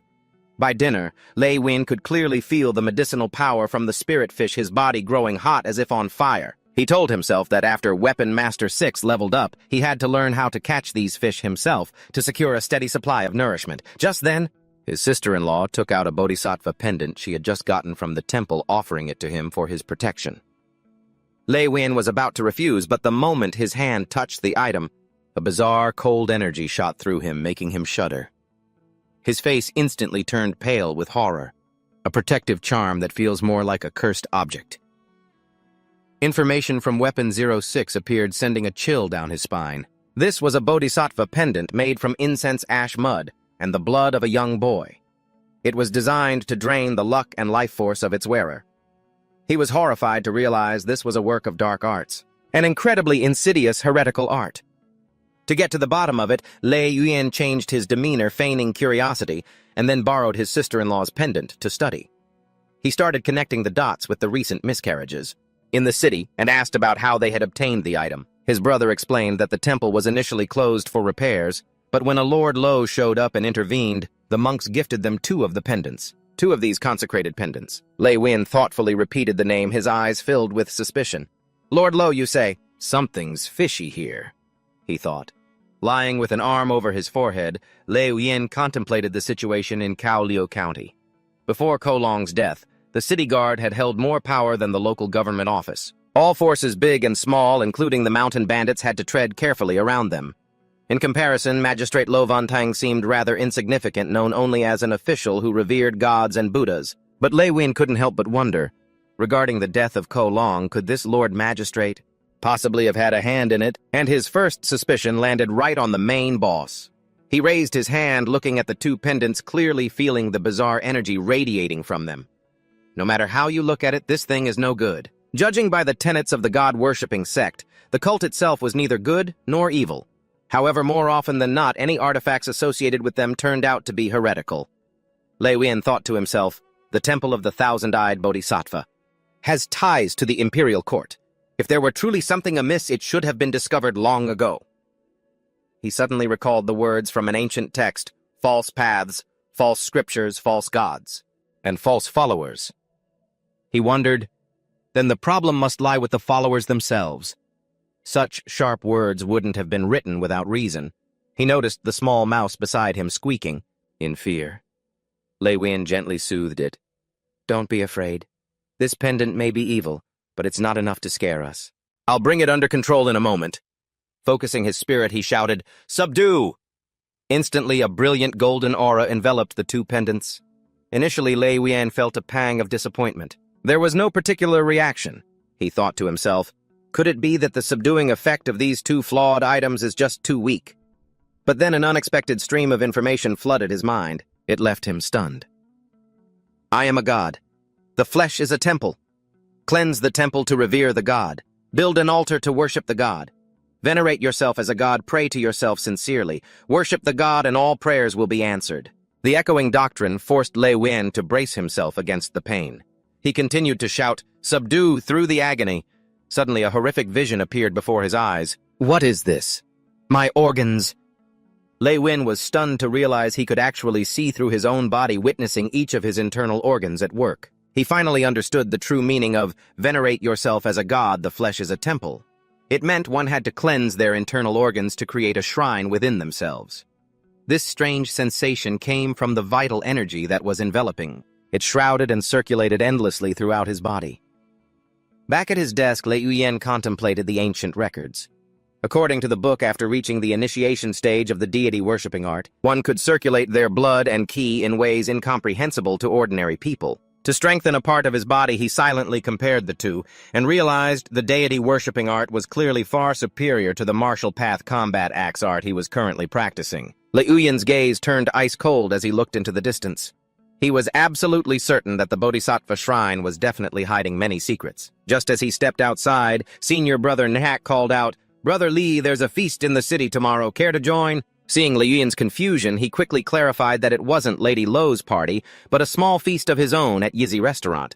The whole table was hailing Nak Van Tan like an idol. It was like he was about to make his debut. Watching senior brother Nak being praised like a shining star and predicted to be promoted soon, Lei Wuyan inwardly sighed at the different treatment reserved for those with superior aptitude. Nak Van Tan didn't forget to introduce Lei Wuyan to everyone, praising his forging talent for reaching grand mastery in just half a year, along with his lightning-fast progress in the pursuit art. Senior brother Nak laughed and said, You juniors still have a long way to go, don't get discouraged so early. Lei Wuyan secretly admired senior brother Nak's character for always looking out for and bringing his brothers along even after he had made a name for himself. During the meal, a beautiful woman approached. Noticing that Lei Wuyan didn't like alcohol, she thoughtfully offered him a cup of honey water. Lei Wuyan respectfully thanked eldest Miss Vuong, but she immediately corrected him, saying her name was Vuong Boi Jiao, daughter of the Thua family clan in Thua County. Faced with her forwardness, Lei Wuyan changed his address to Heroine Vuong, which made her laugh with amusement. His smooth talking earned him a brownie point. Vuong Boi Jiao openly told him to just call her Boi Jiao to be more friendly, making Lei Wuyan feel an unexpected warmth from her. His gaze shifted slightly to Lo Bok Lin, who seemed lost in the crowd. Despite her noble status, everyone started talking about outstanding geniuses like the young man from the Fire Dragon Temple, who, though not yet 16, had already mastered the Fire Dragon energy and reached the internal energy realm. A truly prodigious talent. In the middle of the conversation, Lei Wuyan asked senior brother Nak where he could buy scarlet gold to prepare materials for forging a top-grade weapon later on. Senior brother Nak was utterly astonished by his ambition, but could only shake his head because besides the forge, he really didn't know anywhere else that sold such a precious metal. Vuong Boi Jiao suddenly spoke up, suggesting that Lo Bok Lin might be the one who possessed scarlet gold. However, she also warned that this eldest young miss disliked their crowd, so trying to trade with her would likely be extremely difficult. At that moment, Lo Bok Lin quietly stood up, announced she couldn't stay any longer, and quickly walked to her carriage to return home. Sitting in the carriage, Lo Bok Lin couldn't hold back tears of frustration as she thought about her aunt not choosing her to enter the inner sect.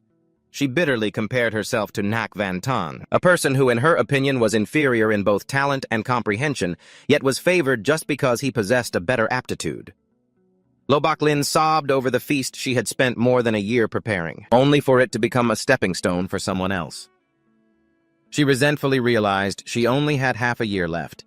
If she couldn't cultivate the swallow's return wish-granting palm to grand completion to change her aptitude, she would lose her only chance. However, to reach that realm, from the Grand Mastery stage would take a full 25 years, a number so distant that she could only scream in despair. Just then the head steward entered and reassured her, "Young miss, please rest assured. The matter of entering the Divine Weapon Valley has been arranged by Heroine Fuang.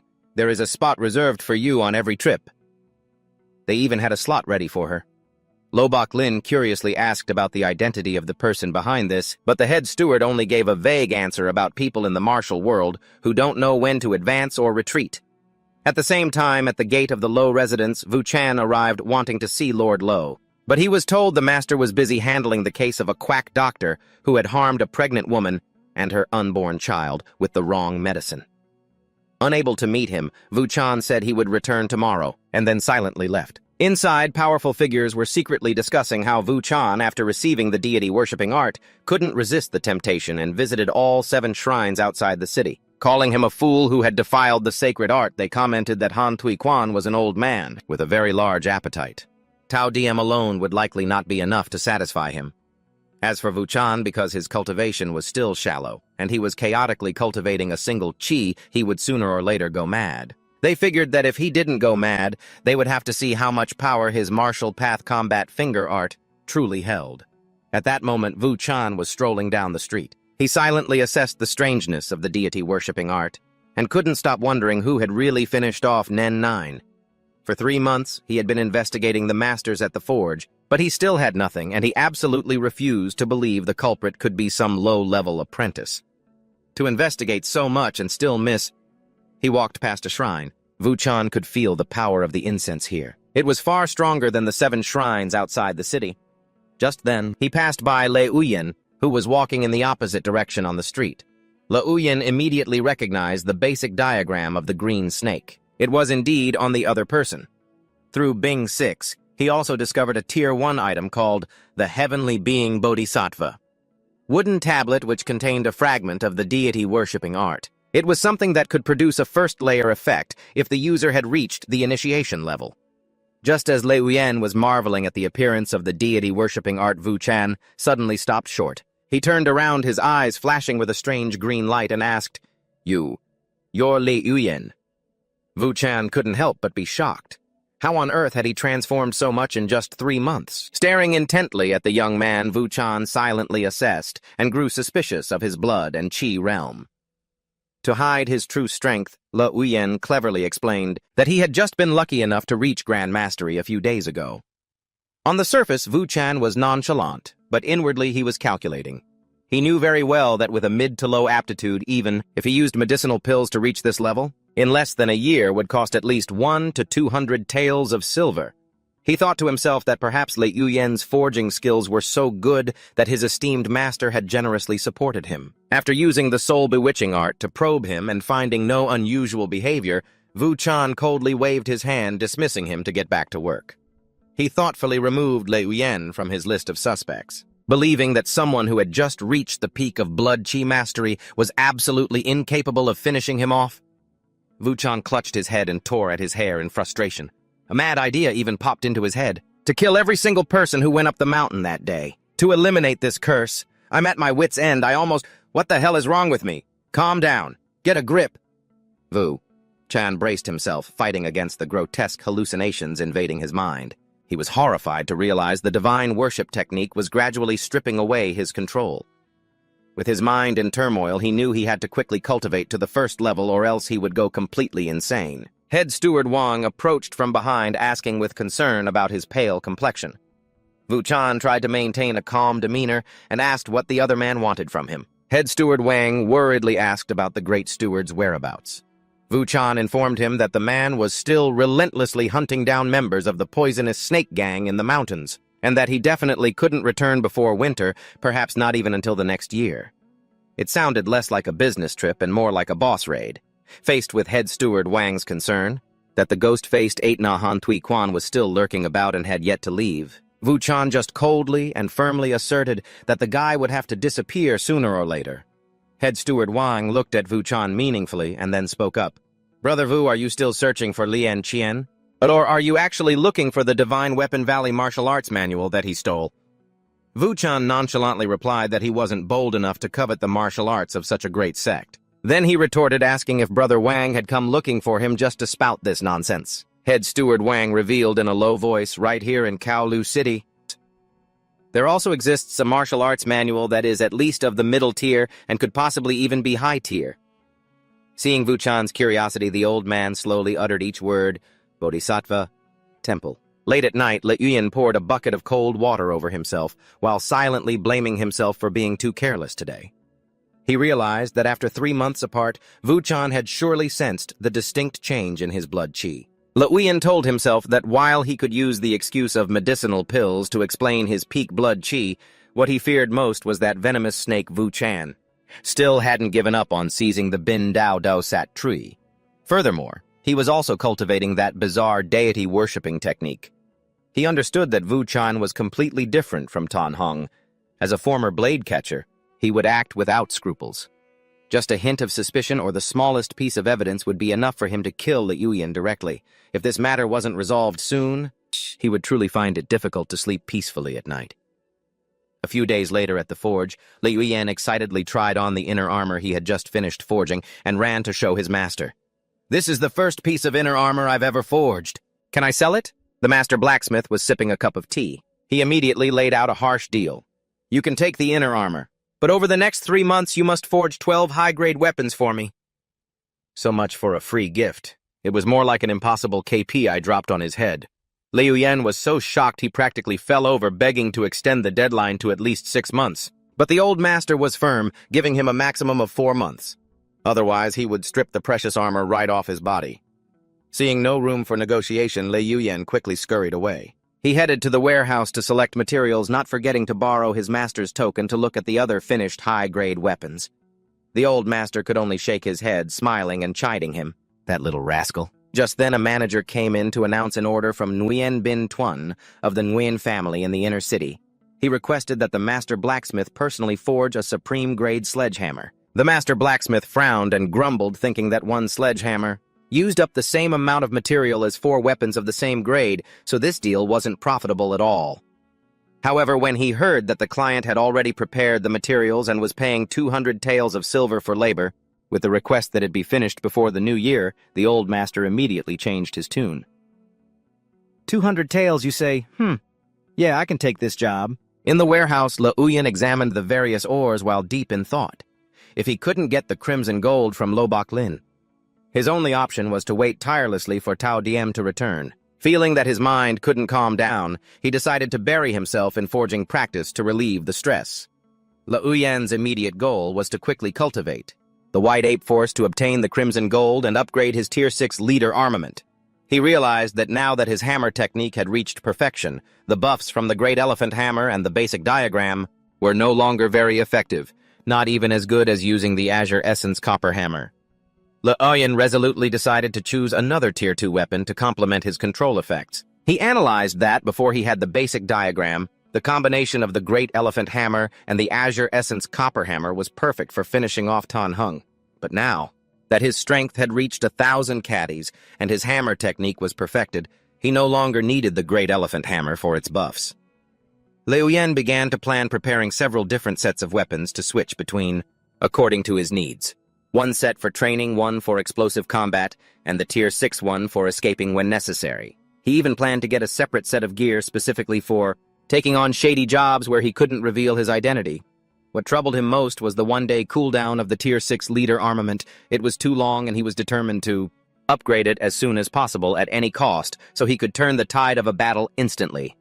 The throwing daggers tore through the air, crashing violently against the inner armor and creating a shower of sparks. Le Yuyan couldn't help but feel smug when he saw that the Tier 2 treasure he had just forged had incredibly astonishing defensive capabilities. Even ordinary throwing daggers infused with blood qi. Egg couldn't penetrate it or even leave a single scratch on its surface. He excitedly hugged the inner armor, silently vowing that from now on he wouldn't even take it off to sleep. Feeling refreshed, Le Yuyan cleaned up and decided to go get breakfast. Under the morning sun, Fo Sa was already bustling with activity. As soon as he arrived at his usual spot, the owner greeted him enthusiastically. "If it isn't Brother Le, wait just a moment. I'm steaming a new batch." While waiting, Le Yuyan's gaze suddenly fell on a man with a high topknot eating nearby. He was secretly astonished to realize that the man had the bearing of a blade catcher and was carrying an extraordinary Tier 2 weapon. Through his special vision, Shindiye, Lei Yuyan made a shocking discovery. This man was wearing a Tier 2 human skin mask exquisitely crafted from white treasure mud and gray swamp spirit. This divine item not only allowed the wearer to imprint another's face onto it, but also required the user's bone-crushing strength to have reached the peak of mastery. Lei Yuyan marveled silently. This heavenly technique was so miraculous. If he combined it with the talisman of command, he could become unbelievably versatile in an instant. As he was lost in thought, the other man suddenly stood up and called out, "Great hero, wait a moment!" Lei Yuyan turned around bewildered. "Great hero what?" The man approached and introduced himself as Li Ba. He said he was from the Hidden Dragon Manor and was looking for the Seeing Eye Bodhisattva Temple, having heard it was very sacred. Lei Yuyan cursed inwardly, "Cut the crap, old man." He recognized the name Li Ba instantly. It sounded fake just from hearing it. He maintained a calm demeanor. "The temple is in the city. Just ask anyone and they'll point you in the right direction."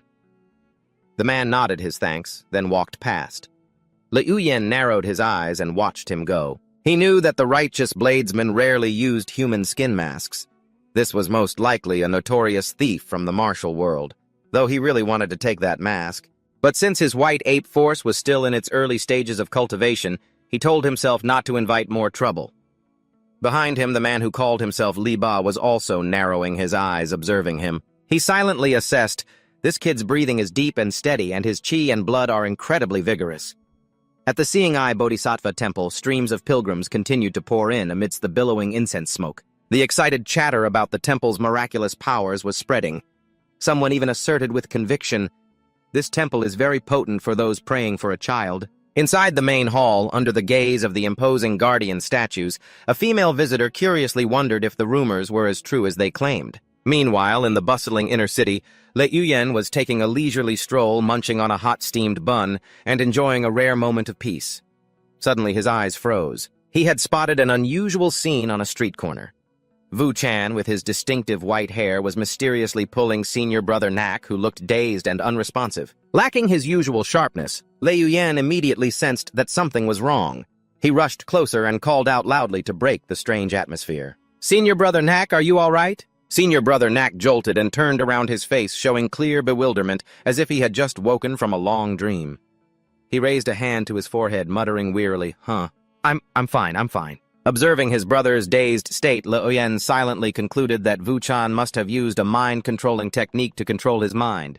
He realized that senior brother Nak's willpower seemed to be severely weakened, perhaps, as a side effect of using too many strengthening elixirs over a long period. Lei Yuyan asked in a low voice, "What did he ask you?" Senior brother Nak honestly recounted that Wu Chan had asked him about the pursuit of Nian 9 on Mount Fa 9 years ago specifically, who had remained in the forest the longest. Hearing this, Lei Yuyan could only click his tongue and think to himself, that happened so long ago, how could anyone possibly remember it accurately? Feeling dizzy and unable to stand steady any longer, senior brother Nak excused himself to go rest first. "Junior brother, my head feels a bit faint. I'm going to go lie down." Lei Yuyan clasped his hands in farewell. "Take it easy, senior brother." Watching his senior brother's figure disappear, Lei Yuyan's mind began to churn. He silently cursed the poisonous snake gang for being like lingering ghosts that just won't leave, and at the same time felt annoyed thinking about the trip to Mount Fa 9 that day. "I get it now," Lei Yuyan thought. "Wu Chan is following every single thread. Sooner or later he'll get to me." He told himself he couldn't just sit here and wait to die. He had to come up with a plan to deal with this venomous snake. As night fell, Lei Yuyan went to the courtyard alone to train and relieve his stress. With his white ape's soaring peak hammer technique, having reached the level of great mastery, he began to combine it with the 18 strikes technique. To break through his limits, Lei Yuyan focused his entire spirit. He knew that once his strike force reached the state of perfection, he would be able to unleash up to 36 consecutive strikes with terrifying power. Taking a single strike would be exhausting, but this is a whole combo. The wind roared with each of his powerful swings in the silent night. Determined not to let time go to waste, Lei Yuyan made up his mind. "All right then, I'll force out the white ape force in one breath." He felt the blood in his body boiling, so he immediately took out a supreme origin pill and swallowed it to enhance its medicinal power. Lei Yuyan's eyes suddenly flashed with a brilliant azure light. A massive aura in the shape of a mighty spirit ape materialized, enveloping his body. Liu Yan let out a roar, channeling all of his strength into one final hammer strike, slamming it straight down onto the ground. With heaven-shaking, earth-shattering pressure, the powerful impact caused the ground to crumble. Spider-web-like cracks spread throughout the courtyard, accompanied by loud cracking sounds. The thick dust and smoke cleared, revealing the sight of Liu Yan standing proudly, his aura completely transformed. He clenched his fist, feeling the new surge of power coursing through his veins. Liu Yan's face lit up with a confident smile as he exclaimed, "The White Ape Force is complete. All that grinding has finally paid off." Liu Yan then silently changed into a set of black clothes. He prepared for a dangerous night hunt. He looked at himself in the mirror, checked his gear one last time, then quickly slipped out the window, vanishing into the silent darkness. Standing on a rooftop in the rain, he said to himself in this foreign land, "Anyone who tries to take my life, I'll send them to their grave first." Thanks to the power of his newly cultivated internal energy, Liu Yan could clearly feel the incredible changes in his body. Every leap he made was as light as if he had springs on his feet, easily covering a distance of 10 meters in a flash. He understood that when facing a martial artist with internal energy, speed and decisiveness were the keys to victory. Liu Yan marveled inwardly at the power of internal energy, which had dramatically improved his coordination and reflexes compared to before. Looking back on the battle with Tan Hung, he was even more certain that the sneak attack was the absolute right move, because once an internal energy martial artist unleashes their power like a ferocious tiger, they become extremely difficult to deal with. If you can't finish your opponent in one blow, the martial world isn't fair.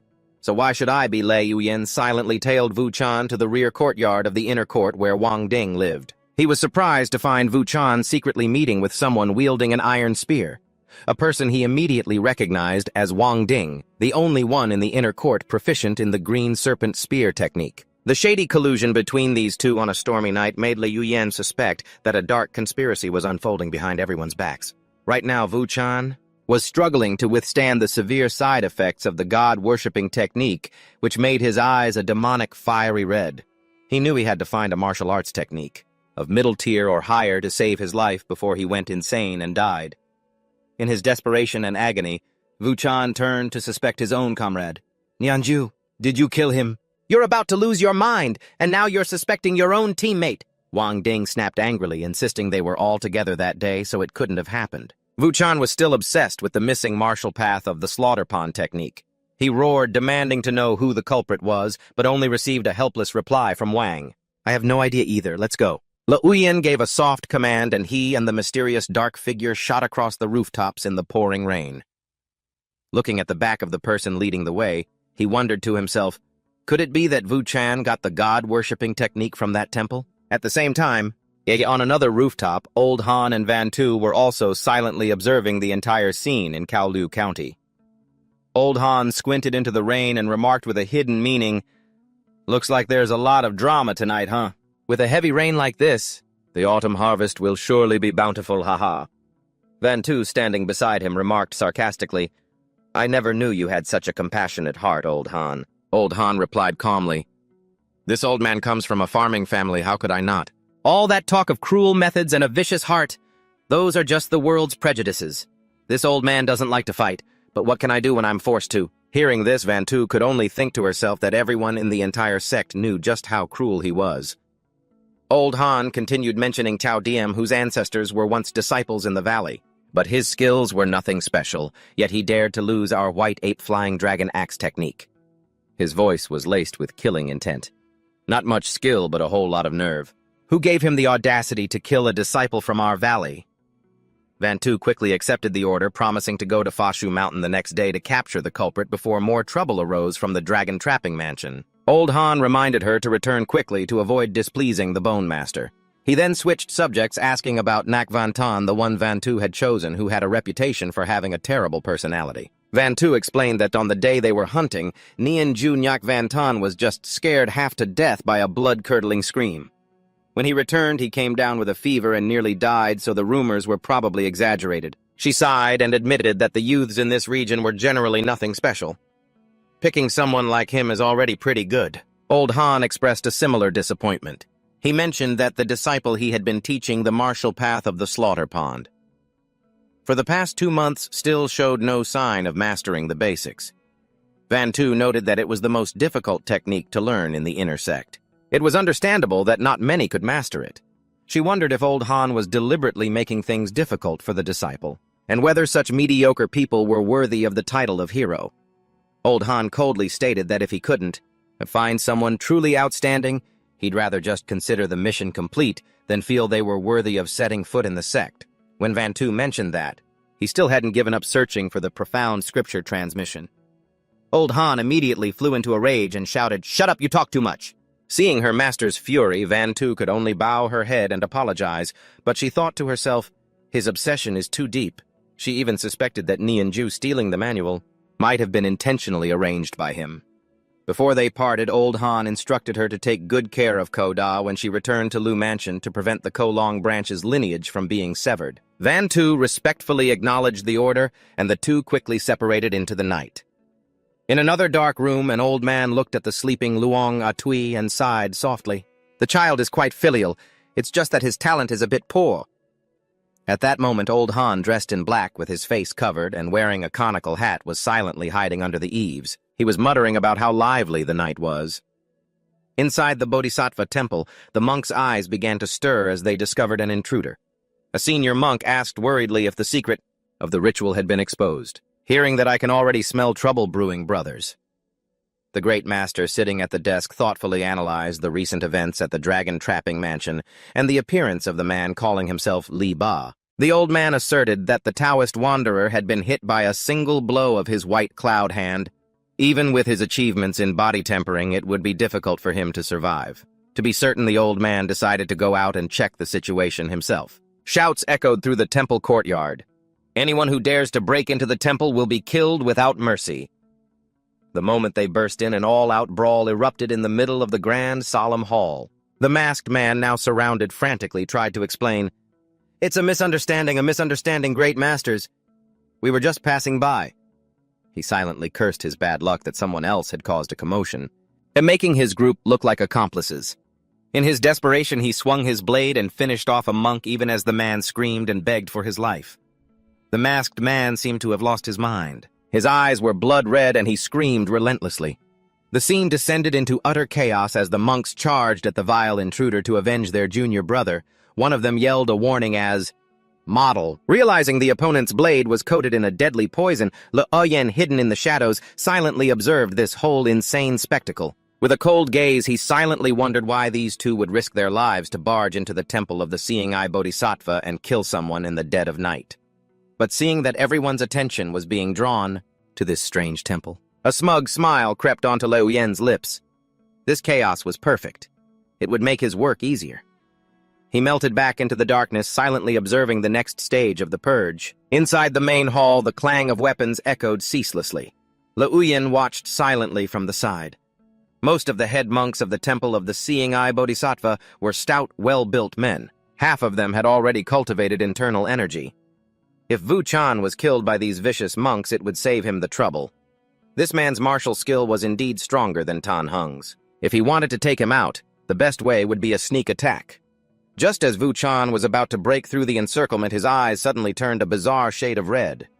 Oh, it's over. This was the backlash from the god-worshipping pagoda. At that moment, the remaining accomplice had been cornered by the bald-headed monks. "Don't come near me. I'm not with them. Let me go," seizing the opportunity. Liu Yen quickly dashed to the incense burner and snatched it into his inventory.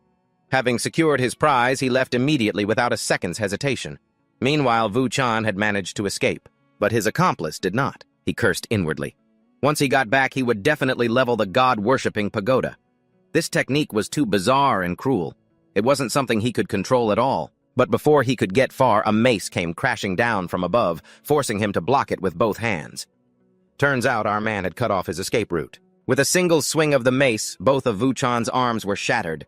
He screamed in pain and terror, "The White Ape Pincer Strike! It's you! You're the one who killed Tan Heng and Nianju." Unfortunately, by the time you figured it out, it was already too late. In the end, Wu Chan was beaten to a pulp by Liu Yen's powerful strikes. A moment later, when the monks arrived, all they saw was a mangled corpse. Seeing this, the monks got a little spooked and decided to retreat. Just as they disappeared from sight, Elder Han quickly appeared wearing a demon mask. Standing in the rain, Elder Han gazed thoughtfully at Wu Chan's body. Doubt couldn't help but rise in his heart. How long had it been since Nianju died? Only a few months, right? How could someone in Jiaoliu City have trained to this level? He wondered if everyone was pinning the blame on him, and if this was an elaborate trap set by Fang Yuxiu to threaten him. A cold, murderous glint flashed in Elder Han's eyes. He growled, "Anyone who wants to kill me will die." A bolt of lightning tore across the sky, and in that instant, the figure of the demon-faced Yaksha vanished into the night without a trace. Back in his quiet room, Lei Yuyan wrung out his rain-soaked clothes while starting to analyze the recent battle. He realized that the combination of wielding the heavy as if it were light and his internal energy produced far more terrifying power than he had imagined. If before it had taken him 18 axe strikes to finish off Tan Heng, now facing a stronger Wu Chan, he only needed 3.5 strikes to settle the matter. 3.5 strikes. It sounded more like a discounted combo meal than a discussion about reducing the world's population. Lei Yuyan told himself that besides his own progress, the control and stacking effect of his level 6 long weapon mastery also played a crucial role. Sitting by the tea table, Lei Yuyan silently assessed his opponent's strength. Tempered body martial artists were truly strong. Since Wu Chan hadn't achieved full body tempering, he couldn't withstand his 3 strikes. He calculated his current strength already surpassed 2,000 caddies when combined with the jade crystal axe. However, bursting with power 4 times beyond his body's limit caused his muscles to stretch, leaving him aching all over. Lei Yuyan realized the importance of mastering body tempering because without that solid defense, he would struggle to maintain the stacked power state for long. He also concluded that the advantage of a long weapon was maintaining a safe distance so that even if his opponent flared their internal energy, they couldn't reach him. At the same time, properly protecting his weak points would significantly reduce the enemy's power. Thinking about the Temple of the Seeing Eye Bodhisattva, Lei Yuyan was certain that place definitely had a problem attracting the attention of so many factions, but his worries were quickly dispelled by extreme excitement. This time he had really struck it rich. One moment he's racking his brain, the next he sees his wallet suddenly get fatter. Such a huge windfall. A person's mood really does change with the thickness of their wallet.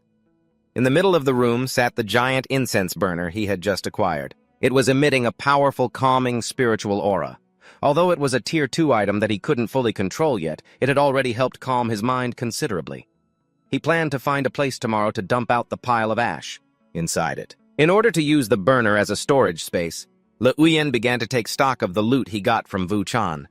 3 vials of precious medicinal pills, more than 10 taels of silver fragments, and 2 silver notes worth 200 taels. Most notably, there was the blueprint for the green snake spear, a powerful Tier 2 long spear, along with 2 Tier 1 items, a flying dagger and a poison pouch. He felt secretly lucky that he had chosen to use a sneak attack because dealing with these kinds of deadly poisons in a direct confrontation would have been extremely difficult. Lei Yuyan opened the blueprint for the green snake spear. The information revealed that it was a Tier 1 treasure for those who had mastered spearmanship and achieved great vitality, allowing them to comprehend the secret art of internal energy. He realized that compared to the white ape pincer blueprint, this item had a much greater effect on improving one's bones and tendons, making one's physique and recovery ability far superior. Lei Yuyan understood that using a specialized cultivation technique, combined with blueprints and medicinal pills, was the shortcut to directly achieve body modification without going through arduous training. A legitimate cheat, basically. No need for a first purchase bonus, no need for painful grinding, and you still get stronger in a flash. Although the requirements to craft this item weren't too difficult since the smithy had no shortage of long spears, the biggest headache was that upgrading his level 6 long weapon mastery to Tier 3 required scarlet gold, an extremely rare material. Finally, Lei Yuyan took out the Bodhisattva wooden tablet, the Tier 1 Seeing Eye tablet he had obtained from the temple. He shuddered when he realized its cruelty. It didn't contain a complete training method at all. It only required the cultivator to sit amidst abundant incense smoke to perceive the secret. Bartzi! He was certain this wasn't a martial art, but some kind of bizarre evil sorcery. Wu Chan's madness had definitely originated from this thing. Lei Yuyan decisively put everything into the giant sensor, reminding himself that he couldn't touch this thing for the time being. At the Bodhisattva of the Seeing Eye Temple, a scene of utter chaos reigned. When the monks discovered the bodies scattered across the courtyard in the rain, one of them screamed in terror. "It's the 5 from the serpent poison sect. They can't be saved." They hurriedly warned each other not to touch the bodies with their bare hands to avoid being poisoned, and instead had to use staffs to drag away the men dressed in black. In the midst of the confusion, a senior brother realized with horror that the temple's sacred treasure had vanished. "Senior brother Baoyuan, the censer is gone." The news that the giant censer had suddenly vanished into thin air left everyone stunned with no idea how the thief had managed it. The scene was so chaotic that if you called a roll call right then, no one would probably remember if they were still alive or already 6 feet under. Examining the wounds on the bodies of the poison users, the head monk concluded that the opponent had been killed by an extremely vicious hammer technique that had shattered their bones. He suspected the culprit was Han Tui Quan, because in this city of Gyoliu no one possessed hammer arts that had reached such a peak level of physical refinement. Standing under the eaves, the magistrate Lo Van Than pensively watched the rain.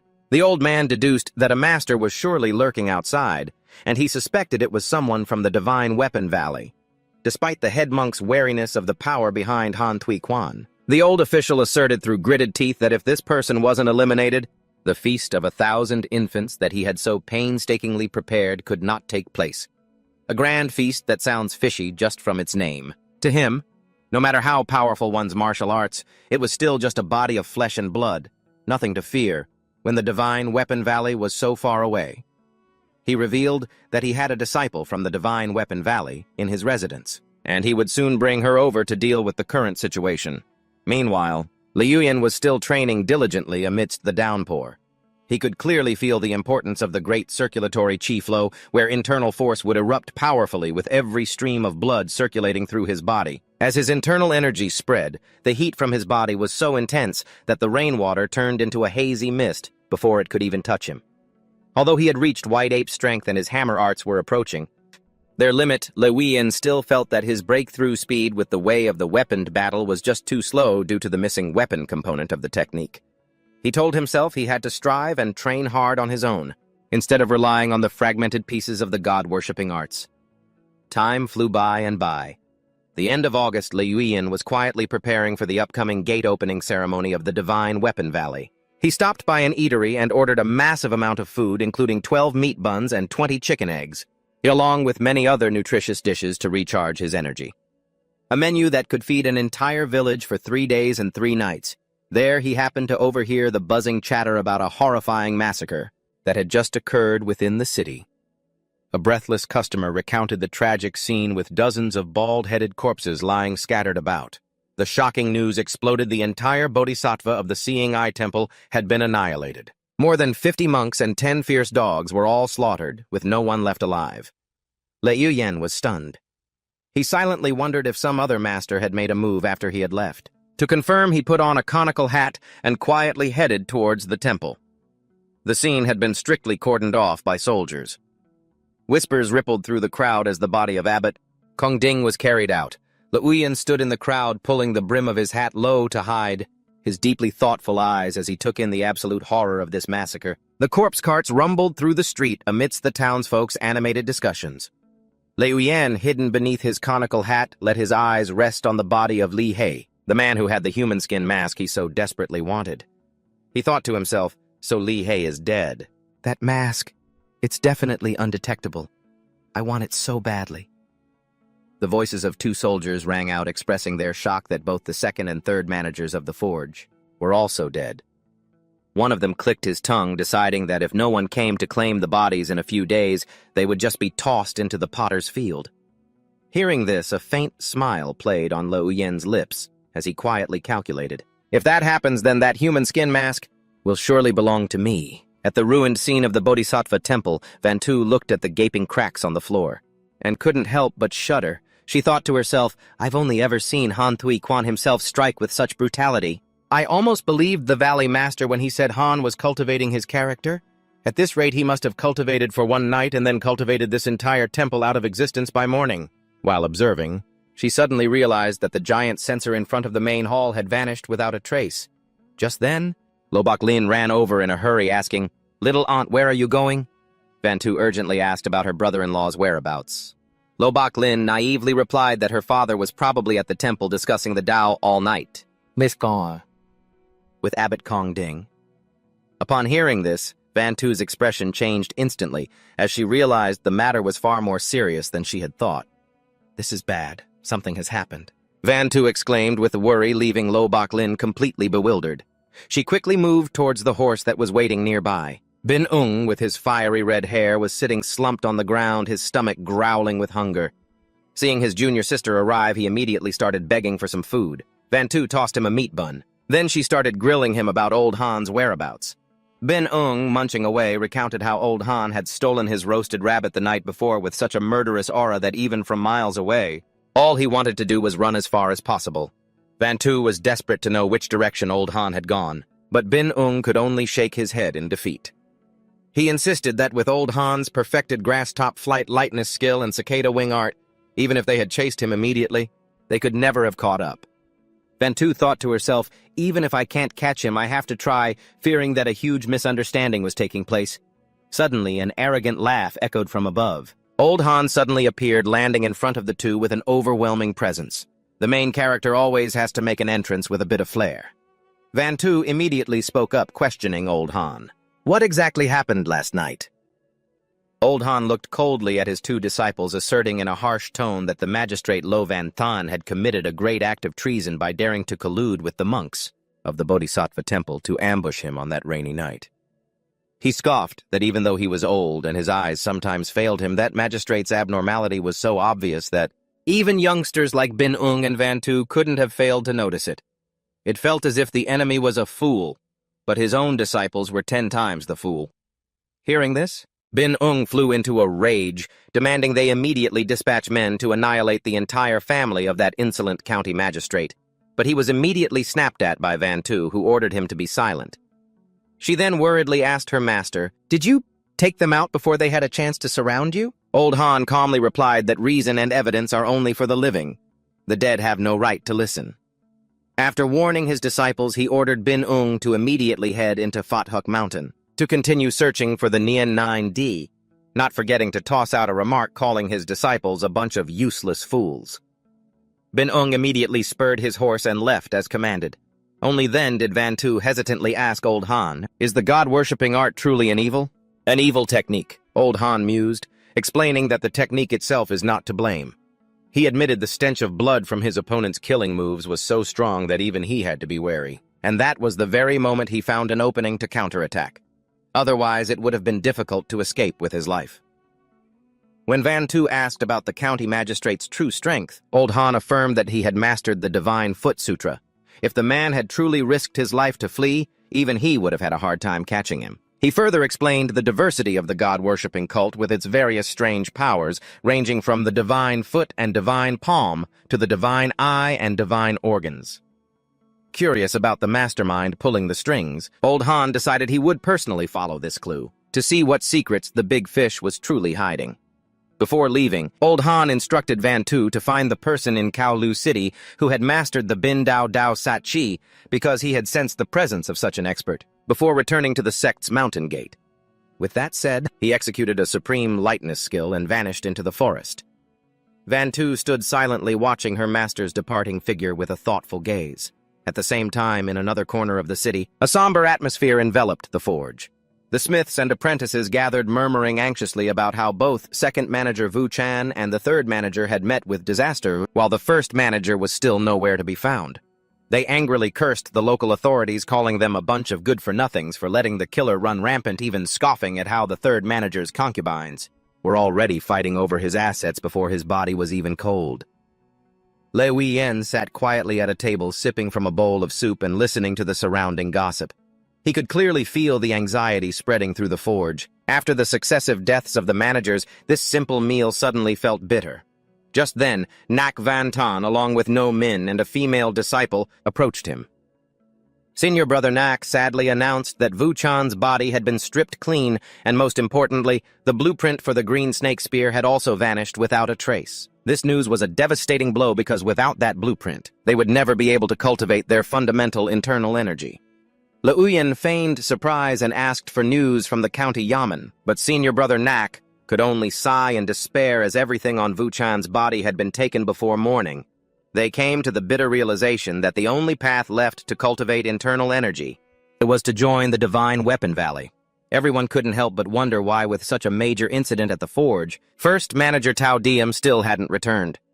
Lo Bok Lin then spoke up, saying her father had sent people to Phot Hook Mountain to search, but the mountain was too large, so there was no news yet. She suggested that senior brother Nak should go see her father to find a solution.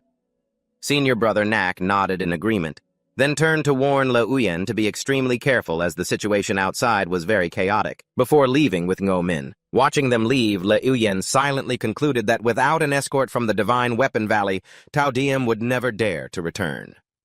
He began to ponder about Tao Diem's background and the rarity of Sikkim.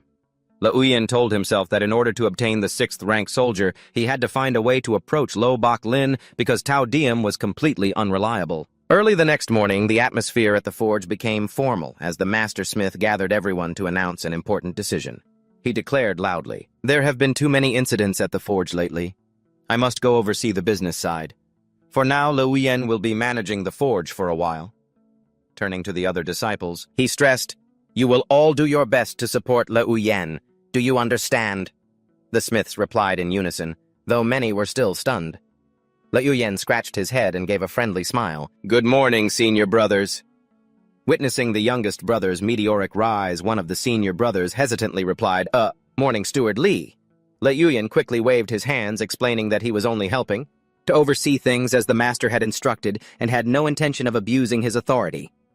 He quickly got into the swing of things, telling everyone to work as usual while he would help arrange the order and light the fires to ensure everything ran smoothly. Before actually leaving, the old master didn't forget to turn back and deliver a final warning. "Don't forget you have 4 months to forge 12 weapons for me. If you don't, I will hold you accountable. I'm off. You get to work." Le Uyen bowed respectfully. "Yes, master." Away from the forge, another major event was unfolding at the Lo estate, drawing crowds like a festival. Seeing the bustling stream of people, someone couldn't help but exclaim in amazement, "Why are so many people here?" Lo Bok Lin curiously asked her Aunt Ut about the reason for this grand assembly, but Phuong Van Tu just replied casually, "When there's something that needs to be done, you naturally have to call people over. Usually you only see a crowd this big for a free giveaway." Her gaze swept over the crowd as she silently calculated the odds of finding someone who could master the incomplete manual of the Bin Dao Dao Sat Chi to even an elementary level, a feat that was extremely rare. Standing before all the citizens, Phuong Van Tu announced loudly, "In March of next year, my Divine Weapon Valley will open its gates. As long as you are a citizen of Tratlong Prefecture, anyone with outstanding talent and superior physique can join. I am Phuong Van Tu, an inner disciple and deputy responsible for scouting talent for the Divine Weapon Valley." Immediately, a young man asked worriedly, "Do those of us with a poor physique still have a chance?" Phuong Van Tu stated with certainty, "As long as your talent is superior, you can join the Divine Weapon Valley even if your physique is not ideal." To the confused crowd who didn't understand the concept, she explained that for the superior talent category, anyone under 35, even with a low-grade constitution, as long as they could cultivate any single martial art to the point of perfection, they could join. Hearing this, someone couldn't hold back. That sounds easy enough, but actually doing it is probably as rare as winning the lottery twice in a row. Phuong Van Tu continued offering more lenient conditions for the younger people. Any martial art is fine: saber, spear, staff, cudgel, or hand-to-hand combat. Any weapon is acceptable for those under 30 with a mid to low-grade constitution.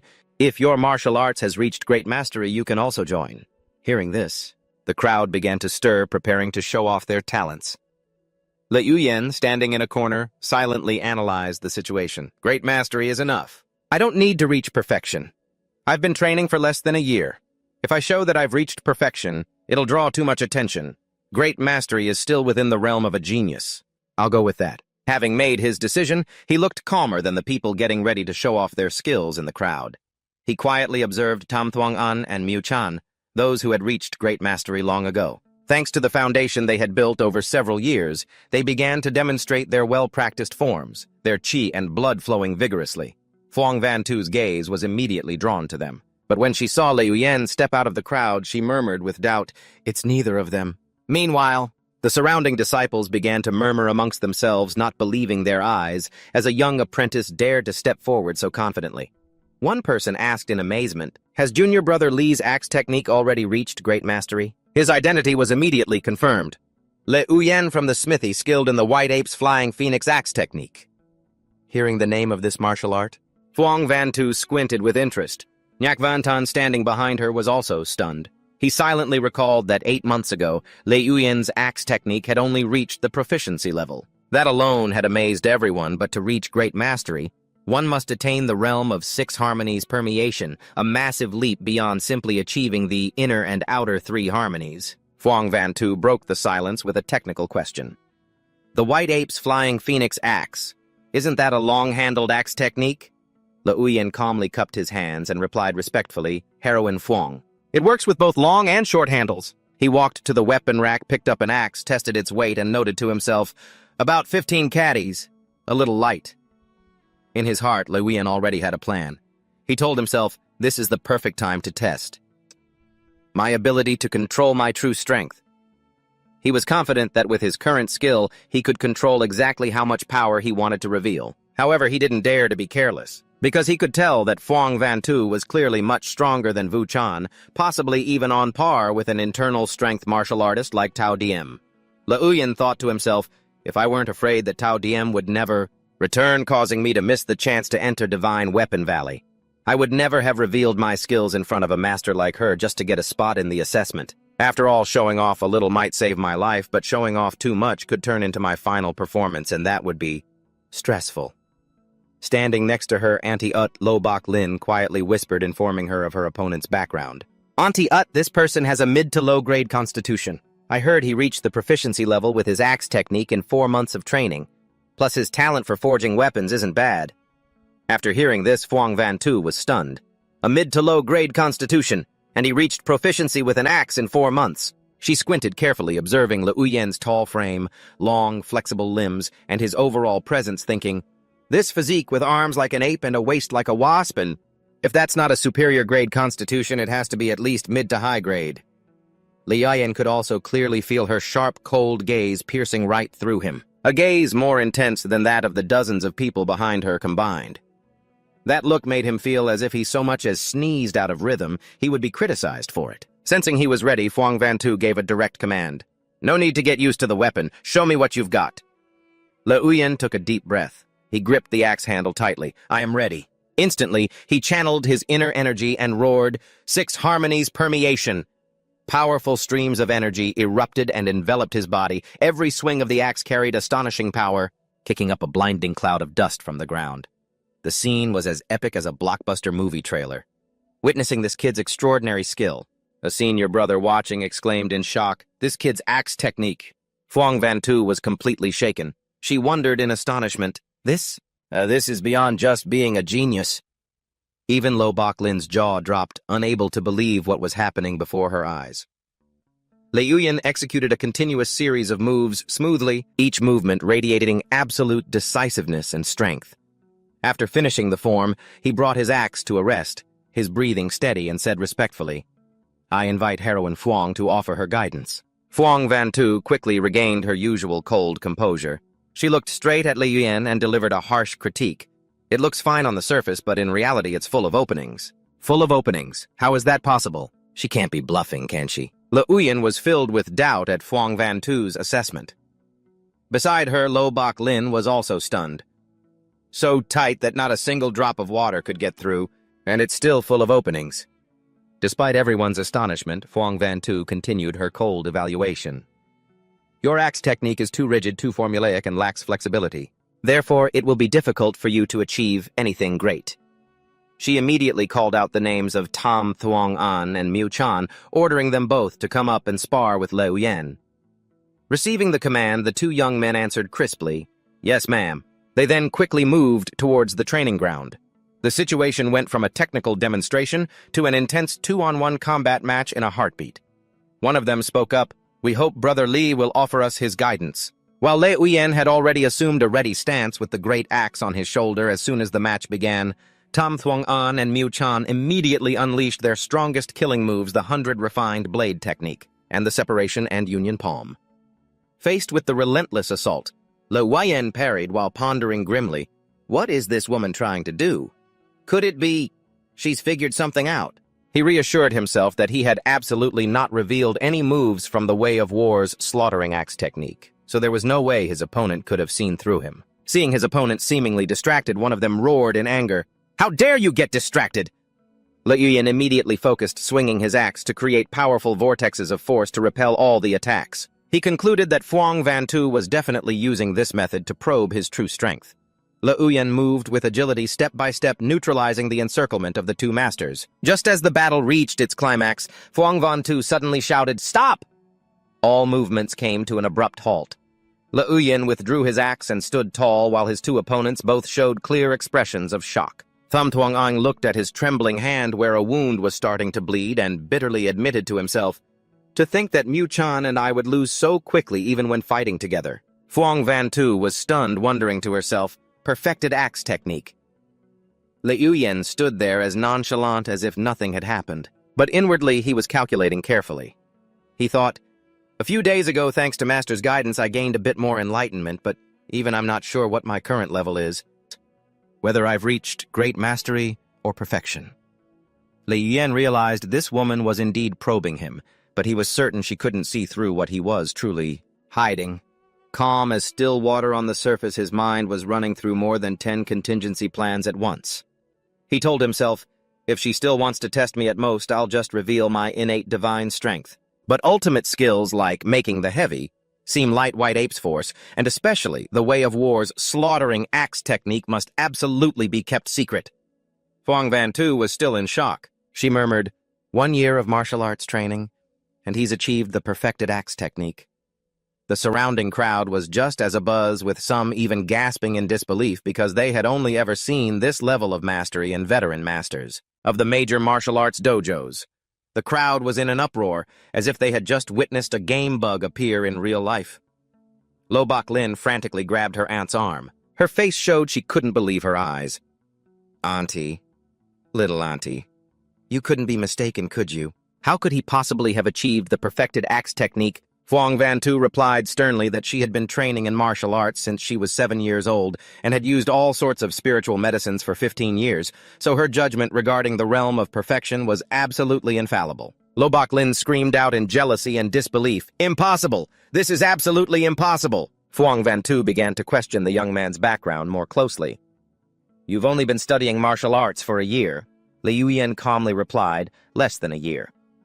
When asked about his family background, he honestly recounted how his parents had died young, his family had fallen on hard times, and he had only started at the forge last year. Before that, he had never studied any form of martial arts. His background was so basic that there wasn't even any room to suspect cheating. Le Yuyan thought to himself, "Although I didn't want to attract too much attention now that it's been exposed, I'll just have to accept it." Phuong Vantu was inwardly astonished, never expecting a genius like this to appear in Kowloon County. She understood that while reaching the level of perfection in a low-tier martial art wasn't exceedingly formidable to do so in just 1 year across the entire Traplong Prefecture. There weren't many who could, and those rare geniuses, which one of them wasn't a descendant of a prestigious martial arts family with access to vastly superior cultivation resources. Phuong Vantu decisively took out a wooden token, handed it to Le Yuyan, and instructed him, "Take this token. In the 3rd month of next year, you can enter Divine Weapon Valley. Someone will be there to receive you then." Le Yuyan respectfully accepted the precious item. "Many thanks, Lady Heroine Phuong."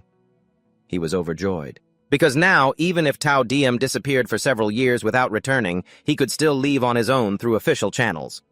Phuong Vantu even kindly advised him, "If you have the talent, don't be in a hurry to break through to internal energy. Instead, quiet your mind and practice your axe technique to grand perfection." She asserted that if he could do that, even if his physical constitution was only average, he would have a chance to enter the inner sect directly. She thought to herself, "Old Han will surely be delighted to see this kid." Then she ordered, "You may leave for now." Le Yuyan obeyed, replying very well, and walked away quietly. When she was alone, Phuong Vantu clutched her head in frustration, having almost forgotten her main mission to investigate the user of the Way of War's slaughtering axe technique. She reassured herself that by discovering a genius like Le Yuyan, Old Han would probably not blame her for not having caught the culprit yet.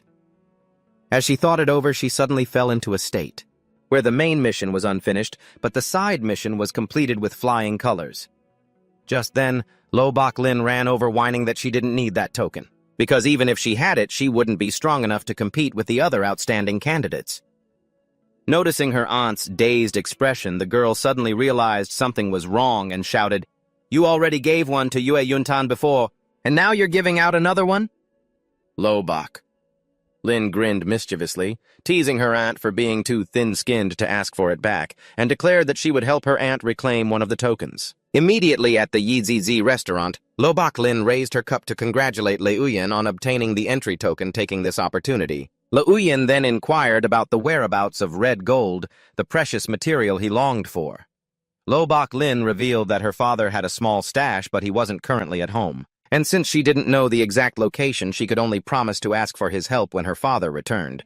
The opportunity was there, but the path to get it was as arduous as Tang Sanzang's journey to the west. Hearing that the county magistrate was not in the city, Lei Uyan pondered thoughtfully. Lobach Lin continued to share a crucial piece of information. Regarding the rules of Divine Weapon Valley, the chief envoy responsible for finding talent had the authority to issue 2 tokens, while a deputy envoy like her aunt only had a single spot. The current situation with both Lei Uyan and senior brother Yue holding tokens made the situation extremely complicated. Looking at senior brother Yue, who was slumped over the table dead drunk, Lei Uyan understood Lobach Lin's hint. If there was only one spot from the deputy envoy, 1 token would surely be revoked, and the person at the highest risk was senior brother Yue. This was the reason why the normally calm senior brother, drowning his sorrows in wine again. Lei Uyan sat alone at the banquet table, his mind consumed by the mysterious chief emissary known as the ghost-faced Asura Han Tui Quan. He silently wondered why such a renowned master famous for his sledgehammer hadn't yet appeared in the city, and whether the bloody massacre at the Bodhisattva temple was truly related to this fearsome figure. A few days later, under the quiet night sky at the graveyard outside the city, Lei Uyan quietly appeared among the cold, desolate graves. He carefully scanned his surroundings, searching for the body of the thief Li Ha, which had been discarded here. After searching for a while, his eyes lit up when he saw a familiar spiritual aura emanating from a corpse hidden behind some rotten logs. Lei Uyan let out a sigh of relief when he recognized the Grade 2 treasure. The human skin mask was still intact on the unfortunate soul's face. The scene was so gruesome that any ordinary person passing by would have run for their life. Lei Uyan moved closer. Gently, he peeled off the layer of the mask, the human skin from Li Ha's corpse. He thought to himself, "I'll bury you in a moment. Consider this mask as payment." Keeping his promise, he began to dig a deep hole right in the middle of the dark forest. The sound of the shovel hitting the earth, the dry, hard ground echoed rhythmically until the new grave was complete. After filling the grave and giving the deceased a proper burial, Lei Uyan stood silently before the mound, clasping his hands respectfully and reciting a prayer. "May the countless deities of the 10 directions, who manifest themselves throughout the 10 realms to save the world." After burying the unlucky man, Lei Uyan muttered, "In your next life, I hope you're reborn in a place with unlimited TV and soda." Just as he was about to leave, a strange noise made him freeze. His sharp eyes pierced the darkness. Someone was there. The atmosphere instantly shifted from a sleepy spiritual one to a horror movie right before a jump scare. Quick as a flash, Lei Uyan darted back, hiding behind an ancient tree, holding his breath, as he observed the mysterious group that had just appeared in the desolate graveyard. Under the dim moonlight, a group of people in black cloaks, wearing conical hats that concealed their faces, were gathered together. The leader spoke up, asking, "Tu Feng, have all the people from the Chanvo Hall been dealt with?" The subordinate respectfully reported that although they had left the Chanvo Hall's mark in the other counties, there was still one person in Kaoliu whose whereabouts were unknown. Without a moment's hesitation, the incense master ordered the investigation to continue. He growled, mentioning Tao Diem, the man who had been scared witless by Han Tui Quan for the past few months, and demanded they find the old man's location. A subordinate quickly reassured him that they had found his residence, and Tao Diem would soon return to the city. The incense master immediately dispatched men to act as his bodyguards as soon as he returned. At the same time, he expressed his concern that the ghost-faced Asura Han Tui Quan was waiting for them to take the bait. Lei Uyan only dared to breathe a sigh of relief after the voices faded and fell silent. Why did the voices get quieter and quieter? Have they all left? He silently marveled at his own bizarre luck running into such a major affair the moment he stepped out. Looking in the direction the mysterious group had just left, Lei Uyan shivered, realizing that the man called Incense Master was even more dangerous than Phuong Van Tu. Just standing a few meters away had made his hair stand on end. The distance was short, but it felt like standing next to a final boss. From the conversation he had just overheard, he was shocked to realize that County Magistrate Lo Van Than and Head Manager Tao Diem were actually in the same boat as this group. Lei Uyan fell into deep thought, connecting all the events. A deep sense of unease rose in his heart. A county magistrate, a head manager of a renowned weaponsmith shop with a 200-year history, plus an incense master with an unknown background. This combination was definitely not for a simple tea party. He wondered in horror, surely they're not planning to rebel against the imperial court, are they? No. A rebellion? The Divine Weapon Valley? The more he thought about it, the more he felt like he'd accidentally stumbled into a hidden hell-level storyline. He felt himself being pulled into a vortex, a conspiracy far too big. Liuyan scratched his head in exhaustion. Please, I just want to practice martial arts in peace. In a dark cave, head manager Tao Diem was struggling to crawl out, breathing heavily, sweat drenching his tired face. As soon as he saw the old man's figure, his subordinate Fong Kang, who was waiting outside, spoke up, praising him. Head manager Tao's talent is excellent. So quickly. You've already grasped the tiger's roar thunder sound bone tempering art. No wonder the incense master thinks so highly of you. Tao Diem didn't answer. He just staggered and coughed up a mouthful of white, cloudy air, as if he had just undergone an extremely harsh tempering process, pushing himself up after the bout of exhaustion. Tao Diem looked at the masked man before him and growled, Fong Kang, what are you doing here? Fong Kang replied nonchalantly that he was here on the incense master's orders, to take him back to the city. Hearing that he had to return, Tao Diem couldn't help but worry about the presence of the ghost-faced Asura. Back to the city.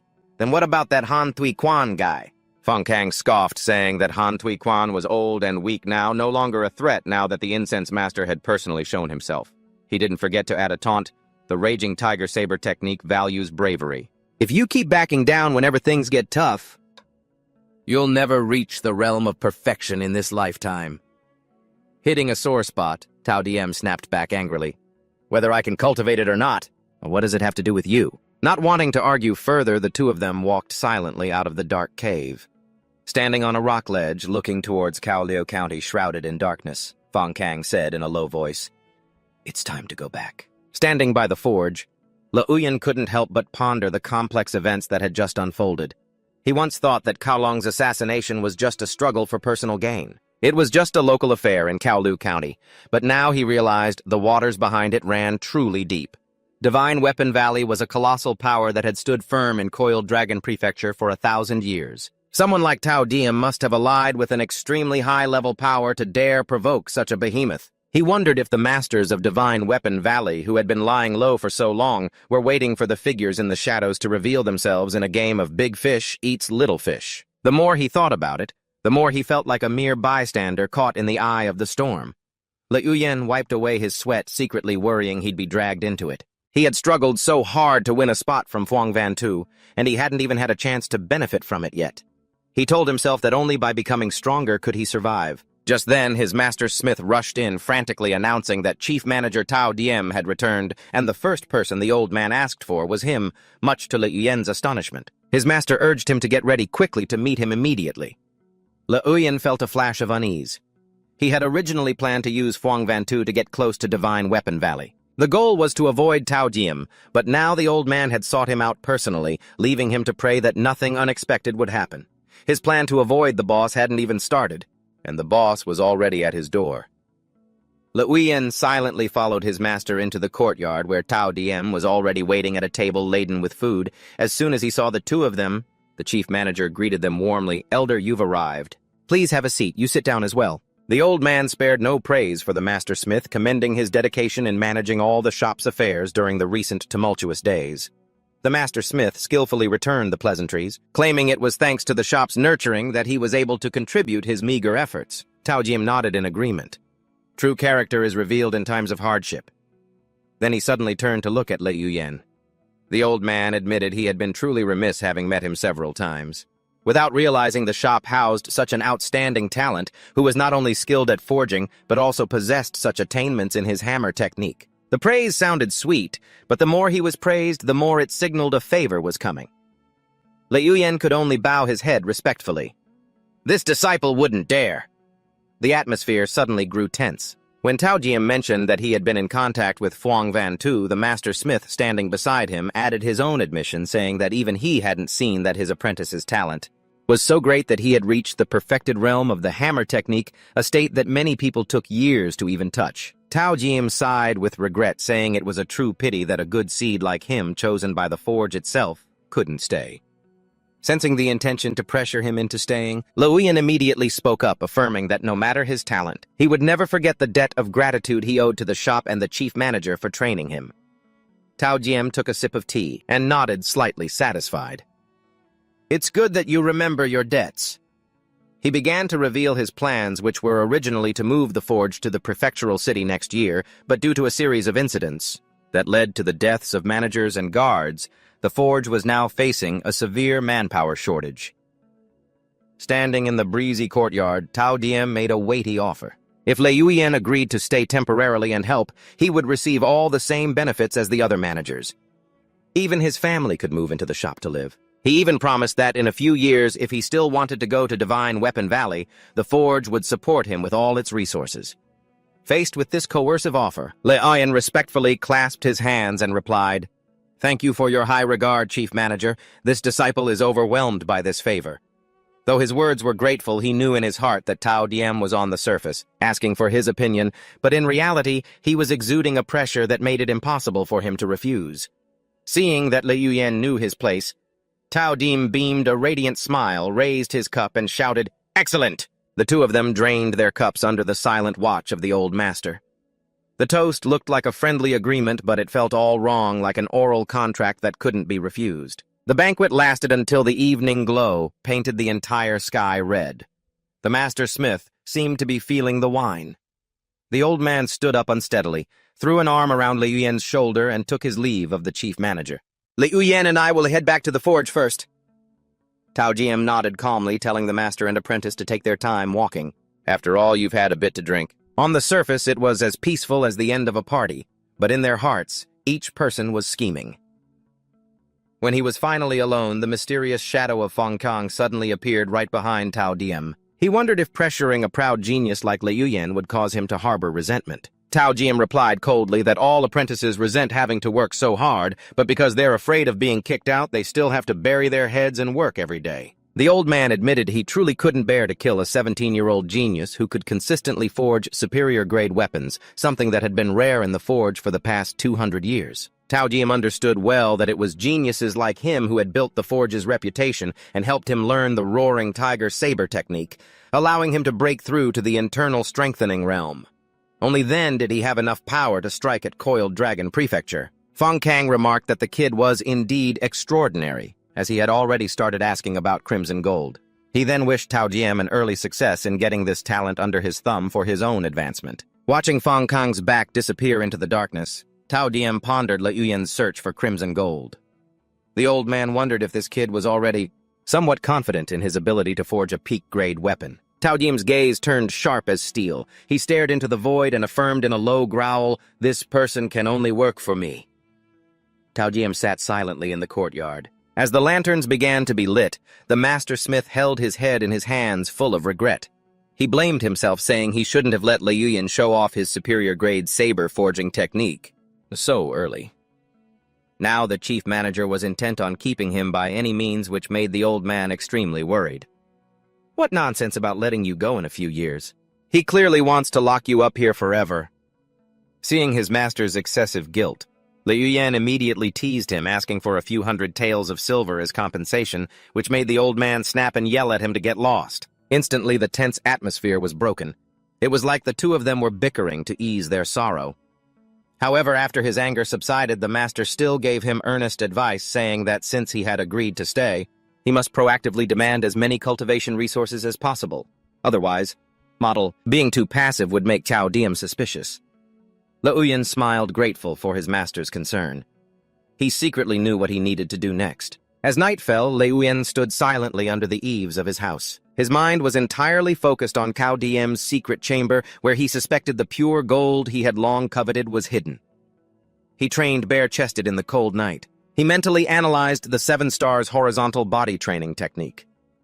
Although it was famed for making one impervious to blades and spears upon mastery, he knew its limits were only against ordinary weapons. Against exceptionally sharp top-quality blades, this layer of defense would surely be pierced.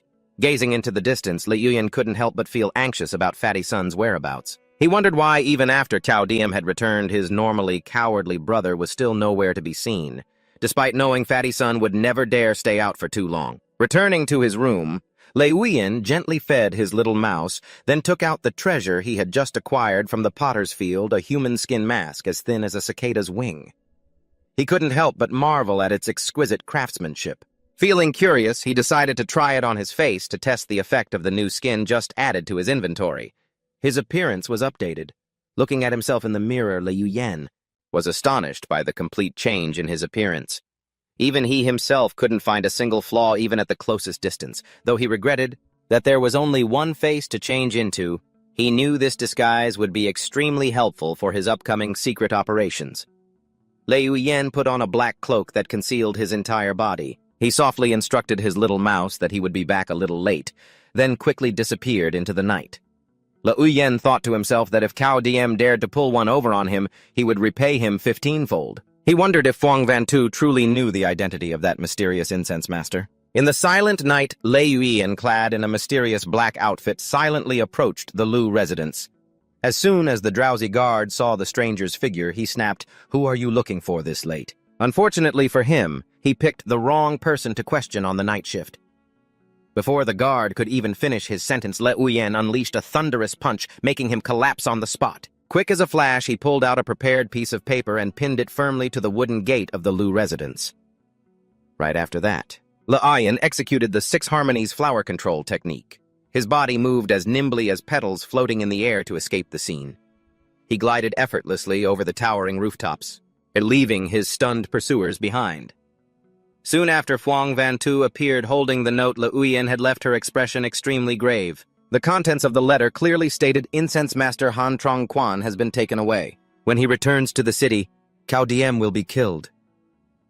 At first glance, it looked like a top-secret message, but upon closer inspection, it seemed as if someone was confessing the crime on his behalf, a next-level frame job. Watching from afar, Lei Wuyan thought to himself that hiding was now pointless. He believed that even if Phuong Vantu realized this was a setup with her personality as a disciple of the Divine Weapon Valley, she would definitely have to find evidence to clarify the matter. Confident in his explosive internal energy, combined with the 6 harmonies boots, Lei Wuyan's current speed had far surpassed that of the 2 shopkeepers, Vu and Chan. He was secretly pleased with the perfect combination of the boots and this human skin mask. To ensure his safety, Lei Wuyan decided to give his new identity a really impressive name after discarding the name Lei Wuyan for fear of being associated with his real one. He settled on the name Li Nguyen Ba, a name that sounded formidable just by hearing it, the kind that made opponents want to apologize before a fight even started. Returning to his room, he took off the mask and collapsed onto the bed, hoping that Phuong Vantu wouldn't disappoint him. The next morning at the forge, a resounding shout tore through the quiet atmosphere. Phuong Vantu stood imposingly at the gate, roaring with rage. "Cao Diem, get out here and face me! Who's so bold as to storm my forge?" Cao Diem bellowed when he saw someone brazenly barging into his territory. However, as soon as he recognized the person before him was Phuong Vantu, along with her entourage, his attitude immediately changed. His face showed clear signs of awkwardness and fear. Cao Diem hurriedly lowered his voice and asked respectfully, "Lady Phuong, I didn't realize it was you. What brings you here?" In response to his words, there was only a burst of azure energy. Phuong Vantu decisively drew her sword with overwhelming power.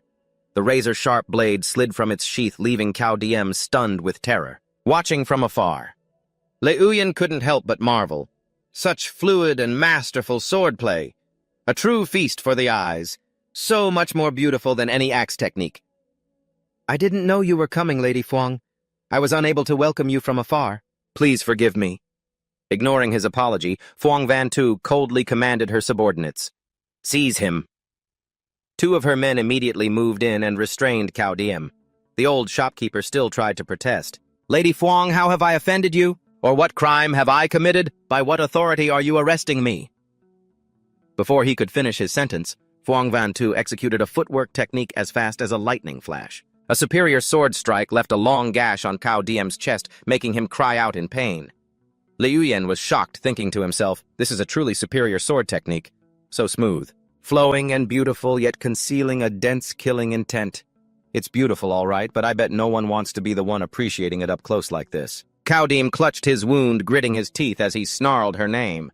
Standing tall, Phuong Van-Tu declared loudly, "All matters within the Trapped Dragon Prefecture that involve my Divine Weapon Valley. The Divine Weapon Valley has the right to handle itself. This is the edict of the Grand Ancestor. Do you have any objections?"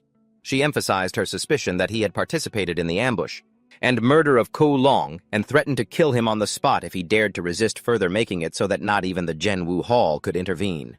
Cao Dim could only choke out resentfully, "You." Phuong Van-Tu coldly ordered, "Tie him up."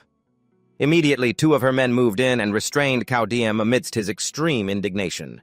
Cao Dim roared in frustration. "Is this how the Divine Weapon Valley bullies people?" In the middle of the tense standoff, the blacksmith master suddenly rushed forward to intervene, causing Liu Yin to panic and think, "Oh no, why is Master here?" He hurriedly grabbed hold of him while the old master thrashed and screamed, "Let go of me!"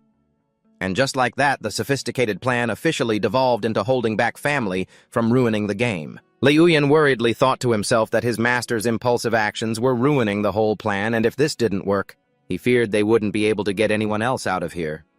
Wails and cries erupted as Cao Dim's family members arrived surrounding Phuong Van-Tu. They dropped to their knees, kowtowing and begging desperately. "Please release our master. There must be some misunderstanding in all this. We beg you to investigate again." Faced with the crowd's pleas, Phuong Van-Tu's expression remained ice-cold. He turned his back and walked away without hesitation. Cao Dim roared out his final defense. "Commander Cao and I had our grievances, but it was never to the point of ambushing and murdering him. If you want to interrogate me, I will absolutely not utter a single lie." The old man was dragged away. Amidst the hopeless cries of his family, a chaotic scene was left right in front of the smithy's gate.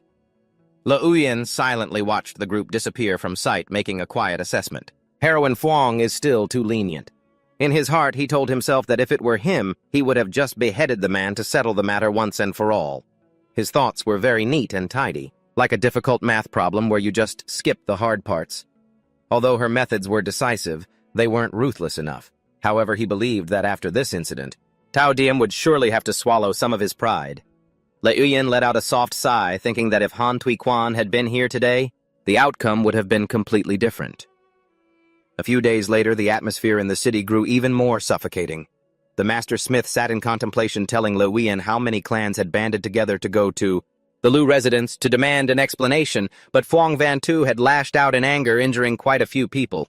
Some even died outside the Lu residence, forcing their families to wear mourning clothes and wail tragically right at the gate, creating an incredibly grim scene. Pushing aside all the gossip, the old master turned to praise Liu Yin's extraordinary progress. He was astonished to see him forge 11 high-grade weapons in a row without a single mistake. His ability to control the temperature was already on par with his own. The old master suggested he try his hand at a heavy, top-grade warhammer that he had previously accepted a commission for. Liu Yin didn't hesitate for a moment, his eyes shining with determination. "This disciple wants to try forging a top-grade weapon by myself." Although his master scolded him for being too hasty, he stood firm, asserting that the time had come. Liu Yin calculated silently. Over a month and a half had passed, and Lu Van-Than still hadn't returned. The hope of getting crimson gold from that old man was practically zero. He decisively presented a list of materials. "This disciple needs 3 taels of crimson gold, over 10 caddies of black iron, and over 10 caddies of jade crystal cold iron." Watching the people in mourning clothes pass by the smithy's gate, Liu Yin silently evaluated the tactics of Cao Dim and Phuong Van-Tu. He concluded that while their martial arts were very good, their mindsets hadn't truly been forged through harsh practical combat. This led to actions that had many openings. Their fighting was flashy, but their psychological games were still a bit amateurish. To him, martial arts were martial arts and schemes were schemes. They absolutely could not be equated. Liu Yin quietly left the shop and strode directly to the Lu residence to find Phuong Van-Tu. Inside the courtyard, Phuong Van-Tu was strictly teaching martial arts to Lu. Bak Lin. She was explaining the core principles of the 100 flowers entangling palm, emphasizing that the key lay in the interplay of illusion and reality, unleashed at will like 100 flowers blooming in the void. Seeing her niece looking discouraged and tired, she snapped lightly, "Don't purse your lips, no crying, you keep practicing." One taught with all her might, the other learned in sheer terror.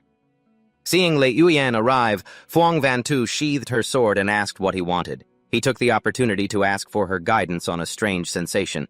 He felt outside his body when circulating his chi and blood, intensely wondering if it was a sign of breaking through to the internal energy realm. She was astonished by his divine speed of progress. She asked if he had used any medicinal pills to aid him. Liuyan honestly admitted that he had used one low-grade essence replenishing pill. Phuong Van Tu nodded, saying that made sense, and then explained that internal energy is the process of qi and blood nourishing the body to its limit before erupting. She asserted that with his hammer technique having reached the level of perfection, he could absolutely cultivate the white ape energy without needing to comprehend the basic diagrams first. Liuyan let out a silent sigh of relief, his questions having been answered to his complete satisfaction. Phuong Van Tu instructed him that if he could break through, there was no need to suppress it, because switching to a different internal energy cultivation method is only really necessary after reaching the body tempering realm. Seeing Liuyan still hesitant, asking about internal energy covering the entire body, and its connection to the internal fortification realm, she became a bit irritable, thinking he was worrying too far ahead when his current internal energy hadn't even truly taken form yet. You're trying to run a marathon before you can even walk. Looking at the young man's attitude, Phuong Van Tu silently concluded that Liuyan was someone with exceptional talent, but also a touch of arrogance. Phuong Van Tu looked at Liuyan and said in a low voice, reminding him that learning martial arts wasn't something that happened in a day or two, but the result of arduous training over many years. She advised him not to concern himself with too much right now. He should just focus on practicing his hammer technique to the great perfection realm to break through to internal energy. To put it simply, don't unlock all the skill trees when you don't have enough points. Liuyan listened in silence. In his mind, he began to visualize the realms from internal energy and body tempering to internal fortification, where strength would permeate the entire body and seep deep into his 6 Fu and 5 Zhang organs. Seeing Lu Bok Lin collapse from exhaustion on the training ground, Phuong Van Tu allowed her to rest, then told Liuyan he should head home as it was getting late.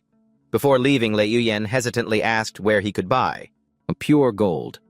But she admitted that this item didn't circulate among the common people. Even she didn't have any because she was poor. Not giving up, Liuyan earnestly begged Phuong Van Tu to help him use his saved silver to exchange for a tael or two of gold. She said that Old Man Han's estate was worth millions in silver, so he definitely had some, or he could try the Nguyen family. Then she promised to ask for him if she had free time. Liuyan respectfully complied and then quietly left the residence. Walking under the sun, he silently assessed that Phuong Van Tu was not someone who couldn't be taken advantage of, and he felt that talking to her was much more comfortable than confronting that old fox Tao Diem. At his pavilion, Tao Diem was fuming as he thought about Liuyan's outrageous request. With 3 taels of pure gold and 5 caddies of black iron, the old man wondered if that brat was dreaming of forging the jade-cold autumn water sword. Sitting across from Phong Kang, Tao Diem couldn't help but marvel that a place like Kowloon County could produce such a fine seed for forging. He was astonished that Liuyan, at only 17 years old, dared to attempt forging a top-grade weapon. Phong Kang coldly warned, if that brat dares to have any other ideas, I will take action. This made Tao Diem wary, wondering whose side he was truly on. Tao Diem asserted that without 35 years of training, it was absolutely impossible to create a top-grade weapon, and if Liuyan actually succeeded, he feared Han Tui Quan would be alerted. He also complained that he didn't have much pure gold left and couldn't let a disciple waste it on practice. It sounded partly like the advice of an expert, and partly like a parent wincing at their child's spending. Just then, Phong Kang mentioned that the incense master was about to come here in person, and if Han Tui Quan dares to come, that might actually be a good thing. He then nonchalantly snatched the 3 taels of pure gold from Tao Diem's hand, treating it as his bodyguard fee, leaving the old treasurer fuming with indignation. With a sigh, Liuyan had just returned home and was pushing the door open when he froze at the sound of a strange noise. Instantly on guard, he realized a stranger was hiding inside. Quick as a flash, Liuyan brandished his weapon, taking a defensive stance, his sharp, cold eyes piercing the darkness. He hadn't even had a chance to rest and was already forced into survival mode. From a corner of the room, Phong Kang stepped out with a smug look, praising his sharp senses. The man revealed that he had come all this way because he'd heard rumors of Liuyan's exceptionally high innate talent, and he wanted to forge a supreme weapon with him called the Autumn Wind Sword. Facing the intruder, Liuyan warned in a low, menacing voice, "There's no reason. For barging into someone's room late at night to request a weapon forging. Who are you?" In response to his wariness, the man only let out a series of arrogant, mysterious laughs. He then nonchalantly snatched Lei Yuyen's pet mouse. Holding it hostage, he delivered a threat heavy with menace. "I'll be back in 20 days. If you can't forge the weapon, or if you mess it up, don't blame me for what happens." The sheer audacity of this villain breaking into someone's house and taking a mouse hostage just to set the mood. After speaking, he flicked the mouse back to Lei Yuyen and vanished into the night like a gust of wind, leaving Lei Yuyen deep in thought. He realized that over the past few months, Luang Atui hadn't been the only one to request his forging services. However, this was the first time anyone had dared to show up at his doorstep and threaten him in the middle of the night like this. Furthermore, the man's accent was nothing like that of the people from Kowloon County. As he was mulling this over, he froze when he saw what the man had left on the table. Crimson gold. Luoyan couldn't believe his eyes. The ultra-rare material he had longed for. And a full 300 grams of it was lying right there in front of him. He slammed his hand on the table, his eyes burning with determination. This was it. One moment he was being threatened. The next he was fired up and ready to go. With 1,000 caddies of iron, 100 taels of silver, 10 taels of gold, and the crimson gold he had just obtained, Luoyan immediately prepared for a major breakthrough. He shouted, "Level up!" A brilliant golden light radiated from his hands, enveloping the space around the incense burner. The giant incense burner he had acquired from the Bodhisattva temple was now acting like a mystical altar, emitting billowing waves of azure spiritual energy. He was astonished to see the stone pedestal beneath it begin to expand endlessly. Bolts of blue lightning struck down repeatedly, accompanied by deafening booms that shook the room violently. A stunned Lei Yuyen wondered what in the world all this commotion meant. Could it be some kind of cryptic message that he was not yet able to comprehend? Amidst the violent tremors, a system notification finally appeared. Master of Arms, Lei Yuyen Tier 3. Number of controllable weapons increased to 3.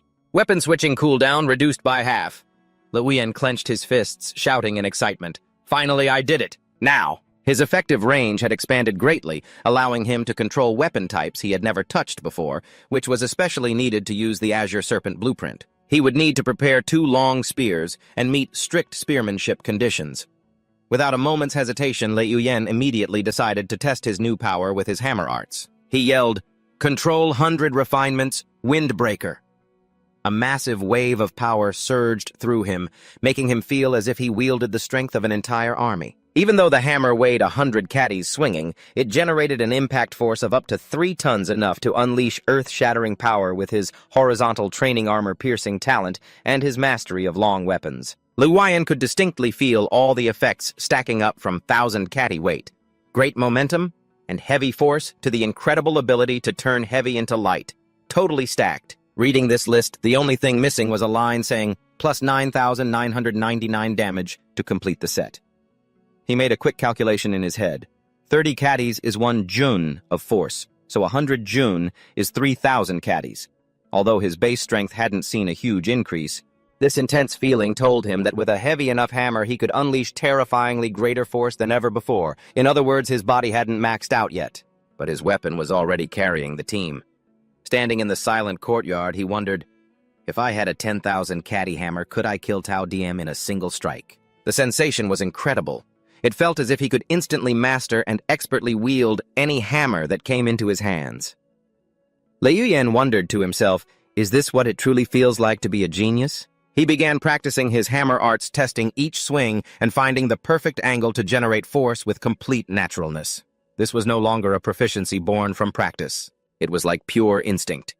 Lei Yuyen swung the hammer with immense force. A stream of azure energy crackling with explosive lightning slammed down onto the ground, creating a horrifying explosion. Bricks and stones shattered and flew in all directions. Even he himself was stunned by this power, because even without channeling his blood chi or internal energy, the force of one casual swing already far exceeded the combined power of 7 or 8 of his previous swings. The combination of 1,000 caddy weight and the effect of turn heavy into light produced unbelievably good results. However, he also realized that common-grade hammers wouldn't be able to withstand such explosive force. He needed to find a more suitable hammer to unleash his full potential. Luoyan threw himself back into training at an astonishing speed, brilliant golden streaks of light from his techniques, swirling around his agile form.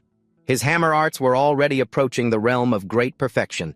The enhancement from his talent was making his training progress far faster than he had ever imagined. While others measure their training in years, he measured his by a 2-week deadline. Liu Yan smiled confidently. He estimated that in half a month at most, his Battle Dao Slaughter Hammer arts would definitely reach the mastery level. He reflected on the secrets within the manual and finally understood why an ordinary person without talent would find this style so hard to learn. Even a lifetime of practice wouldn't be enough to achieve grand completion. After realizing this, you could only conclude that this game was pay to win and talent was the currency. He used to think his slow progress was because he lacked mind-weapon unity. But now he understood it all came down to a person's innate talent. Even if someone had a superior physical constitution, the vast majority would only ever be able to grasp the fundamentals. Looking at the requirements to upgrade Master of Arms to Tier 4, 1,000 caddies of 100 refined steel, 1,000 taels of silver, 10 taels of gold, and 500 grams of crimson gold. Liu Yan couldn't help but marvel at the heaven-defying cost. He suddenly wondered why that mysterious figure had so conveniently brought him the exact 300 grams of crimson gold that he needed. Could this be connected to Tao Diem? With his current strength taking down, opponents like Tan Heng would only take a single swing of his hammer. But Liu Yan instantly dismissed the idea of robbing others to get rich. He reminded himself that as a Taoist, he had to have principles. He hastily clasped his hands and prayed to the founding master, asking forgiveness for his fleeting thoughts, then quickly stood up. The next morning, after his 6th test of the heavenly spear art failed, Liu Yan sat dazedly in the courtyard, thinking to himself that perhaps he needed to completely master the 6th stage of weapon command to gain new strength. His current state felt like testing a new feature, only to get an error message. He felt he was even more obsessive now than the old geezer from his past life. But he could only tell himself that if Tier 3 didn't work, he'd just have to wait until he reached Tier 4 and try again. Liu Yan realized that after mastering the wind-breaking hammer, he would need to prepare a long-handled hammer to use it. But right now, he didn't even have a single Tier 3 weapon. Suddenly remembering his master's story about Cao Diem's 7th secret chamber, the place where the forge had hidden its best weapons for the past 200 years, Liu Yan couldn't help but feel excited to go take a look. He sighed, lamenting that Chaoliu County was too small and masterpieces were rare, so he could only rely on his own hard work. Returning to the forge, Liu Yan began crafting the Autumn Water Sword. By mixing cold iron and profound iron with red gold, a combination of materials that sounded like money being thrown to the wind. The most crucial factor in forging a masterpiece was controlling the heat. He had to blend 100-forged blood-refined iron with the cold iron and red gold, applying a folding method over 18 times to allow the layers of iron to merge. After that, he quenched it in 16 different types of liquid, with water from the cold pond and the blood of a spirit fish being the best. Liu Yan realized that the art of forging a masterpiece was much more difficult than the hammer arts, because each type of weapon has a different forging method, and with the help of his talent in the hammer arts, he only took a few short days to complete a task that would take an ordinary person up to 10 days. Even so, he secretly regretted not being able to directly observe the quenching process. If only he had a thermometer, things would have been much easier. The forging procedure was already etched into his mind. With the support of his perfected hammer arts and his natural talent with hammers, Liu Yan felt he had reached the threshold of the perfected forging art. The only weakness now was his control over the timing of the quench and the temperature of the cooling water. He focused intently, holding the red-hot blade he had just pulled from the furnace, preparing to plunge it into the water basin. His master smith stood behind, watching. He silently assessed that cold iron and profound iron were superior-grade metals that needed to be quenched 6 to 7 times to reach their full potential. He reminded him sternly. Every single quench is extremely important. He demanded that Liu Yan pay close attention. Liu Yan worked tirelessly by the furnace, carefully carrying out the dramatic tempering process. Just 5 more quenches, and this autumn water sword would truly take shape. The master smith, standing beside him, couldn't help but worry, because if masterpiece-grade materials only produced a high-grade weapon, they would lose hundreds of silver taels on the cost of materials alone.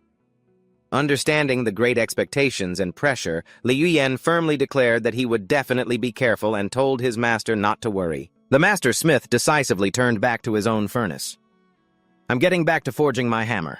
Watching his master's silhouette working diligently by the fire, Liu Yan observed with an admiring gaze. He silently acknowledged that with his master's skills, the hammer taking shape, so would undoubtedly be a Tier 3 masterpiece. The scent of quality craftsmanship filled the air.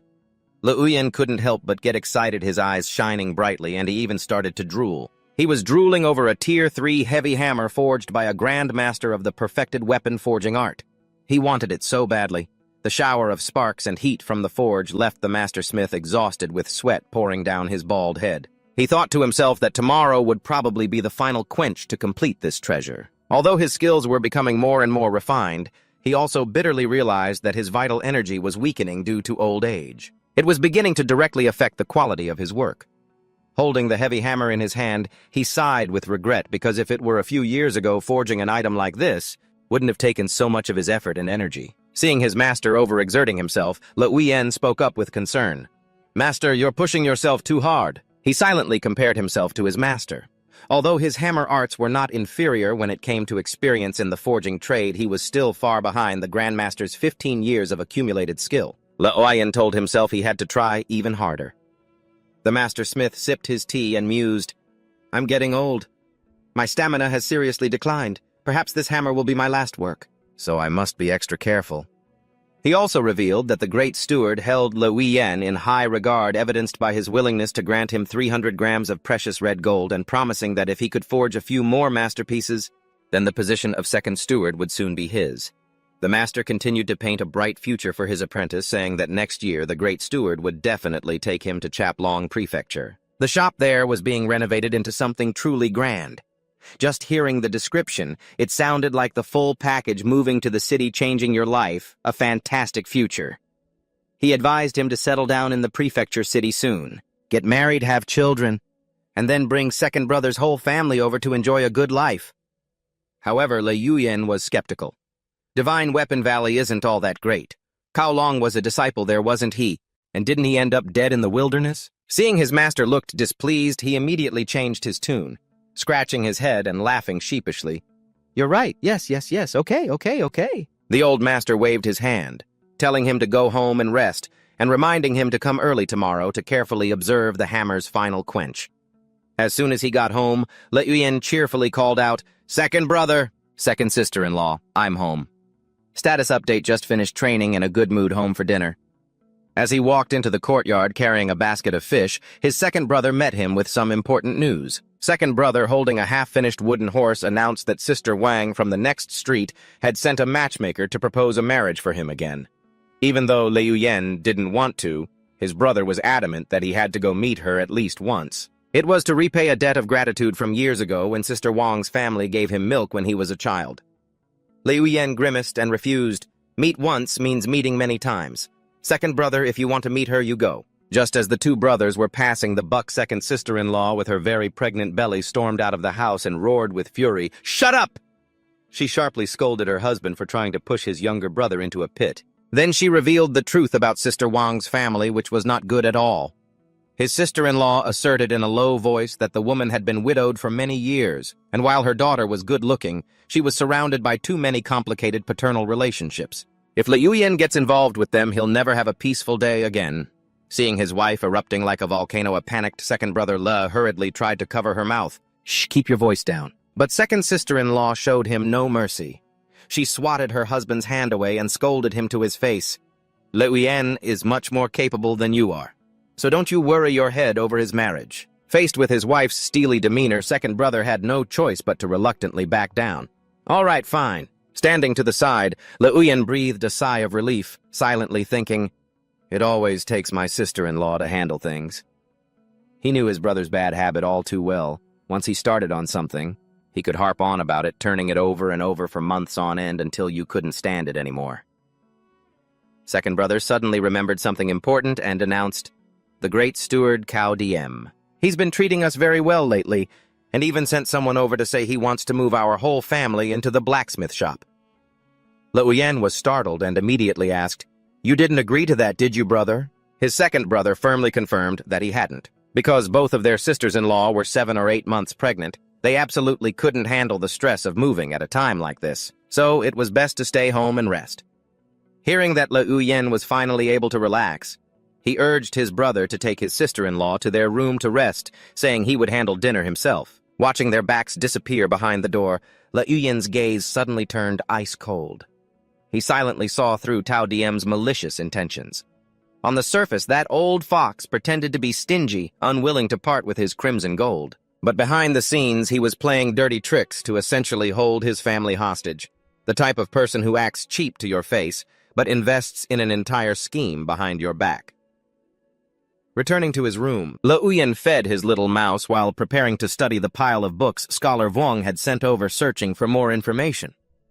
Flipping through the old pages, Luyuan began to delve into the history. The tumultuous history of the god-worshipping sect, which was once a powerful state religion during the era of the great ancestor with temples and shrines spread throughout the land. But after its collapse in a single night 700 years ago, the sect gradually faded away. Its peak glory crumbled overnight. Martial artists who practiced the god-worshipping arts often had twisted minds. They were prone to going insane, becoming demonic, and committing heinous crimes ranging from massacres to pillaging. Luyuan analyzed this thoughtfully. He realized that this sect, after being suppressed by the imperial court, and the major sects had split into two branches. One part hid within the imperial court, while the other fled into the shadows with its 13 divine arts, which were named after parts of the body like the divine foot scripture, the divine palm scripture, or the divine heart scripture. He understood that their core philosophy split into two paths. One was to worship oneself as a god. The second was to invite a god to possess one's body. He suddenly realized that what he had taken from Wuchan was precisely this heretical martial art, the kind that allowed for extremely rapid progress, but twisted the user's mind. The more he researched, the more Luyuan was captivated by this cultivation method's miraculous ability to extend one's lifespan. It was something that the vast majority of other martial arts couldn't offer. Legend has it that the great ancestor of Dai Van Bang Van Long lived for over 400 years. Thanks to it, an overwhelmingly tempting number for anyone, especially when the human lifespan in this era was typically only 70 to 80 years. Although he regretted that it was a heretical art, he couldn't help but sigh. If only this was an orthodox path, how great would that be? While he was lost in thought, a strange noise from the window immediately put Luyuan on alert. He grabbed his weapon, his sharp gaze piercing the darkness. So you've come again! And that's all for this video. Please hit the like button so Gao can release more great series for you all. Thank you and goodbye, everyone.